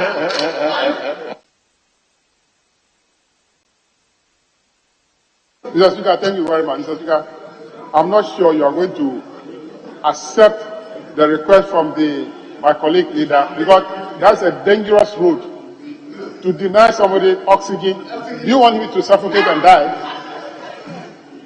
So I just want to alert you that don't allow that request to go through.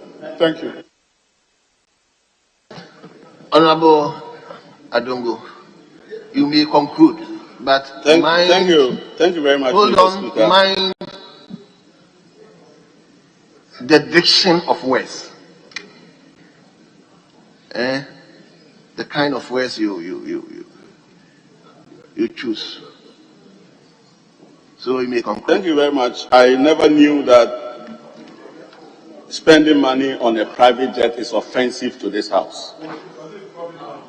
And so if today it is offensive, it is offensive to say that COVID money could have been used on private jet, could have been used on private jet or was used on private jet. I don't see how that is offensive. Yes, Honorable Senior Obiamor.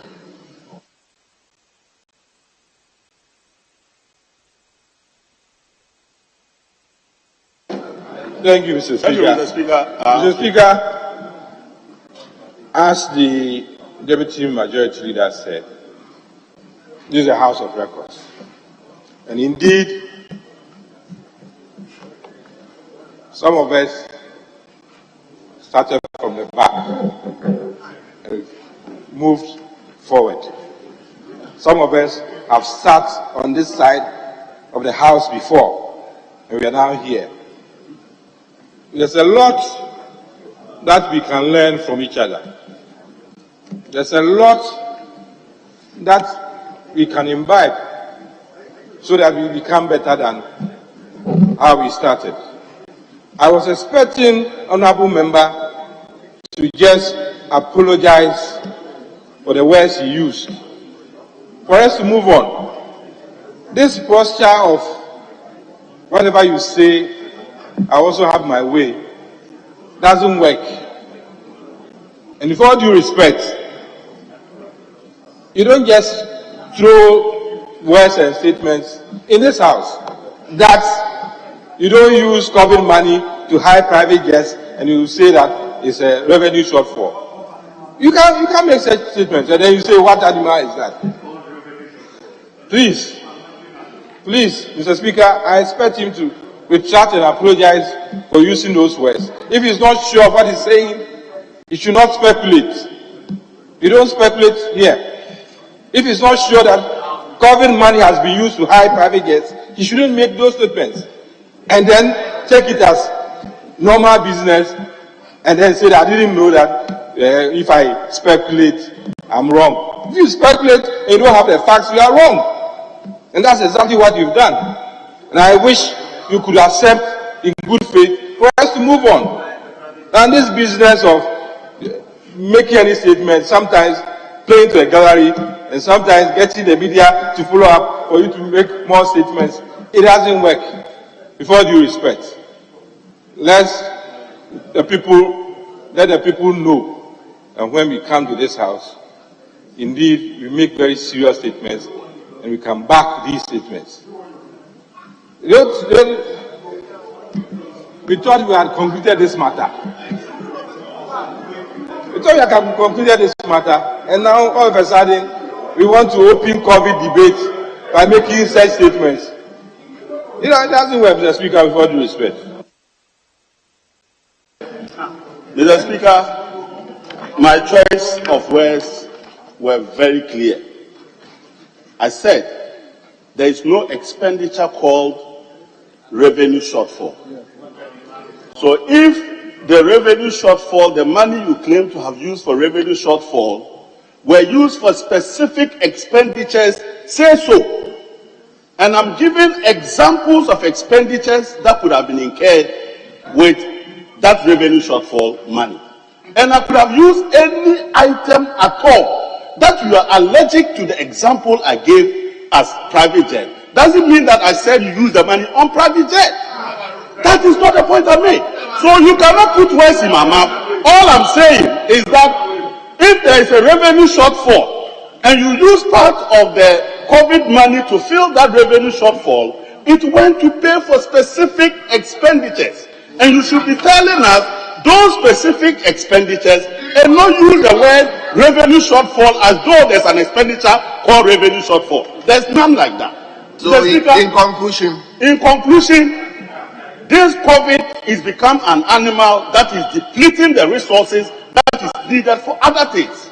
And we cannot be continuously approving loans to no end for COVID. And in my view, this transaction should not be approved in this house. Thank you very much, Mr. Speaker.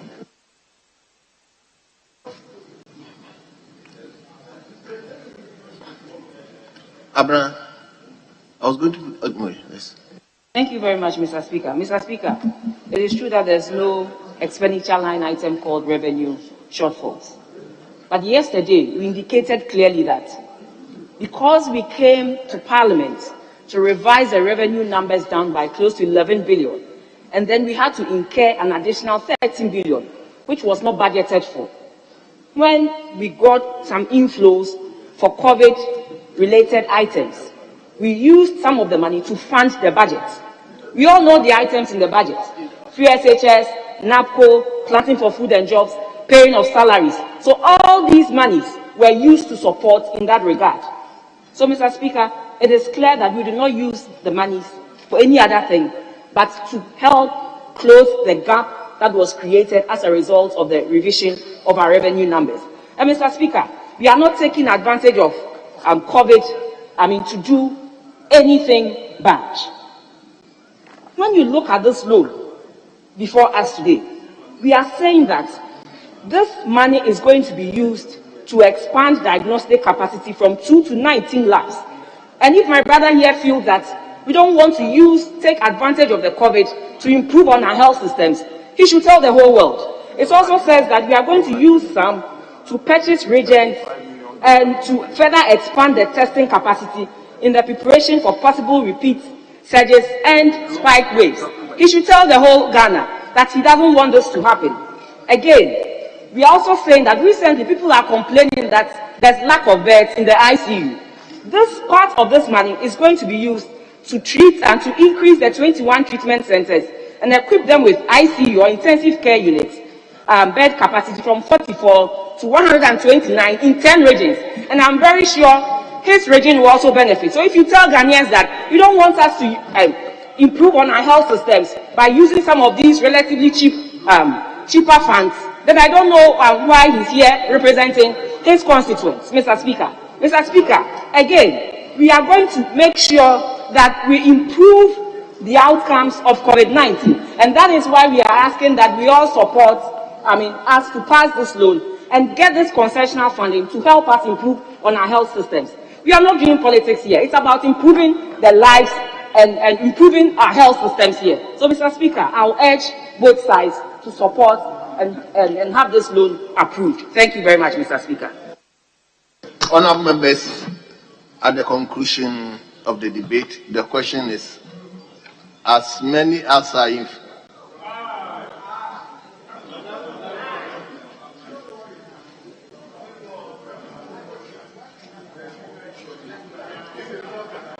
What?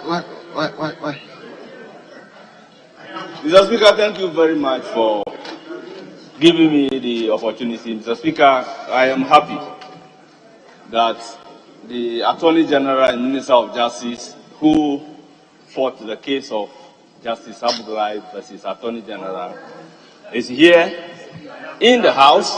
And Mr. Speaker, by the decision in that case, for a decision such as this to be taken by the House, we need majority of members of Parliament based on Article 104. This is a crucial financial decision about to be taken, and you are going to put a question for a decision to be taken, and we are less than 50 of the members of the House. Mr. Speaker, I think when a procedure is set down for a right to be exercised, it is that procedure that will have to be followed in exercising the right. The procedure is enshrined in our Constitution, and the Constitution is the supreme law of the land, above and beyond which no further law exists. The Supreme Court has given interpretation to it. Our standing order is very clear. Mr. Speaker, I submit that we do not have the numbers to take decision that you are about to put the question. Mr. Speaker, I so submit.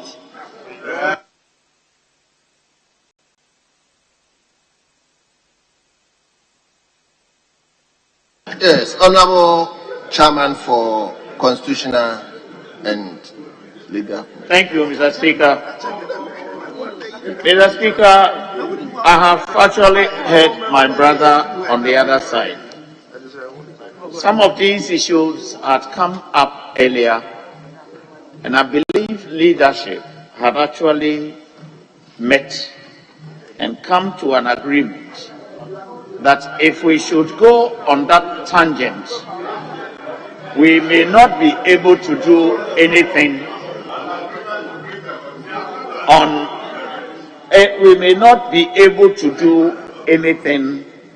in this House.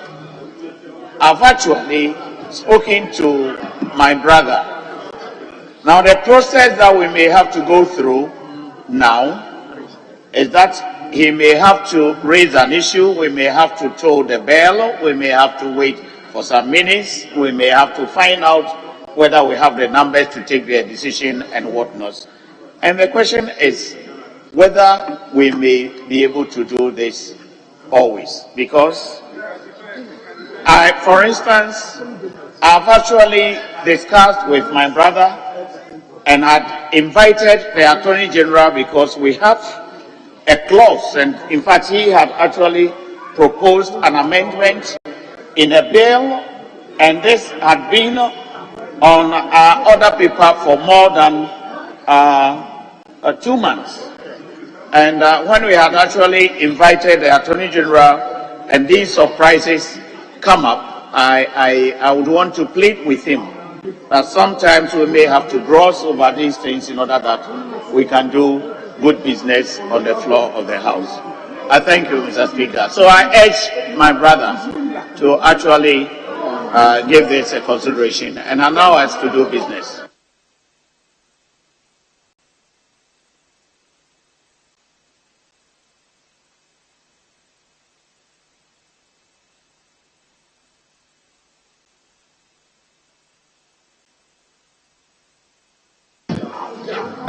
Thank you, Mr. Speaker. Mr. Speaker, earlier on I had indicated to my colleague, the Honourable Kukwati, that he has a choice to choose between what they want, or members will certainly raise the issue of quorum. The Speaker, he did not heed to my advice. Today, colleague has raised the issue of quorum. It is indeed a constitutional matter. The Speaker, it is indeed a constitutional matter. So, Mr. Speaker, the reality is, since he's raised the issue of quorum, we have no choice than to implement it. And obviously, the Speaker, I cannot sit here and create impression that we have quorum. The truth is we do not have it. So probably we'll have to come tomorrow and take decision on the matter. But what is important is for us to understand that the debate in itself has been concluded. So tomorrow when we meet, we can put the question and accept it. Thank you, Mr. Speaker.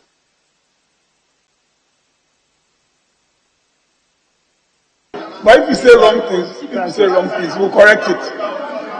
Thank you. This loan, this COVID, everybody can get it. NDC too can.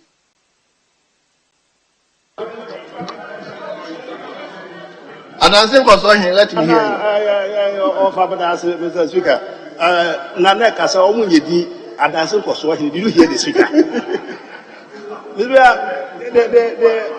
They're confusing the issues. They always talk about confusion and conflation. You should be very careful about these matters. You keep on praying in aid a decision by the Supreme Court and the law. The Supreme Court hasn't pronounced on these matters of when we should call quorum. Supreme Court just gave the numbers. They didn't indicate that at a particular point in time when serious business is going on in the House and both of you are agreed on.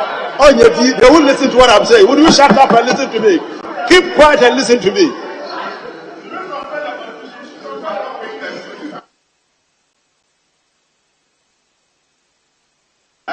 The attorney,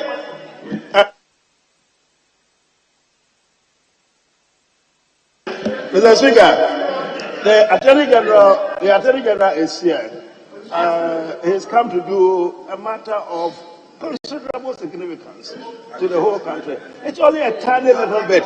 We pleaded with him, Mr. Speaker, to suspend all that he had to do today to come so we could complete the item, which has been pending because of our colleague, what's his name? Honorable Ahiafo, the ranking member for Constitutional, Legal, and Parliamentary Affairs. That's him there. The Attorney General has come because of him. I think it is videos of him, it's bad coming from him. One, because of him, the Attorney General has come. Sit down, let me complete what I'm saying. Sit down. One Attorney General is here because of him, and he would not employ his people. It is your responsibility to make sure that the colleagues understand the point we are making. Let us. I haven't finished. You are all on your feet. Which one is that? Mr. Speaker, I'm prepared to listen to the Ababisa man. So let's see whatever. Mr. Speaker, the director wants to make a point. Honorable member just entered the chamber. You just entered the chamber. And then, please, can you sit down? Because the floor has been given to me, so sit down. Sit down, sit down. Mr. Speaker, he just entered the chamber and decides to go and gag a member who has been elected by the people of Akachi South to speak for them. He cannot gag him for, say, he should not go and say what he did. He is a member of parliament. He has a right to speak on any issue here on this floor. So please, don't say that what he shouldn't have said that. No. He's speaking for the people that elected him to this chamber. Mr. Speaker, you see why I always implore them to listen to me before they talk. He got it completely wrong. It doesn't sit in my mouth to gag my colleague there. I could not for the life of me have said that he cannot talk. I said that you shouldn't have said that because the Attorney General is here in the House because of a matter which has come about because of him. And videos won't have here. I hear them here. So if it is the videos that we are worried about, it's a matter of just changing it to another word, isn't it? That it is wrong of you. Is that also bad? It's wrong of you to have suggested that we should, to call for a quorum because the man is here because of you. So, Mr. Speaker, my prayer is that let's deal with this small matter of the Attorney General issue while he is here, so that we don't get him to go and come back. Sorry? No, for the reason that he is here. The emphasis is on why he is here. Mr. Speaker,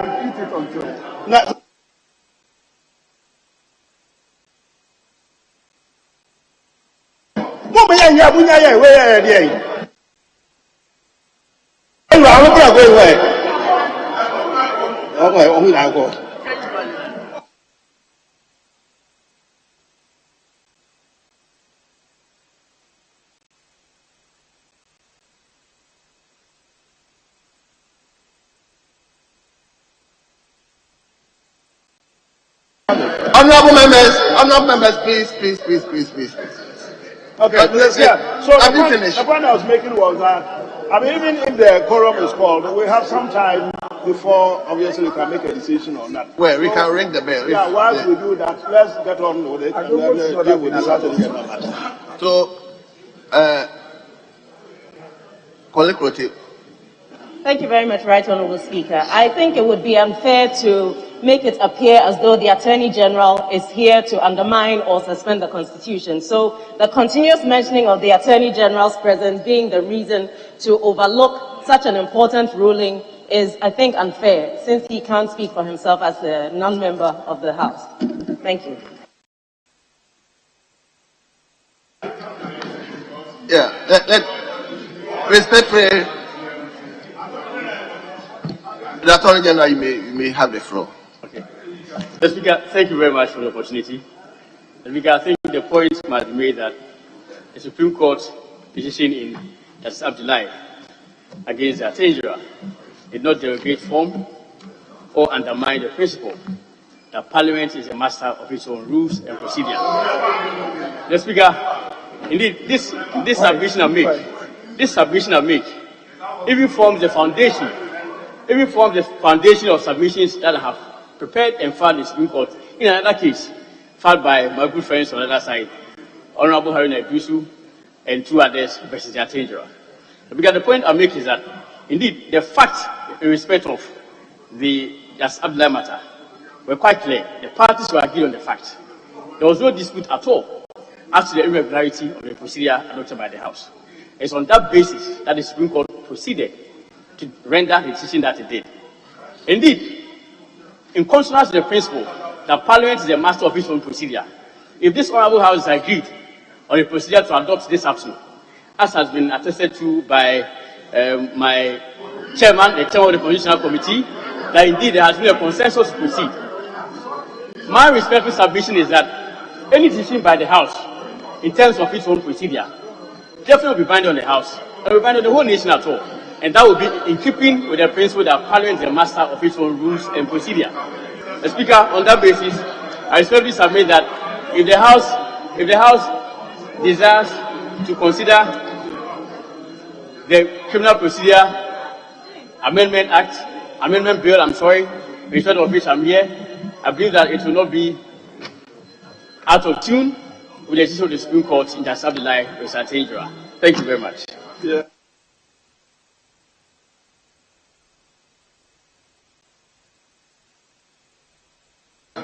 Okay. Yes, Honorable Gaga. I think the matter raised by my brother, Honorable Ahiafo, was very specific. And that matter bordered on quorum. Mr. Speaker, the Supreme Court dealt extensively with the issue of quorum in the Justice Abdullahi matter. It's as simple as that. And so the matter that should be considered and dealt with by Mr. Speaker at this moment is to make a determination whether at this instant moment we have quorum to take a decision or not. It's as simple as that, Mr. Speaker. Do we have a quorum?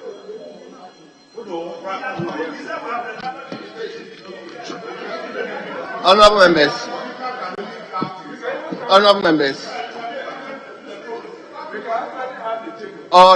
members, please, once the issue of the constitutionality of the numbers we find in the chamber has been raised, I am inclined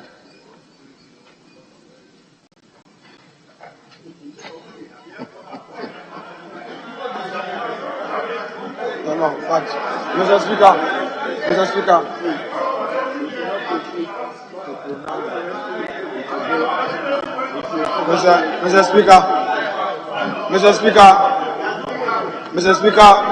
with respect. Mr. Speaker, with respect. with them. If they agree, if not, Mr. Speaker, with respect, there's a procedure on matters of quorum. However, this side of the House is in charge of government business. It is our position that the time being 3 o'clock, normally we're supposed to sit up to 1. Up to 2 o'clock. Mr. Speaker, we acknowledge the fact that members have put in much industry for today's business. And we want to hold back government business for today and come back tomorrow. But considering the time, Mr. Speaker, I cannot move a motion for adjournment except to pray. Now, Mr. Speaker, since there is no business from this side, and we don't intend to proceed with any more business, you proceed to adjourn the House. I thank you, Mr. Speaker. Very well. Yes, let him hear. Well, Mr. Speaker, there is no motion to second, but I agree with him. Only that saying that there is no business from their side is a bit doubtful. But I agree that we adjourn to tomorrow. So we are in your hands, Mr. Speaker. We are in your hands. Speaker, I said, please, Mr. Speaker, the majority is in charge of government business. And we are saying that at this point, we appreciate your industry for the day. The members are tired. Members have cooperated so far. We don't want members to come tomorrow so tired. So government business for the time being will be placed on ice to enable us go and do some other work and come back tomorrow with fresh minds. So, Mr. Speaker, on the basis of that, we are in your hands. If my colleagues support it, so be it. You adjourn the House, but you shouldn't put words in my mouth. Yes, I've not said there's no government business. We recognize that you, the minority, you are tired. Very well. Honorable members, whichever angle you look at, we were going to close. So, honorable members, we were going to close. Honorable members, we are moving to adjourn the House to tomorrow. So we don't have quorum. We are adjourning the House. So, honorable members, the House is adjourned to tomorrow 10 o'clock in the forenoon. The House stands adjourned.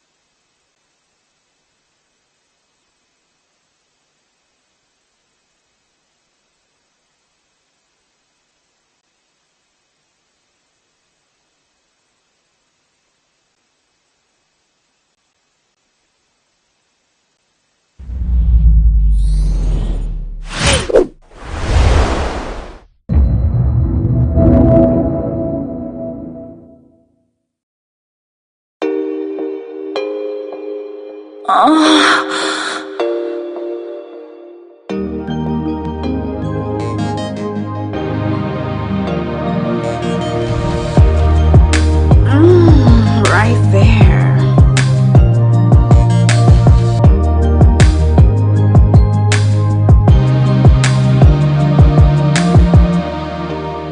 It's an all new season of Moons and Cuddles with Paula Amabruni. I am thrilled to be doing this with you in 2022.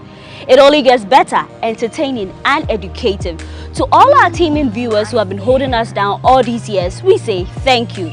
Our mantra for this season is positive vibes only. Yes, I repeat, positive vibes only. We're going to take our marriages and relationship to higher heights. As I love to put it, gonna spice things up. So if you're ready, let's get started.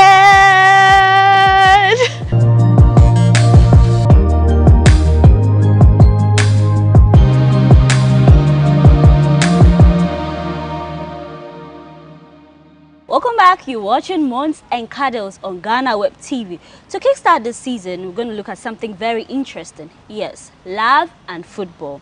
So we're just going to discuss how our difference in orientation bonds us. So on me, was seated on my couch is Hussein Hassan. He goes by HH. As he loves to call himself HH. Later we'll speak on, get to know why HH. He is a football enthusiast and a former TV presenter. He said he left us in the job. And the lady, Nashlade is an administrator and also a football enthusiast. Nashlade, I know you are a Barca fan, right? Yes, I am. Die hard. Of course. And HH, United forever. Manchester United. Okay. Yeah. Arsenal fans, later we'll talk about you. Oh. Alright, so we're just looking at love and football, just discussion. I've heard a lot of stories. With me, I love football. And my confession is that I don't think I can do a man who got no interest in football. Like, no, because at least I just want us to connect on a certain level. So, HH, I just want to find out, should your partner always support the team that you love? Not necessarily. Okay. And she shouldn't even be a football fan necessarily. I think there are a lot more levels I can connect with my partner other than just football. Okay. I'm looking at it from the bigger picture. And I mean, I dated someone who once told me she's a Manchester United fan, and the relationship lasted for like a year and some months, and I don't remember us even talking about Manchester United. Really? Why didn't you get her jersey or customize with her name? No, I got her once. I mean, I remember there was a problem, and you know how we guys sometimes apologize. Okay. You don't really like to say it, but you find ways of apologizing. Yeah, so I remember I got a Manchester United, yes. But for some reason we didn't discuss. We discussed a lot more other things, but later I realized maybe it was just one of those things to. Sometimes women we are not die-hard fans, so it's just we are supporting because our man is supporting. Yeah, probably. Maybe it was just one of those lines to grab my attention or something. She won with that. I must tell you. But then what happened on match days where you guys both watched it? Because I know men love their football, so they're going to make time to watch. No, she didn't. She didn't make time for football. Okay. So I watched my football alone. Okay. Yeah, okay. Once a while she goes like, so what's the score? I'm like, oh yeah, I mean Manchester United 1-1. Yeah, I hope the goat scored. I'm like, yeah. But that was just it. I mean, yeah, I know. Yeah. All right, sure. So, Nashlade, yes. I just want to find out, is it more interested when you both support the same team? Like, how's the feeling like? Maybe based on your personal experience. My personal experience? Yeah. For me, I wouldn't want my partner to support the same team. So different teams? Yes, different teams. That comes with the vibe? Exactly. Why so? Like, if we support the same team and something goes wrong with my team, who am I going to throw? Who is he going to throw? I'm more for the throw, okay? Okay. So I want him to support different team while I support my team. So on a match day, that is where the crash will be. Okay. On a match day, because if my team is playing and his team is playing, what are we going to watch? Which one? Mine or his? Do you get it? But in all, maybe I have to sacrifice or he has to sacrifice. At the end of the day, whichever way it goes, if my team loses or his team loses, if his team win or my team loses, then we control each other. Okay. Other than that, the house will be so boring. So have you had experience maybe in your relationship life where you've had someone who you clicked with on the football level? Yes, of course. Okay. He clicks so much. I always go in for guys who are more of football fans. Because I said to myself, I can't do without football. That's one thing. You don't want a situation where it looks like you're talking something different, you're talking football, and with differences to sometimes it matters. Okay, with me, I was with Chelsea when I was in senior high school. And then when I started dating, the guy was a United fan. So quickly, I switched from Chelsea. I pledged my allegiance, you know. And then along the way, I met a Madrid star. Yeah, then I moved. I started supporting Madrid. With me, it has been shaky, but now I'm an Arsenal fan. I see. So the person you are with currently is an Arsenal fan.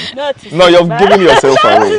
You're giving yourself away. You're giving yourself away. No, it's not always about but, that. I mean, I think it is something. It is something with a lot of ladies. Yeah.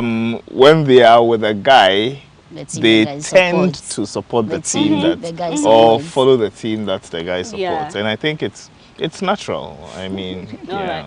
Okay, so this one is for you. Is it normal for a man not to have any love for any type of sport? Like, it's just a no-no. It's one of the weirdest things for me as a guy. Okay. You know, that I have a friend, and I think he's one of my closest friends. Timothy. He goes to the gym, works out and everything, but guy just doesn't love anything sports. Nothing sports. You know, it's weird. And you know, they say not even the blasters, he doesn't love nothing. Absolutely nothing. You know, they say guys who don't love football are into women or are into alcohol. Really? You know, but this guy is not into sports, not really into women, and doesn't do alcohol. Shout out to Timothy, right? That's interesting. Yeah, but I mean, okay he's a friend we connect with on I connect with on so many levels, but for football, you know, and that's why I say, I mean, personally, I would deal very well, and I've dated women who are not in sports at all, and you know, it hasn't been bad. So it's you shouldn't, you know, have any problem when you find a man who has absolutely no football, maybe soccer, basketball, whatever. He doesn't have any interest in any type of sport. I think you should have you may have a connection that is not necessarily football. Okay, and if I have a connection with someone that is not necessarily football and it goes well, I think I would I can do with that. You know, I can do with that. So with Nash, I know with women, so the recently held AFCON, I was so much into it and everybody was asking, what's up with you and the Black Stars? I have a history. My dad supported Kotoko. Like, he was a die-hard fan. We used to go to Daewoo to watch their matches when they come to the Eastern region. And he one time promised me that he was going to take me to AFCON. But that never happened because he passed on. Okay, sorry. Yeah. So with me, I connect with the Black Stars. Even when people say, oh, they've disappointed you and all that, I still want... When we were kicked out of the AFCON, I cried. I cried my heart out because I was so disappointed because people told me, don't put your trust in the Black Stars. But with that, we'll discuss it another day. So with you, Nash, a woman who is so much into football, dedicated, a die-hard Barca fan, do you have men looking at you some way or women looking at you like, but I thought it's a man's thing? Of course, yes. I have a lot of friends, both success. Like, why are you so crazy about football? What is it about football? I tell them, if you understand, you will love the game. For the love of the game. I have friends who are into it, they come together, we watch. Others who are not into it, they be like, when it's football time, don't call my phone. When it comes to me, you have to pack yourself somewhere because it's football time. So they call me like football B, kind of. A woman who is so much into football, like, what is it? So sometimes it's just crazy that you find friends who are opposite you, but that is nature. You can't force anybody to love what you want. So I just ignore them sometimes. But for my football, when it comes to me and it's game time, my friend, no attention for you. So how do you create a bond with a partner? So maybe if you find a man that I don't really want to put it whether he loves football or not. How do you create that bond? How do you use, football to, spice things up? Yeah, sometimes it's about your conviction power. You should be able to convince your partner to love what you also love, or at least have a little interest in it. With that, you can bond. But here the case, if he doesn't like anything about football, it will really disturb me, but that is going to be a lot of work on my side to do. It's game time. What do? I need to sit him down, tell him how football is interesting. It will all depend on me. If I can't convince him, he won't join me. And there will be always conflict in the house because it's football time and my attention all is on football and then not with him. So if I want him to join me, then I should be able to convince him to love the game. Yeah. All right. So they say when it comes to love, you have to compromise. Here lies a situation, you are a football enthusiast and then you have a partner who is 0-0. So on that level, how would you convince them? And if the convincing is not going well, do you say, you know, I'm going to raise it all for love, so let's just abort mission and, you know, cut down on the whole craze. It's match day. Now betting is part of it, but then we'll go talk about that later. How do you do it? Do you let yourself go or drop the love for the football just to please your partner who doesn't have any interest at all?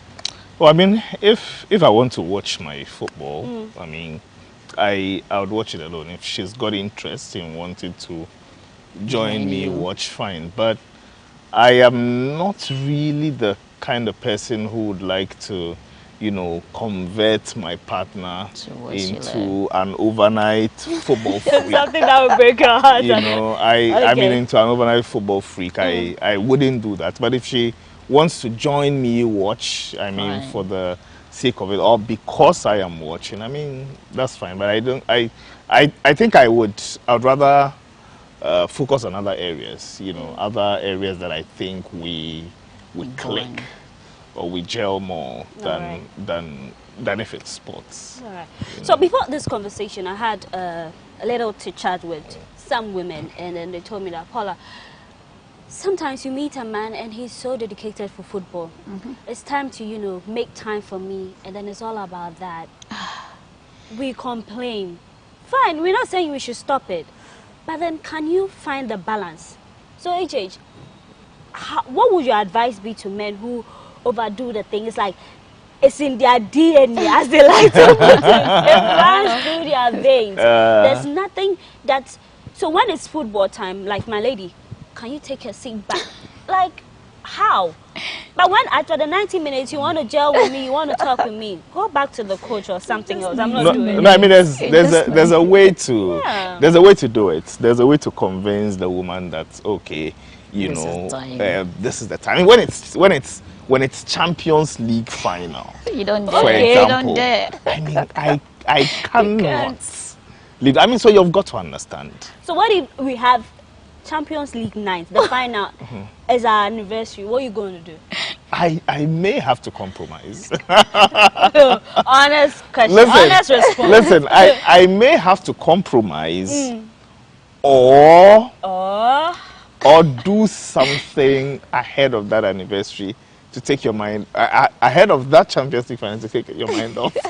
Okay, I knew it. Something, right? I'm not allowed to football. Or maybe I would get you some gifts that you know. Yeah, I mean, just to make up for that. Okay, women, they are right. But he's trying to tell you come up with a plan. You know that there's always a replay. There's always a replay, but no, I mean, it's not can't the compare same. To the main game. It's not the same. I remember the famous BBC sports presenter, Russell Fuller, you know, had an anniversary on the night of the UEFA Champions League final between Manchester United and Chelsea. Okay. 2008. I know what he did. What?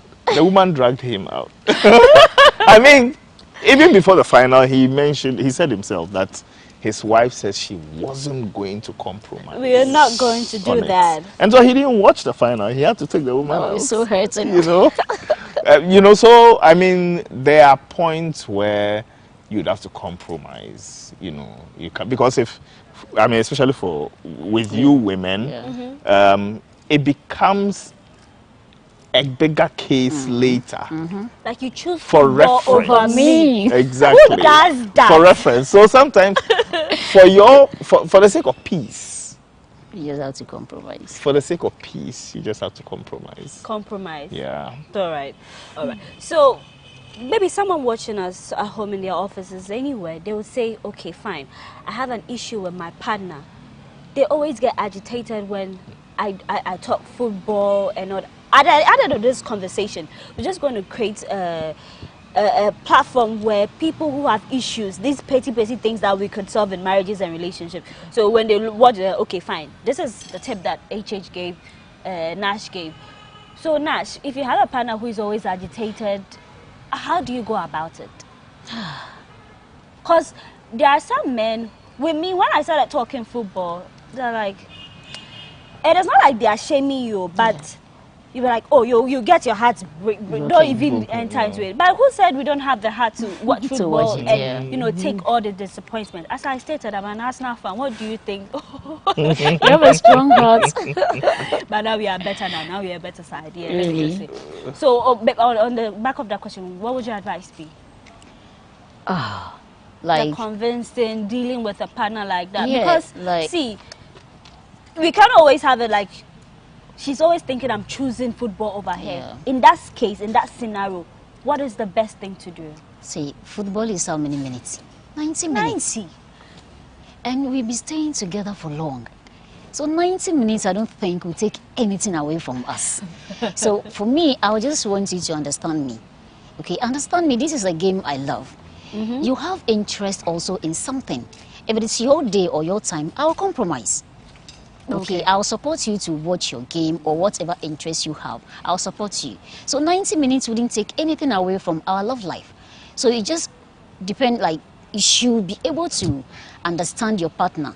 This is what he likes. This is what she likes.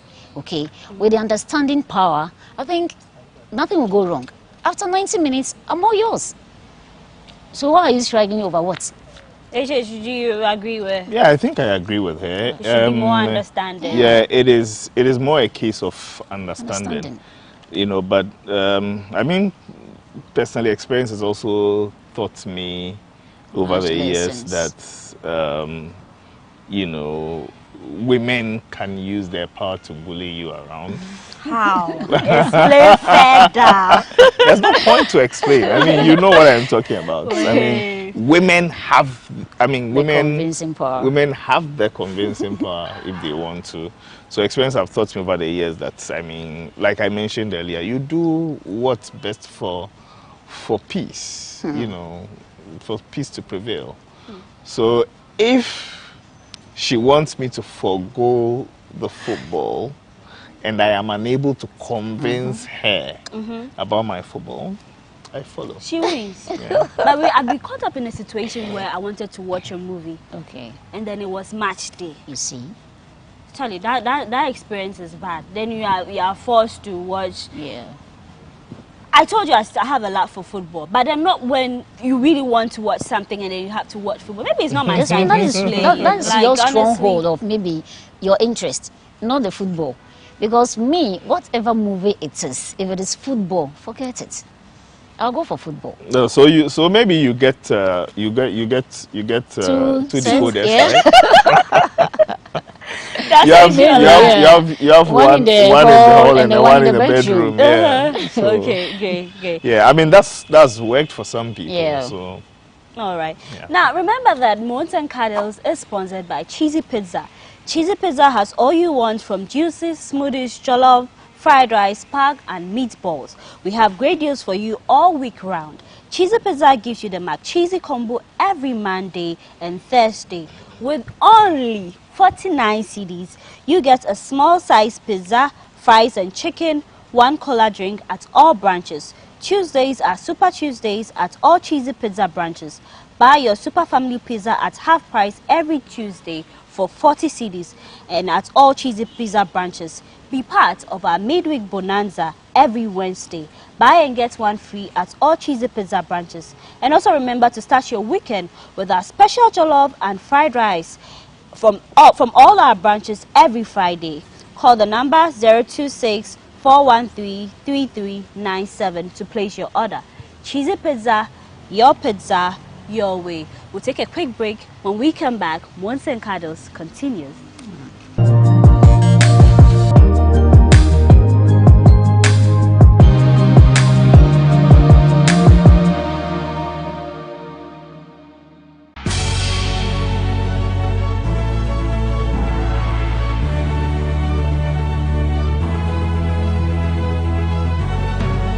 From the dawn of time, people have engaged in several businesses. With the onset of technology and innovation, life has relatively been made easier. By using debit or credit cards, mobile banking. thank you, and your favorite mobile money, tech has indeed married business. On BizTech, we spend time with faces behind known and upcoming businesses in the country. Learn more about the new technologies and innovation, as well as find out about the trending issues in the world of business. Join us as we serve you with a variety of compelling interviews, projects, and others right here on GhanaWeb TV.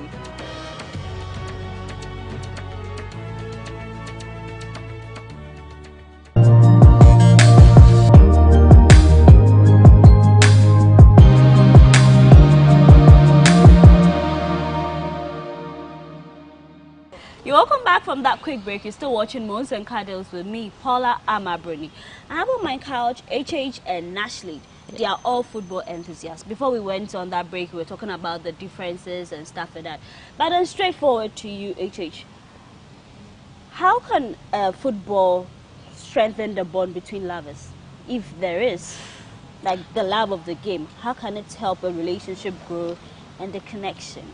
But I think for every relationship, it's best when you identify something that, you know, that brings you together, something that's a common interest. Sure. You know, I am a fitness freak. I train a lot. I jog a lot. I do a lot of aerobics. You know, and so I'd love that I have a partner who loves fitness, you know, just as I do. So that's one thing that can bond two people. I don't believe in trying to convince your partner to become a football freak. You know, if you meet someone that's is a football, who loves football or is a football enthusiast, I mean, that's a plus. But personally, I don't necessarily look out for a lady who's, I mean, we're in Ghana, you don't have too many ladies being football. So if you're going to follow that, then probably you're not going to be in a relationship, or you're not going to, you know, so. All right. But then some will say that where you can never connect, there will be differences. So whether football, religion, politics, people still find their balance. They don't let that hold them back. So Nash, in a situation where you and your partner, it's just like these people are rivals, but then that's what your partner supports. Like maybe in Ghana, maybe politics, MPP and NDC. You might talk, but then when you come, it's like you are couples. Like we put that behind. So with that, so how do you find your balance? Like I said earlier on, okay, it's all about the understanding power. If you both understand this is your partner's interest, it won't trouble you in any way. Like I love football. He doesn't. He loves politics or something else. I wouldn't let that bother me so much. So I'll just have to compromise with him at that particular time. Because at the end of the day, we are coming back together to the house, or we are coming back. So why do we have to fight over this? So at least if you are able to convince me to agree with you, fine. But if I'm not able to convince you, or you are not able to convince me, let me be. I'll be at my somewhere. When you finish yours, that's it. We come back together again. I wouldn't let that bring any form of growth between us. Not at all, I wouldn't. Right. So you just have to understand each other, and that's all. You flow. But what are some of the weird comments you've heard from people because you're a football enthusiast? With me, I like, but you don't take part of their winning bonus. it's a whole lot, like funny things. Yeah, like, yeah, I understand. That's example, but to you, Yeah. personal experience, what are some of the funny bad comments you've ever received? Me? Uh-huh. I remember when Liverpool beat us. You remember that? I think, what was that? 3 years ago when we were beating 4-0. Yeah. I wept. I was actually upset, but my concentration all was on the game. So I couldn't capture anything that was going on at church. Even my pastor was able to detect that my mind was not in church. So I got home and I couldn't go to work for 3 days. 3 days? I was sick. Charlie, you can imagine leading 3-0. I see. And then you come back to 4-0. Heartbreak. Serious. I was sick. I went off social media and anything like that would bring my mind on that. I went off. So friends calling were like, people like my colleagues in the office were like, you are not at work. And I say, I'm not feeling well. So we know it's because of the game. We lost. So what? Come to us. I cannot concentrate. So they were like, but what do you get from it? I said, you don't know. That is where my interest is to allow me. You don't take part of their bonuses and all that. I say, it doesn't matter. This is what I love. And my heart is in it. So like, you cry. What kind of lady are you? You haven't seen your child before. You don't even play the game. So what's your... I'm like, no problem. That is what I love. Allow me. And that's it. We love that for a woman who knows what she wants and not what people think. Yeah. Or what, I only want you to intimidate me as a regular well. lady, you should. It's okay. But then one thing that really interests me is the trolling on bad days. Like, you're not going to... Like, there is only AFCON. I didn't have... When Ghana was... Of course, I was campaigning for the Black Stars. I was like, we're going to break the 40. Nah. You got it wrong. Can you imagine? You got it wrong. But you told the Black Stars is not a team. We told you not to put your trust in them. So, AJ, how do you keep your composure when everybody seems to be trolling you? So you don't lose your cool. Because, Charlie, once your heart is in it, you might say something that might be offensive. Then later you say, I'm sorry about it. So how do you keep a composure? It depends. I mean, personally, I psych myself, you know, going into, especially these days with Manchester United, going into every game. I know that, I mean, yeah, we could win, we could lose, we could draw. Yeah. You know, so I psych myself. I mean, that's my way of dealing with the disappointment, a potential disappointment. So when we lose, I mean, I'm always psyched, you know. Yeah, so yeah, so I have withdrawn emotions, you know, from watching Manchester United. Nash, I don't know if because you're a football enthusiast, you might not be able to relate, but women say men don't like watching football with them. I spoke to a guy who was like, the question is too much. I come to ask, why did they give you red card? Why, which team is playing on? Like, they said the question is just too much. So to get their full concentration, they don't like to watch football with a woman who got zero knowledge about the game. Yeah. HH, why is that so? When you are watching football, you want to have the maximum concentration. Of course. You know, especially if it's a big game, if it's a game you're looking forward to. You know, I mean, I don't want to be watching the Champions League final and be answering so many questions. Oh, come on. You know, and sometimes it can be boring. You know, it can get, I mean, who is this player? Who's that player? You know, yeah. I want to have that maximum concentration. So, you know, I mean, any other questions you've got, you can pen them down after the game. You can ask the questions and I'll answer them. But whilst the game is going on, I need the maximum concentration to watch the game. So we can pen down our questions and maybe the first half we can... Yeah, maybe half time you can ask the questions and I'll answer. Ladies, so you heard from the reason why men don't love watching football with you is the questions. They need full concentration for the 90 minutes. So if you've got any questions, just ask your lecturer will tell you, pen them down after lesson. You can ask me. Actually, but hey, Nash, have you ever had an experience like that? Maybe watching a football with, not maybe a man, but a sibling, and then the questions just keep on coming from all angles. Fortunately, all my siblings love football. Except one, my little sister. I can't even identify her interest. Okay. So during the game, she'll be asking, so this one, what about it? I say, hey sis, pack yourself because you have no knowledge about the game. So you're coming to disturb me. You know, don't disturb me. But on the larger ground, I think most of my friends and then my siblings love football. So I haven't encountered that situation where I got to explain myself about red cards, about offside, about no. Why are they taking a corner? Yeah. Because I see a lot of women debate like red card. No, this one is it's not red card, but they don't know what happened. Do you know what's going on? Makes a red card. Please lower your voice. Well, man, I don't know if you've met a man who is crazy about PS. I don't understand the craze about PS5.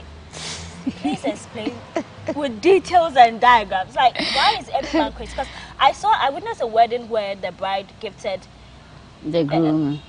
And come and see all the men there. It was like they found a treasure. Yeah. Why is it a big deal? I know the funny thing about it also is that you have guys who are not into football, who are into PS. You know, so personally, I'm not really a PS person. Yeah. I mean, I would play when I'm with friends who play, but I don't go crazy about it. I still don't get it. Like, how?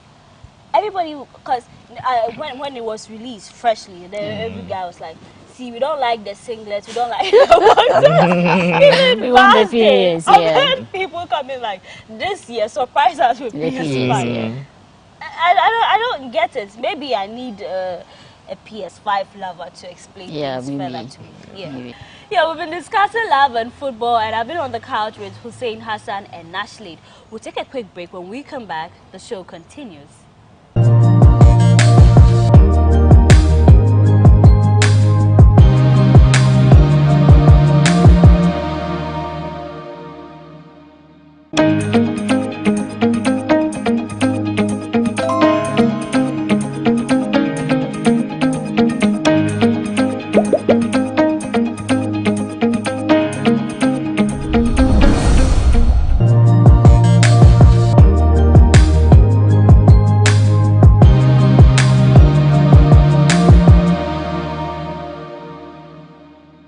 Welcome back to Monts and Cuddles on GhanaWeb TV with me, Paula Amabroni. So I have here in my hand the mystery box. Yes, for this all-new season, we've introduced the mystery box where my guest get to pick.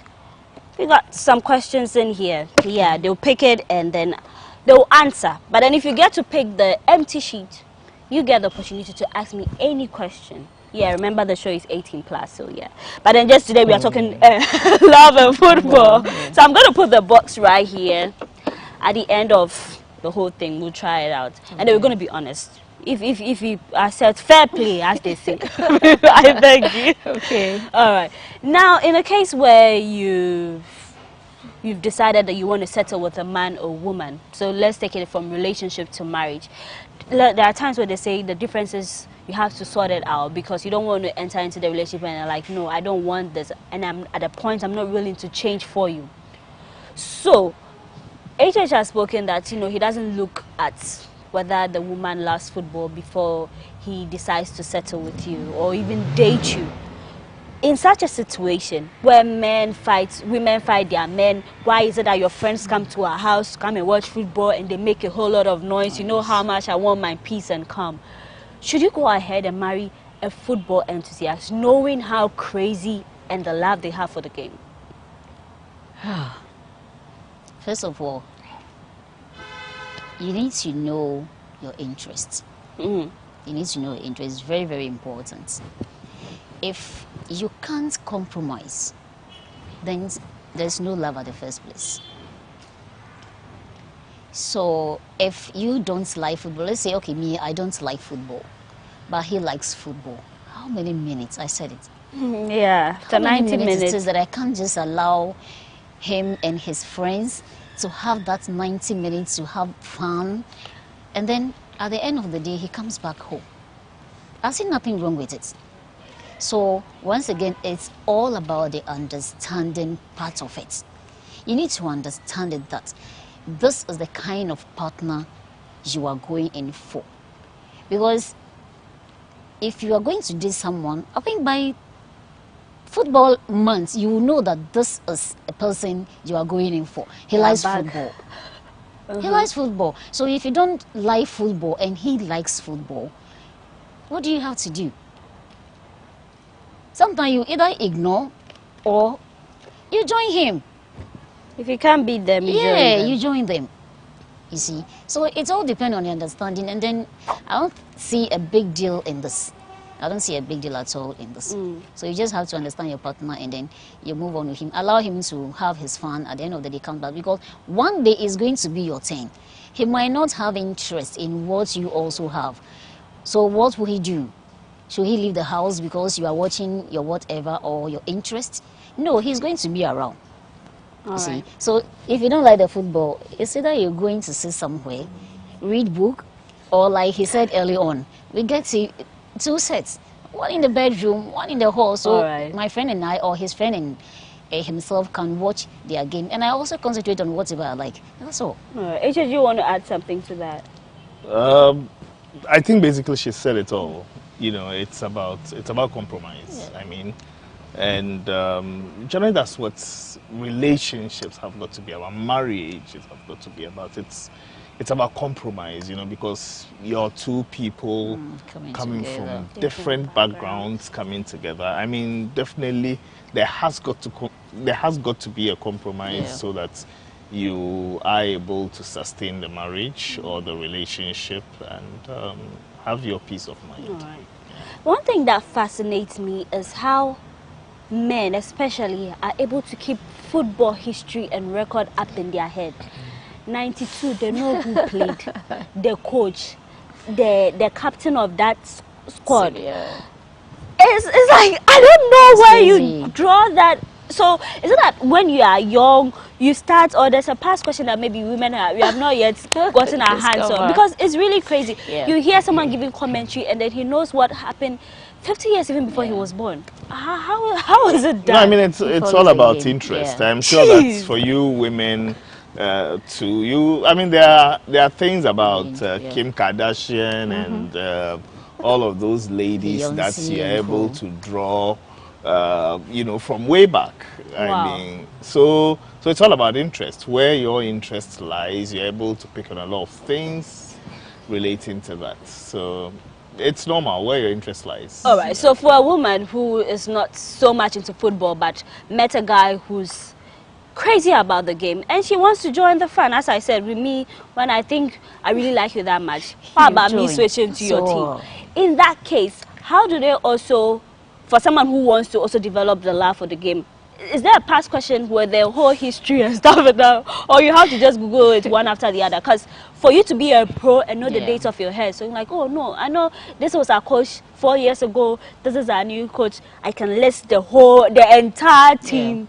How do you do that to help somebody who wants once you develop the interest, all those things would come. I mean, you make the effort. It will not come naturally. Not necessarily, but you know, when you develop the interest, you start to read about it. Read about it. You start. I mean, these days where social media makes it easy for us to follow stuff related to our teams, you know, you can like the various pages of the various football teams, Manchester United, Real Madrid, Arsenal, like the FIFA page, like the UEFA Champions League page and all of that, and all of those things will come.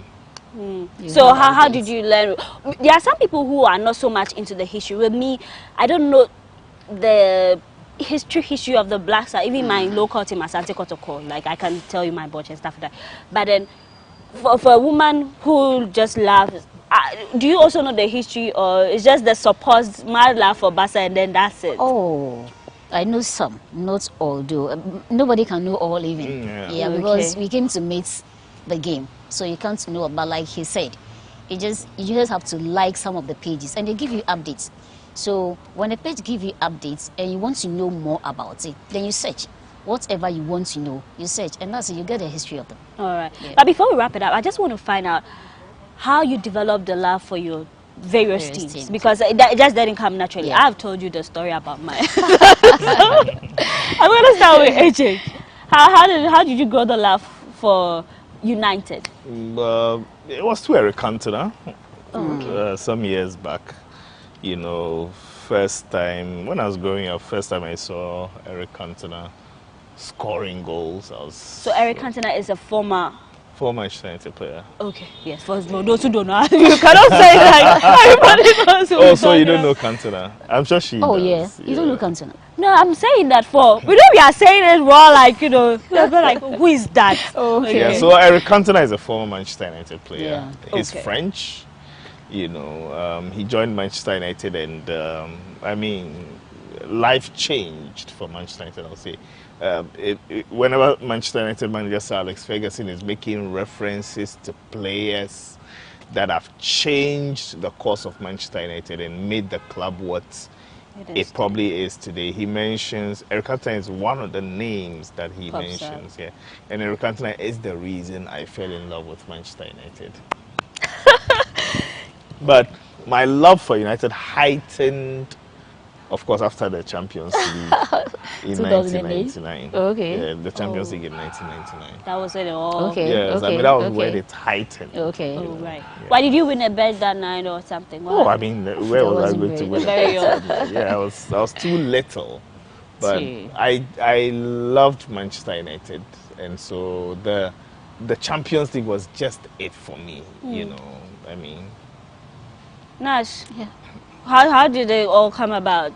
I actually started with Hearts of Oak because my dad was a fan of Hearts of Oak. So I get to watch games with him, Champions League, some of the leagues, and then I go for the style of play. So when I watch Barca play, I was somehow supporting Arsenal. Yeah. You betrayed us. You can betray them one day. Somehow. I haven't found my fate yet. So I was somehow supporting Arsenal. Then I watched Barca played one night and I was like, wow. This is it. This is it. And that's it. I just love the style of play. And then I think Arsenal got a bit of our style of play. So we have almost the same style of play. So I got attracted more to Barcelona, and to date, it has been it. That's it. Yeah. All right. But I forgot to bring this one up. I know a lady who complains that her man is so much into betting. Every time he wants to bet, I don't know how to say it. You understand you love the game, but the betting bit, I know money is involved. Have you met men who are so crazy about, or maybe... How? Not in my Maybe circles. they overdo. Some people overdo it. Not in my circles. I don't have friends who do football betting. I mean, maybe they do, and I don't know. But I don't have friends who do football betting. I don't know any friends of mine close to me that are involved in football betting. But yeah, I know it's a craze. You know, it's a craze. I mean, you have a lot of young people getting involved because it's money. Anyway, you know, and a lot of young people these days will do just anything for money, you know. Until you use your school fees and your team disappoints you on the final one. All right, great. But it's been an interesting conversation with you here for our opener for this new year. So let's move straight to the mystery box. We promise, the rule is that you promise to be honest. Whatever you pick, you're going to answer. So who do I? They say ladies first, but let's start with you. Let's start with Okay. Okay, great. What do we have here? Ta-da! Okay. So the question is, what would you go for? A Ben Dada or Debbie when you're considering settling? Okay, or bound say a theater bank, like DB, or you prefer like a girl that you're gonna grow with her. You know, I come from a background where religiously, culturally, it's the man who is dominant. Okay. Okay. And so, you know, there's always that perception that a woman who has got money, it's kind of take the if you get what I mean, you know, would I mean, you wouldn't have her submit as you ladies don't want to hear these things. Oh, the submission is to your husband. The submission is okay when it's to your partner, like. Yeah, exactly. So that's what I'm saying. So I mean, I come from a background where the man is the dominant figure, and so